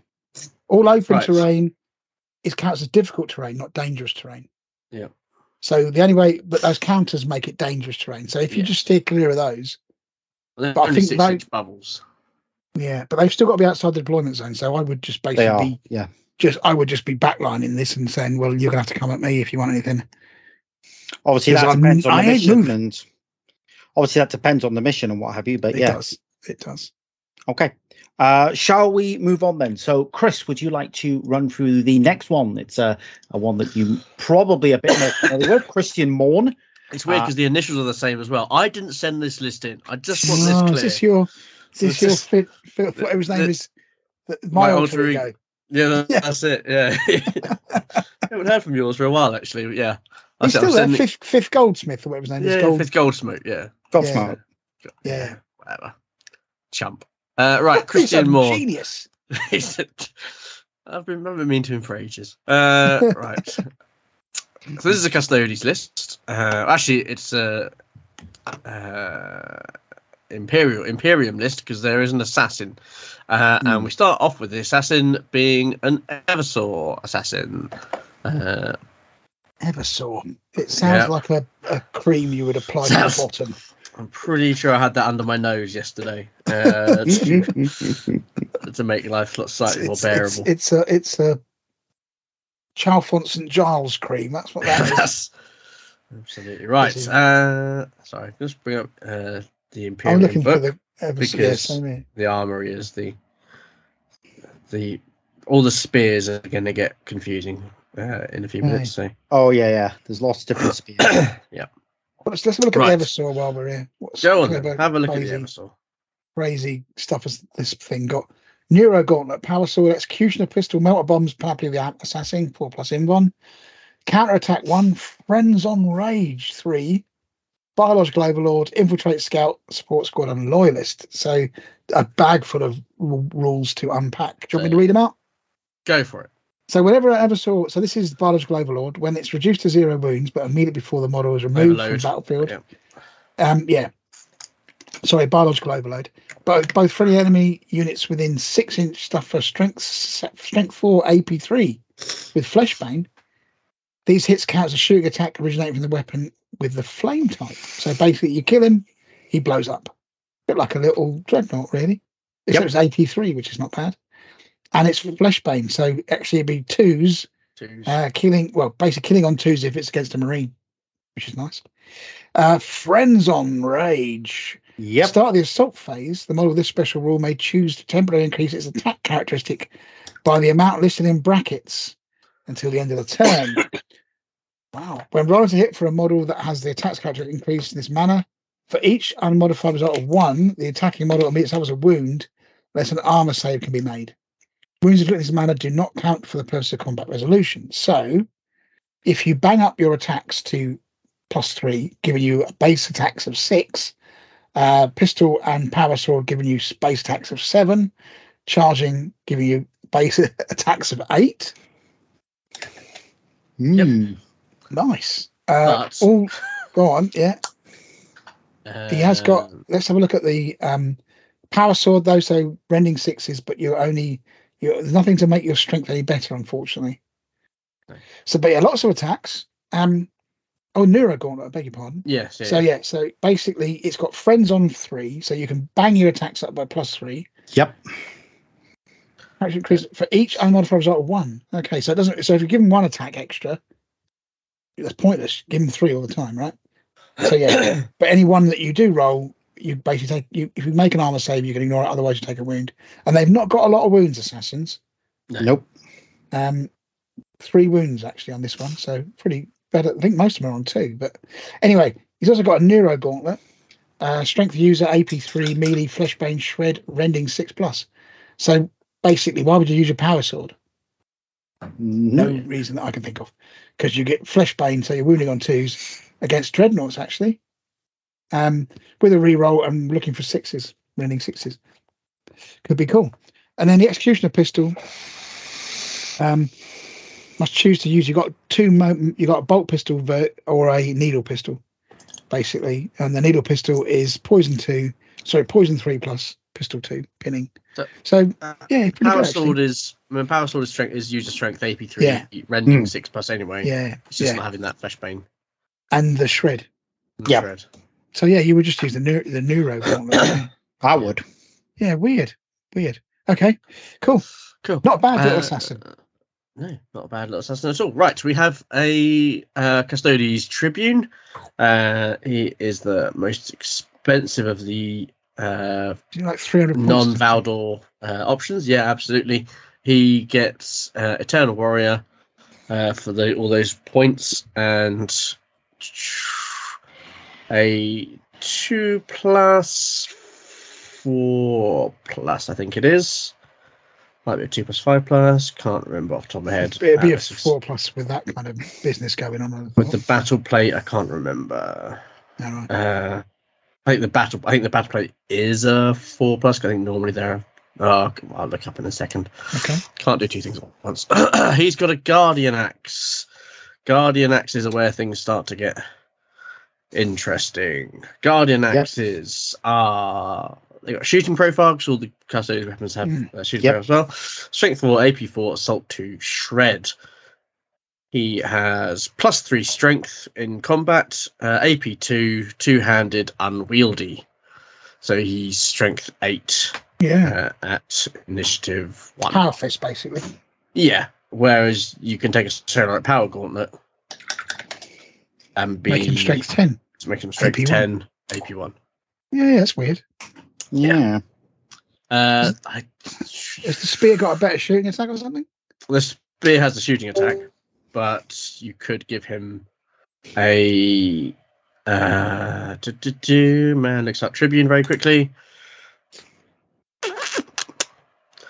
Can you?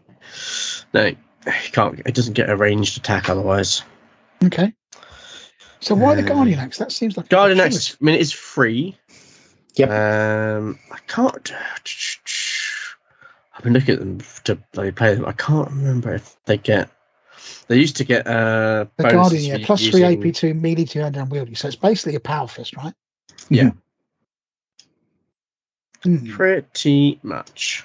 Doesn't get Solarite Power Gauntlet is more cost, I guess, to upgrade.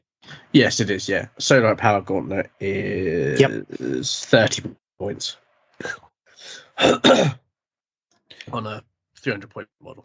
What about Power Talons? Anyway, they're 10 points for 1, 15 points for 2. Gotcha. Yeah, okay. Strength 5 AP 2. Anyway, he hasn't got those. He's gone for the axe. So yeah, let's gone move for the on. axe. Yeah, a squad of Aquilian Terminators, all with Solarite Power Gauntlets and Lastrum Stormbolters. Yep. 2 identical Achilles Dreadnoughts. They've got the Dread Spears and the inbuilt Corvée Las Pulsers, and 2 Lastrum Stormbolters on their fists. Nice. We've got 2. Are they 5-men squad supposed to be? Guardian squad with Sentinel Warblade and Vixilia. 2 with Guardian Axes. 2 with Guardian Spears. I believe they are. Yeah. And because one has got a Sentinel Warblade. Warblade and the Vixilia. Yeah. Okie dokie. And then we've got 2 Agamatus jet bike squadrons, Lastrum bolt cannons on each of those. We've got a Caladius grav tank with the Elastus accelerator cannon, and we've got Eltel. The Eltel's back. The Telemon Cestus and the Arachnus storm cannon. So it's a good list. It's not terrible. From my point of view, I don't think it's a particularly scary. It's not as scary as you could easily make this list. I think it hasn't got those like las cannons on the bikes, which are really nasty. And I would have taken the las cannons instead of the bolters. I would probably take not the Guardian Axes. I would take some of the other spears. That are available, because you can have the Melter Spear, you can have the Instant Death Spear. I mean, Guardian Spears are good, but they're unwieldy, and if you can hit fast, and if you can hit fast, you've got to worry about less things hitting you back. Totally, and I think that's one of the strengths. The strengths of the Custodes is Initiative 5 base, pretty much. Yeah, all apart from the Dreadnoughts. And when you're fighting Nemesis units, you're a bit quicker as well. So, I think it's a good list. I don't put it into Nightmare Fuel territory. No, I think what you can make a Custodes list be quite easily. We played a similar list at Scotland. Yeah, and it was very similar. I think he had the las cannons though. Yeah. He had the las cannons on the bike squad, and I think he had the Elastas accelerate cannon is pretty useful as well. So but I think it's a good list, a strong list. Again, it'd be under that kind of strong heading. I think I could give it a go. Maybe it would always probably win against my Sons of Horus, but I'd probably make more of an account of myself than some of the others. Yep. Okay. I mean, just trying to see whether does it need 2 squads of those bikes? Probably not. 1 squad. I mean, I think Daemons would overrun it, to be honest with you. The new Demon list. The thing is that people need to consider. The big stuff would cause this list a problem. The small stuff wouldn't, because there's not a lot of AP2 really in that list. No, I guess you could, because they're quite small squads. So I think could you potentially just carpet them with some. With big Demon squads. The jet bikes, although their shooting isn't great, they are doing 2 strength 10 AP 1 lance strikes each. Okay. Is that on the charge? When they bundle in, with the Solarite Power Lance. Power Lance. I think they get 1 attack on profile. Yeah, that's and then right. 1 for charging, and I think pretty sure it's strength 10 AP 1. So they're pretty good for bundling in and taking doubling stuff out. Something that's toughness 5. Yeah, going after dreads, that kind of thing. Okay. But I've seen and I've built scarier Custodes lists. Good effort. Thank you very much. Like it, absolutely. I'm not knocking it. for what we're looking for, it's. It didn't make me angry, so Graham has had to swear yet, and only one list has so far done that. So three lists to go. I'll go with James Gibbs, Dark Angel. So in his HQ slots, he's got Corswain. We all know and love Corswain. We love him, Corswain, with a Deathwing companion detachment. With 1, 2, 3, 4, 5 Deathwing companions, 2 Calibanite Warblades with the Cytherian pattern Aegis, 3 Tyrannic Greatswords, and a Land Raider Proteus carrier with the Twin Link Las Cannon at the front. In the elites, we've got 2 Apothecaries. They both appear to be identical with this Stormwing, with Calibanite Warblades and a Volkite, a Combi Volkite. So that's always cool. Then we've got Inner Knight Cenobium, Deathwing, Hunter of Beasts with a Vexelia, Inner Spartan, that's Ironwing. And that's got the las cannon arrays and the twin linked heavy bolter, and they've got 2 thunder hammers and 1, 2, 3, 4, 5 tyrannic great swords. Can you give the Spartan a different thing to the squad that buys it? What do you mean? Well, it's got Deathwing on the Inner Knight Cenobium, and the Land Raider, if it's bought as a dedicated transport. It's an interesting rules question. I don't know the answer, by the way. I do not know. I shall have a look while Mr. B continues his. Then we've got as part of the squad. Then we've got Rapier, Dreadwing with there's 3 of these with graviton cannons. Then we've got 2 identical Stormwing. That's a weird choice. Why would you have graviton cannons? And I think he explains it down. So we'll let him state his piece for the court. Then 2 Stormwing tactical squads, identical, with Artificer armor on the Sergeant and a Rhino. And he's taking Lionel Johnson with the Lion Sword. Okay. We've also got a... Oh, go on. His list is illegal. Is it? How? Because he can't do that thing that he wants to do. Well, he could all units composed entirely of models from the Legion of Astartes Dark Angel Special Rule must select a Hexagraviton unit subtype. Some models may be required to select specific unit subtypes. This will be noted on their army profile. All models in the unit must select the same Hexagraviton unit subtype. A model selected as a dedicated transport must select the same unit subtype as it is selected for. I think we can let it pass because he's got nothing in heavy support, so he could always have taken it as a heavy support choice. As opposed to dedicated could he? I mean, this is the upper echelons. This is the elite of the elite. Yeah, I mean, I pulled Nick over for saying it was AP3 and it's AP4. I mean, this is a travesty, frankly. He also has in a court of law, it'd be out. Go on. He also has an allied detachment of Sisters of Silence with Janita Kroll, a unit of Oblivion Knights. Sorry, I can just imagine James listening to this right now. He is going to be absolutely fuming. He's going to be dear points of view. He's going to write a letter of complaint to the ombudsman. Hey, look. Okay, we have 10 Oblivion Knights with the execution blades and stuff, and they are in a Carrion pattern Acquisitor. So that is. I don't know why you still bother talking, Mr. B. It's not even valid. I mean, yeah, we've discounted. Okay, from our... and a prosecutor cadre and a 5-man prosecutor cadre. Well, 5 women, I should say. Is it 5 or is it 4? There's 4, but they only have a sergeant with them. Yeah, they have a sergeant with them. Yeah. Okay, so he says, attaches my filthy list. The idea is a combination of hard-hitting melee and a few cheaper scoring units. Main force is Darkwings with the Lion and 7 Cenobites in a Spartan, accompanied by Corswain and some Deathwing companions in a Land Raider. 3 Rapiers are meant to deal with both fast-moving stuff by dropping grav effect pie plates and also deal with armor through the Haywire rule, as they have the Legion of Astartes rule. They ignore pinning and gain 1+ to their leadership. So they're not in the Iron Wing Spartan, are they? I mean, yeah. Well, yeah, but the thing is that going to stop a tank? It's not going to stop a Spartan, is it?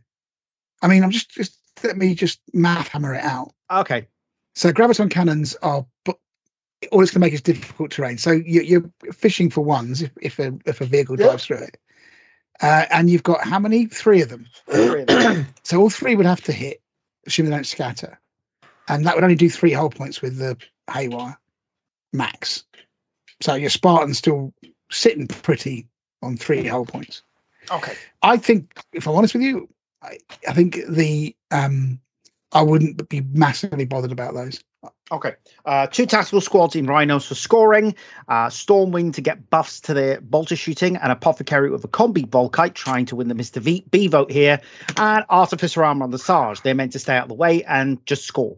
That's it. Obvious pandering to the class as well. Sisters of Silence are there to deal with Psychic and the inevitable demon hordes that will be arriving.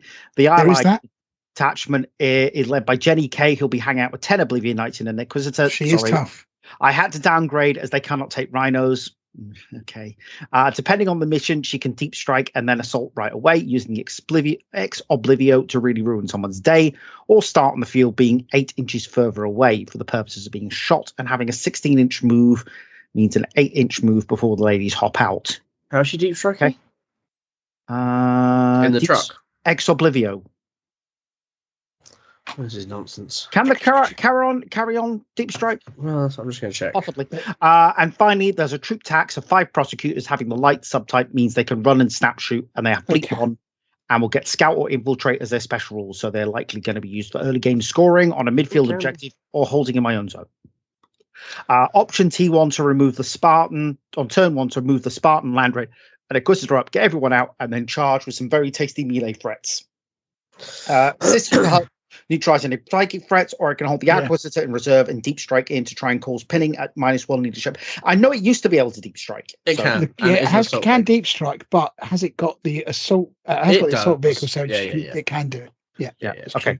Because that was the thing that when people tried to sneak golden armored gentlemen into. I'm not sure, James. I mean, I do think it's tough, especially with a lion there. I mean, that's just. Well, you got the lion, you got Jenny to Crawler, you got Courseway. Yeah, that's 3. That's 3 big hitters. I think an argument. I think melee wise, this is an absolute horrific list, just melee wise. But I'm not sure shooting wise. I think you can stop it because the lion is an absolute monster. He's a beast. Yeah. The more you shoot him, the angrier he gets. Yeah, I don't think it's going to be that big a threat shooting wise, but melee wise. I think you could stop. I think you could make your life easier if you stop the Land Raider or the Spartan, but you probably couldn't stop both. And if he does pull that trick with the assault vehicle, deep striking that in, which is a cool move, by the way. It is. I think we have to add it in. It's got to be considered. With those 3 in it and the things that support it, even though it's illegal, and that's clearly means it's not going to win. But I think it does need maybe a mention in dispatches, possibly. It's good. Yeah, 3 big boys that. Yeah. There's no fat on that list, really. I mean, the only weakness I would say is if you blew up the tactical squads, they're just tactical squads, right? And there's only 2 of them, so you got 3 scoring in total, prosecutors and the 2 rhinos. They are pretty weak. So if you were playing the mission, for example, you could sacrifice things to kill those just to win. If you had enough scoring of yourself that wasn't getting murdered by everything else. Yeah. It's tough. It's putting the lion in there pushes it into semi-nightmare territory. Yes. Okay. Right. Okay. Do you want to take on Graham? Ian? It's probably going to be Owen or Owen. Might be. Yeah. McGregor. Owen. Yeah. Thanks for sending us in, Owen. So Death Guard. Oh my! Why did I get this? You know how much I like Death Guard. Exactly. So of course it's the Reaping because there's no other Death Guard Rite of War. I believe there's only one, isn't there? The Reaping, Mr. B. Is that right? There is 2, but there's only one. But the Reaping. So you've got a Praetor, Cataphracti Warlord. So 4 wounds of goodness. Death Shroud Terminator Squad supporting him. So 3, 4, 5 Death Shroud Terminators. These are the ones with the size, aren't they? Yes.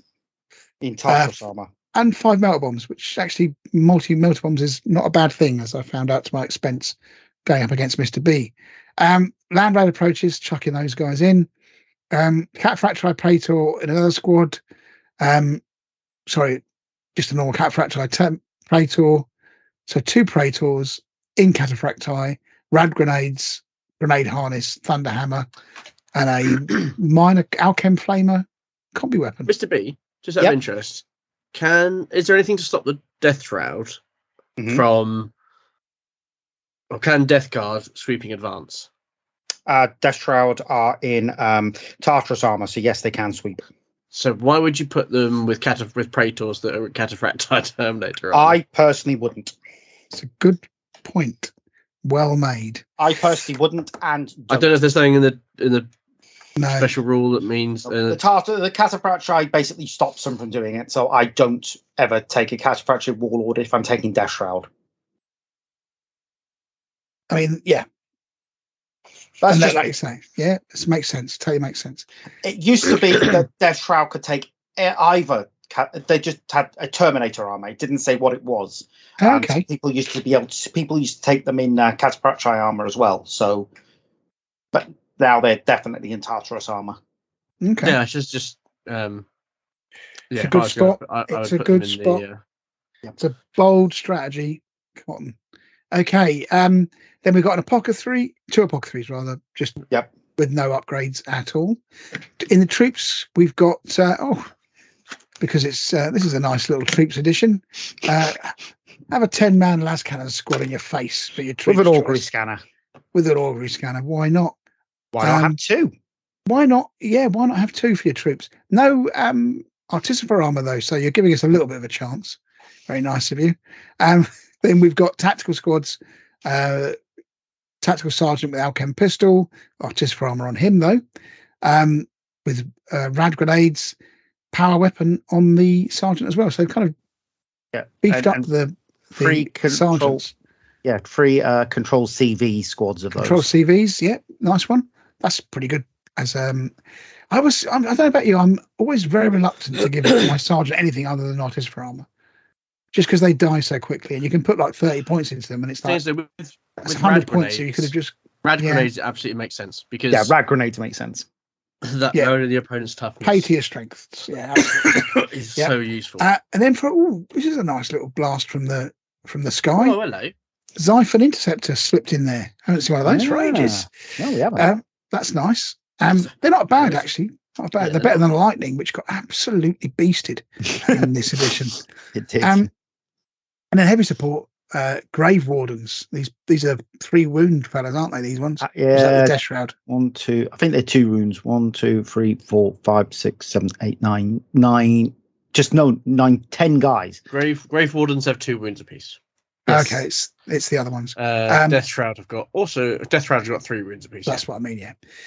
So assault grenade launchers, power fist, toxin bombs. Sounds horrible. All of that sounds horrible. Chain fists. 4 chain fists, 3 power fists. Sorry, 5 power fists. 4 chain fists, 3 power fists, and a power fist on the sergeant. So yeah. And 2 power fists on 2 guys with heavy flamers. Nice. Very good. They all charges against them count as disordered as well. And then Overwatch with the Alchem Flamer. Heavy Alchem Flamers, though, are no better than Alchem Flamer pistols, aren't they, Mr. B, as we talked about? Yep, no better. They're still just as deadly. Slightly better AP, and that might be useful against demons. And they've got their nasty smell attack as well. What does that do? They've got a template attack for. Is it template? Oh no, it's free. Death Cloud Projector. Yeah, Death Cloud Projector. It's basically it is template. Yeah, it's template. Strength 1, AP4. Smell bad. Each one of them has one of those. Poison 3+. What's the toxin bomb do? Oh god, toxin bomb. When you feed Mr. B a Scotch egg. Oh yeah, pretty much. Well, that is literally what a Death Cloud is. They just emit a nasty smell. Toxin bomb. Toxin bombs. Here we go. Any model with a character subtype may take a toxin bomb of 10 points. When an enemy declares a charge against a unit that includes 1 or more models with the toxin bombs, roll a d6 for each model unit that is declared a charge. Oh yeah. For each roll of a 1, a model unit is declared a charge chosen by that unit's controlling player suffers a wound. No armor save, cover save, or damage mitigation roll may be made against this wound. I hate these things. They're absolute chew on. But every time you do get invulnerable save. Yeah. You do, but every model. So if you have 10 people that charge it, you basically get 10 wounds where you have to invuln save it. When did you roll a d6 for each model? Yep. So if you've got 2 wounds though on a model, that means you not can so bad. only allocate 1 to each model, doesn't it? It's not like 10 wounds. Do 10 wounds go in the wound pool? So you could lose 5 guys, or could you lose each roll of a wound 1. on each? So it's every D. You got to roll a D6 for each one. You know how many ones I roll, right? Oh yeah, you're going to kill a whole unit at a time. Yeah, absolutely. Okay, cool. That's a pretty good squad. And then we've got Leviathan Dreadnought, Siege Claw, Siege Drill, the classics. Rolling out the kind of classic rock sort of stairway to heaven, really, of Leviathan Dreadnoughts with a Phosphex Discharger, which is a really great weapon, actually, in this edition. And 2 heavy Alkane Flamers, why not, in the fists for added lols? And then just the 2 Vindicators. Casual. Casual 2. Satellite mounted Magna Laser Destroyer, which is a fantastic weapon, I think, one of the best. It's never been bad. You're right, it has never been bad, actually. Not a bad list, but not enough to scare me. I think I could give it a good run for its money. As an assault sort of themed player, yes, it concerns me in a number of ways, because rad grenades are an absolute arsehole. They are for you, because you rely on your toughness 5, don't you? But even against Marines, toughness 3. I mean, basic shit can start causing all sorts of bother at toughness 3. True enough. I think it's pretty I think it's pretty unpleasant, because it is Craftwork Death Guard as well. So it is Craftwork Death Guard, which puts it into real territory of we can do whatever the F we 20 want. las cannons, actually. I take it back. This is a nightmare list. You win. It's not the easiest.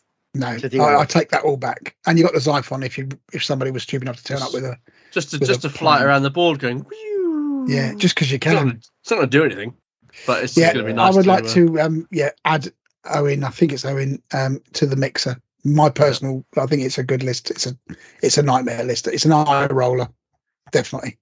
There's already going to make the eye roll just as Death Guard, just by the very nature of how broken they are. Because they're bullshit. Yeah, basically. Yeah. Okay. Basically. Most bullshit of all the legions. All right. Do you want to run through the last one then, Chris, with an Iron Warriors list? So I was just looking at the Reaping again and just getting my pulse rate up. We can't make run moves. Oh no! How will we cope? But I'm just going to stand and walk towards you with my last heavy, with my last cannons full whack every 30 seconds. Yeah. Fuck you. Right. I've got so much beeping to put in this episode. You have. But Mr. B, if there's ever going to be a time for us to let loose, it was going to be the Nightmare List challenge. Yeah. Because triggers ahoy, and this episode should probably come with a trigger warning at the start, and we should probably put a phone line at the end. You know, if you've been affected by anything, anything you seem to like, that show, then there are people available to. We could charge people for it as well. Actually, make it no, we're not making a 0800 number. What a piece of work right there, people. Just remember the beep. The art of the beep is to include the F in the beep. Keep the start. Start and the F, and then beep the rest. Okay, I will do what I can. That's how South Park do it. I will do what I can.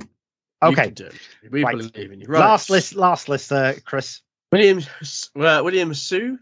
We're HSU. We're not sure. Right, Imperial Iron Warriors. Oh Christ! Oh, good lad. Just do we have an equal amount? Actually, we do. I think we're an equal amount of Iron Warriors and we do. Yes. It's almost like there are 2 standout legions this edition. Yeah, Death Guard and weirdly, I'm surprised that there are. Carry on, because there's some surprising non-entries in this, which I'm surprised about. Right, Iron Warriors, Hammer of sorry. Yeah. Hammer of Olympia. Do you want me to read it out? Because I've got it in front of me. I'm good. I've got it. My lungs have sorted themselves out. They just sure? Yeah. I know that you just kind of expressing this is enough to make you ill. So that's it. I could feel my temperature getting any more. Right.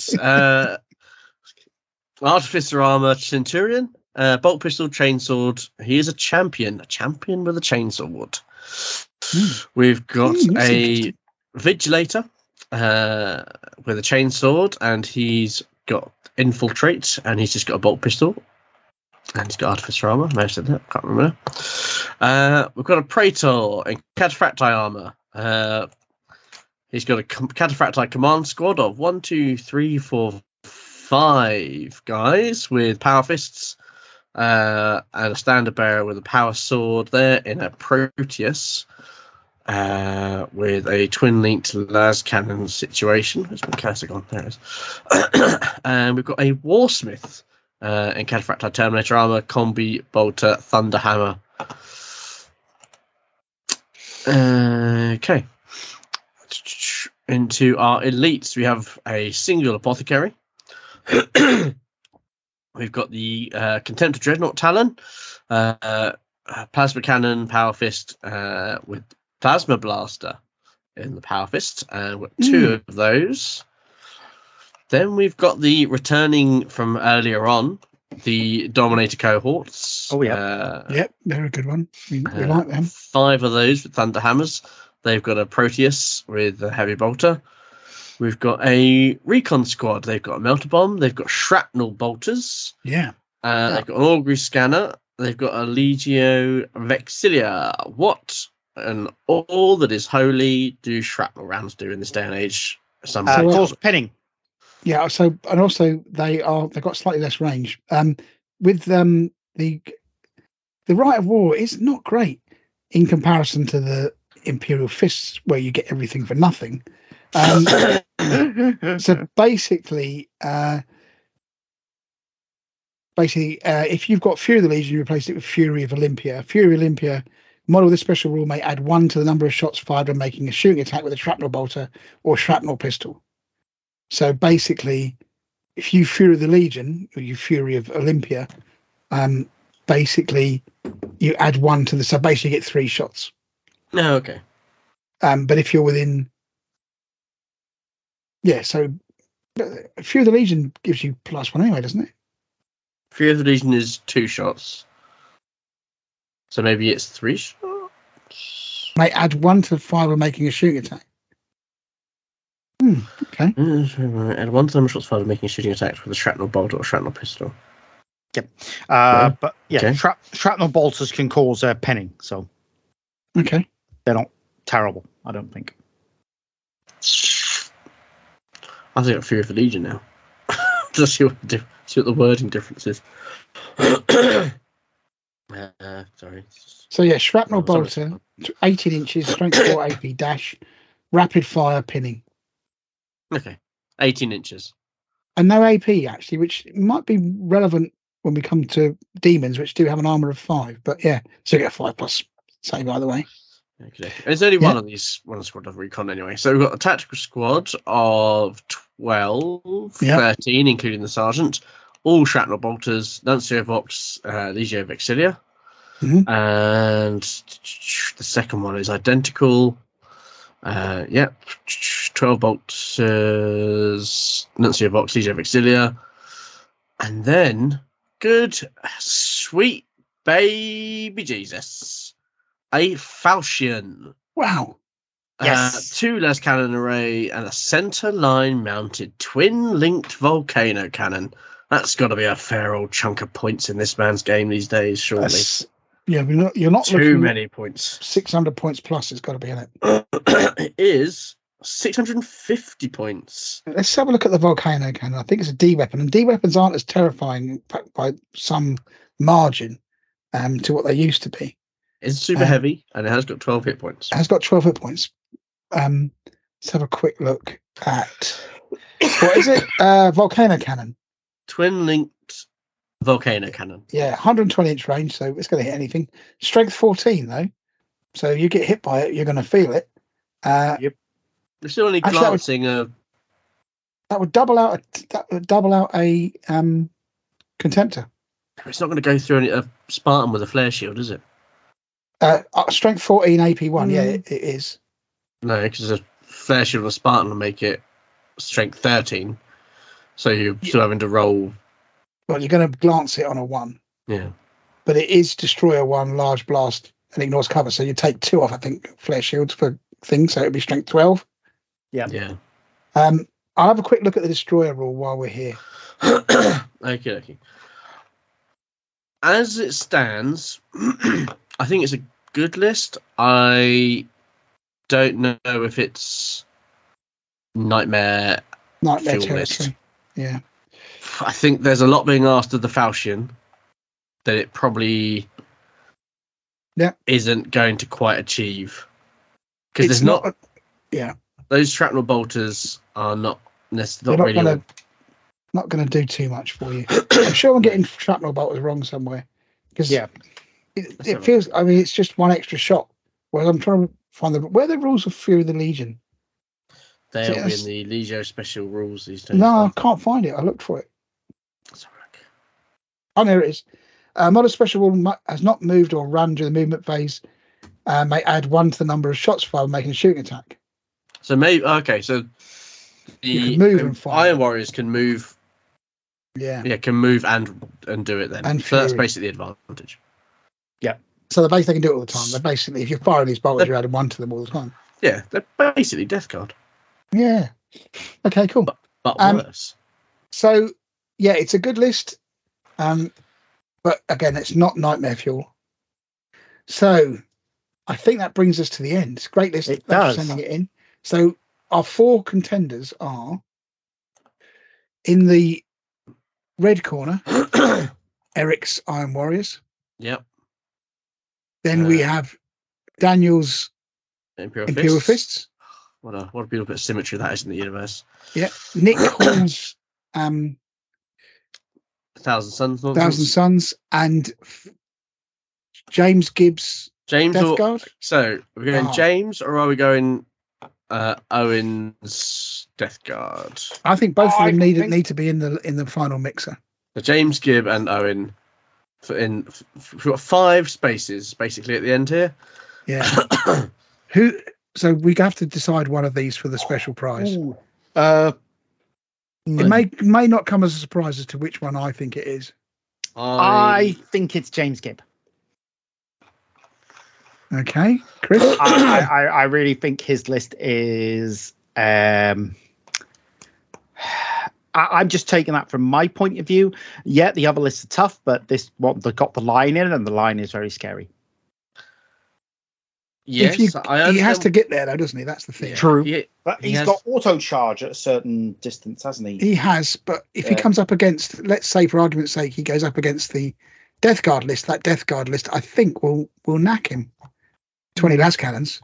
That's going to take out the Spartan on the first lot of shooting and the Landbaider on the second lot of shooting. And then he's on his toes against 20 las cannons that can basically fall back 6 inches a turn and still fire.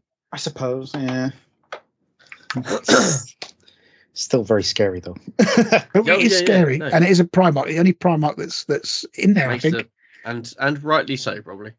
Yeah. I would go Daniel's Imperial Fist list. Yeah. Because I swore so much about it, I'm going to go for the same. I think it's a good list, it's a well thought out list.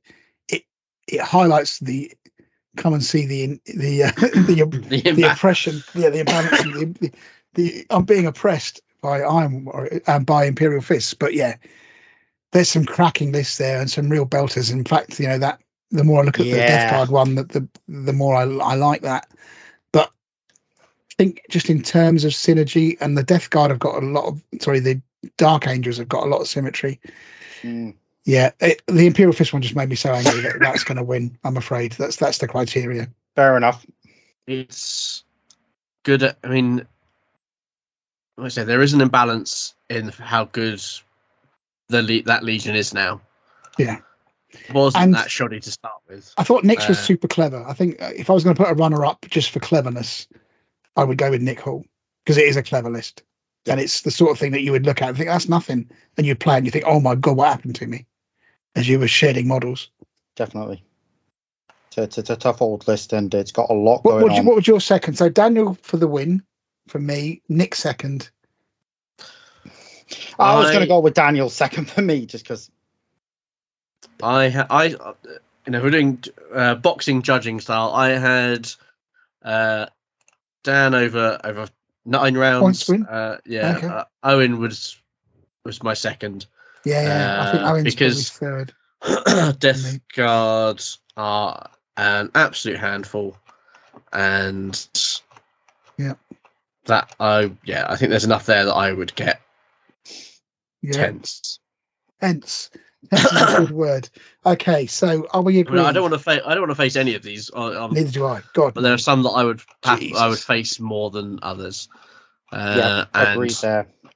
Everybody that sent a list in that we've read out, you really need to just tomorrow, whenever you wake up after you've listened to this, just spend a few extra moments looking in the mirror and just looking at the evil inside of your soul. Yeah, and just thinking, think about your life choices to this. Do I need to embrace this, or do I need to have do something to set it free from because it's not healthy. It's not healthy, people. Although we do it on a regular basis when we do the list challenges, so we're professionals now. We're trained. We can deal with the psychological trauma. Well, this is it. I mean, you have to. And some of these are special. We've been away to Tibetan monasteries just to get ourselves centered and to, get our zen in the right place so we can actually do this particular exercise. Some of these are pure evil. So I think in order then, third place would be the Death Guard, or would you put him in second? I think it's Mr. B, where would you put the Death Guard? Third. Third for the Death Guard. So they would go third because I've put them second. But second place. So I had Nick Hall, but that may just be my personal preference. I think it's a good list. It's a clever list, but it doesn't mean it's a nightmare list. And that may be being a disservice to the Dark Angels, because those are tough. James second. I think the thing with James's list is that you're scared of 3 characters in that list, more as a majority of it, if that makes sense. Yeah. And you're right. I mean, even with the deep striking Janetta Krul, she can still be intercepted off the board. Yeah. There's no internal warrior, but But there's no manipulation of reserve rolls. So you're still making that reserve roll. That's true. Nick's one, although he's got the geolocator on the psyker to improve his roll, he's relying on a psychic test succeeding, which although he's got leadership 9, still every chance it's going to. There is a chance. Go wrong. It's not a certainty. So you're relying on a dice roll to give you a chance to reroll another dice roll. Yeah, which is a good thing, but there's. I mean, a couple of perils of the warps and you're walking basically, but I guess they can in the squad. You can just allocate the wounds to the kind of life batteries that are the ones around him. Yeah, because the perils of the warp, you can do that, can't you? It doesn't. You allocate that. Yeah, basically everyone else but him dies. Yeah, that's pretty much the whole purpose of that. And he only needs to do it for 2 rounds, doesn't he? He only need to be around for 2 rounds to do that. So. I like that list. I've got to be honest, but I think it's a real tough one. That I think it's one of the problem with these all list challenges that we always have is that if you asked us on another day, there'll be things that we wouldn't necessarily get to the same conclusions. It's just the nature of list writing, which is why we mostly enjoy it. Right? So it's a very subjective theoretical exercise. It takes out the kind of whole human thing of that fact that I cannot roll above a 3 most of the time, which regardless of what list you gave me here would still be the case. So okay, so I'd say my top 3 is so the Death Guard, Nick, and Daniel for the win. What's your top 3 is? Mine was James, then what's his name with the Imperial Fists, and Nick. Yeah. And then Chris, yours are? Daniel, Owen, Eric.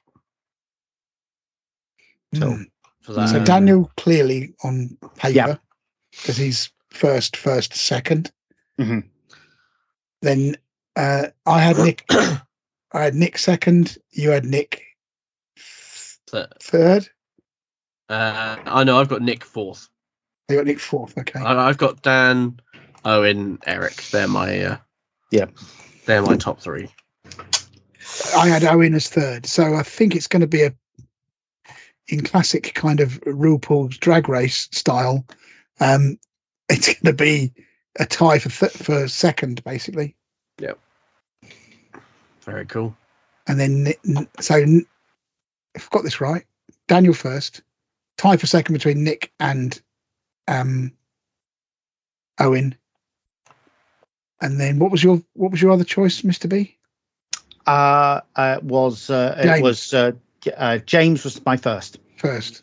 Yeah. So James would then go third. Daniel was my second, and then Nick was third. Yeah. Okay. So the final scores then. Let me make sure I got this right. In third place, we have James Gibb with his horrible Death Guard. His horrible Dark Angels. In second place with a tie, which should really be third, but we'll allow it, we have Nick Hall and Owen. So Nick Hall's Thousand Suns and Owen's Death Guard. And the clear winner, the all points knockout blow, is back with the title belt, Daniel Paul and his horrible Imperial Fists. Yes. I hope it never darkens my door. That's all I'm saying. At some point. It's a tough one. All right. Great things. Well, I hope. We Go on, Chris. Wrap up. Be in contact with Dan. And again, thank you everyone for sending your lists in. We are so grateful. And you now have a whole year to come up with something worse. Can you do that? If you do send us, if you do want a small envelope full of Edge of Empire tat that we've got lying around for a few years, just send us your address and we'll get you those posted out to you. It will only be an envelope, and we will be in touch, or Dan, if you get in touch, and we can send you a lovely T-shirt or something equivalent from the Edge of Empire goodie bag. Yes, great stuff. What thoroughly enjoyable. Okay, shall we knock into the clubs? Let's do it. Let's do this thing.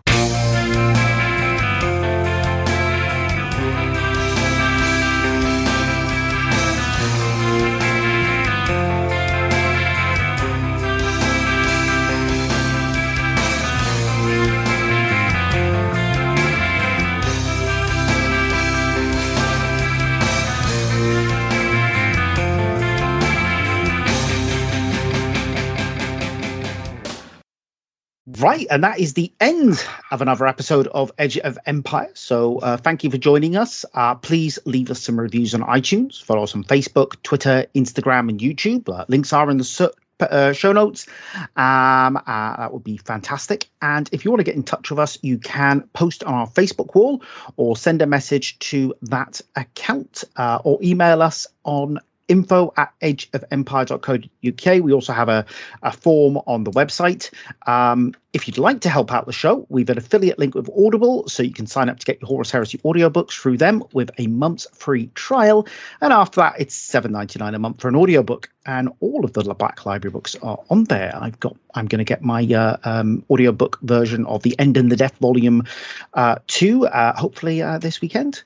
And you can also become a patron of the show, pop a couple of dollars into our tip jar, for which we'll be eternally grateful, or even buy us a coffee, or Ko-fi, or how do you pronounce? I don't know how you pronounce it.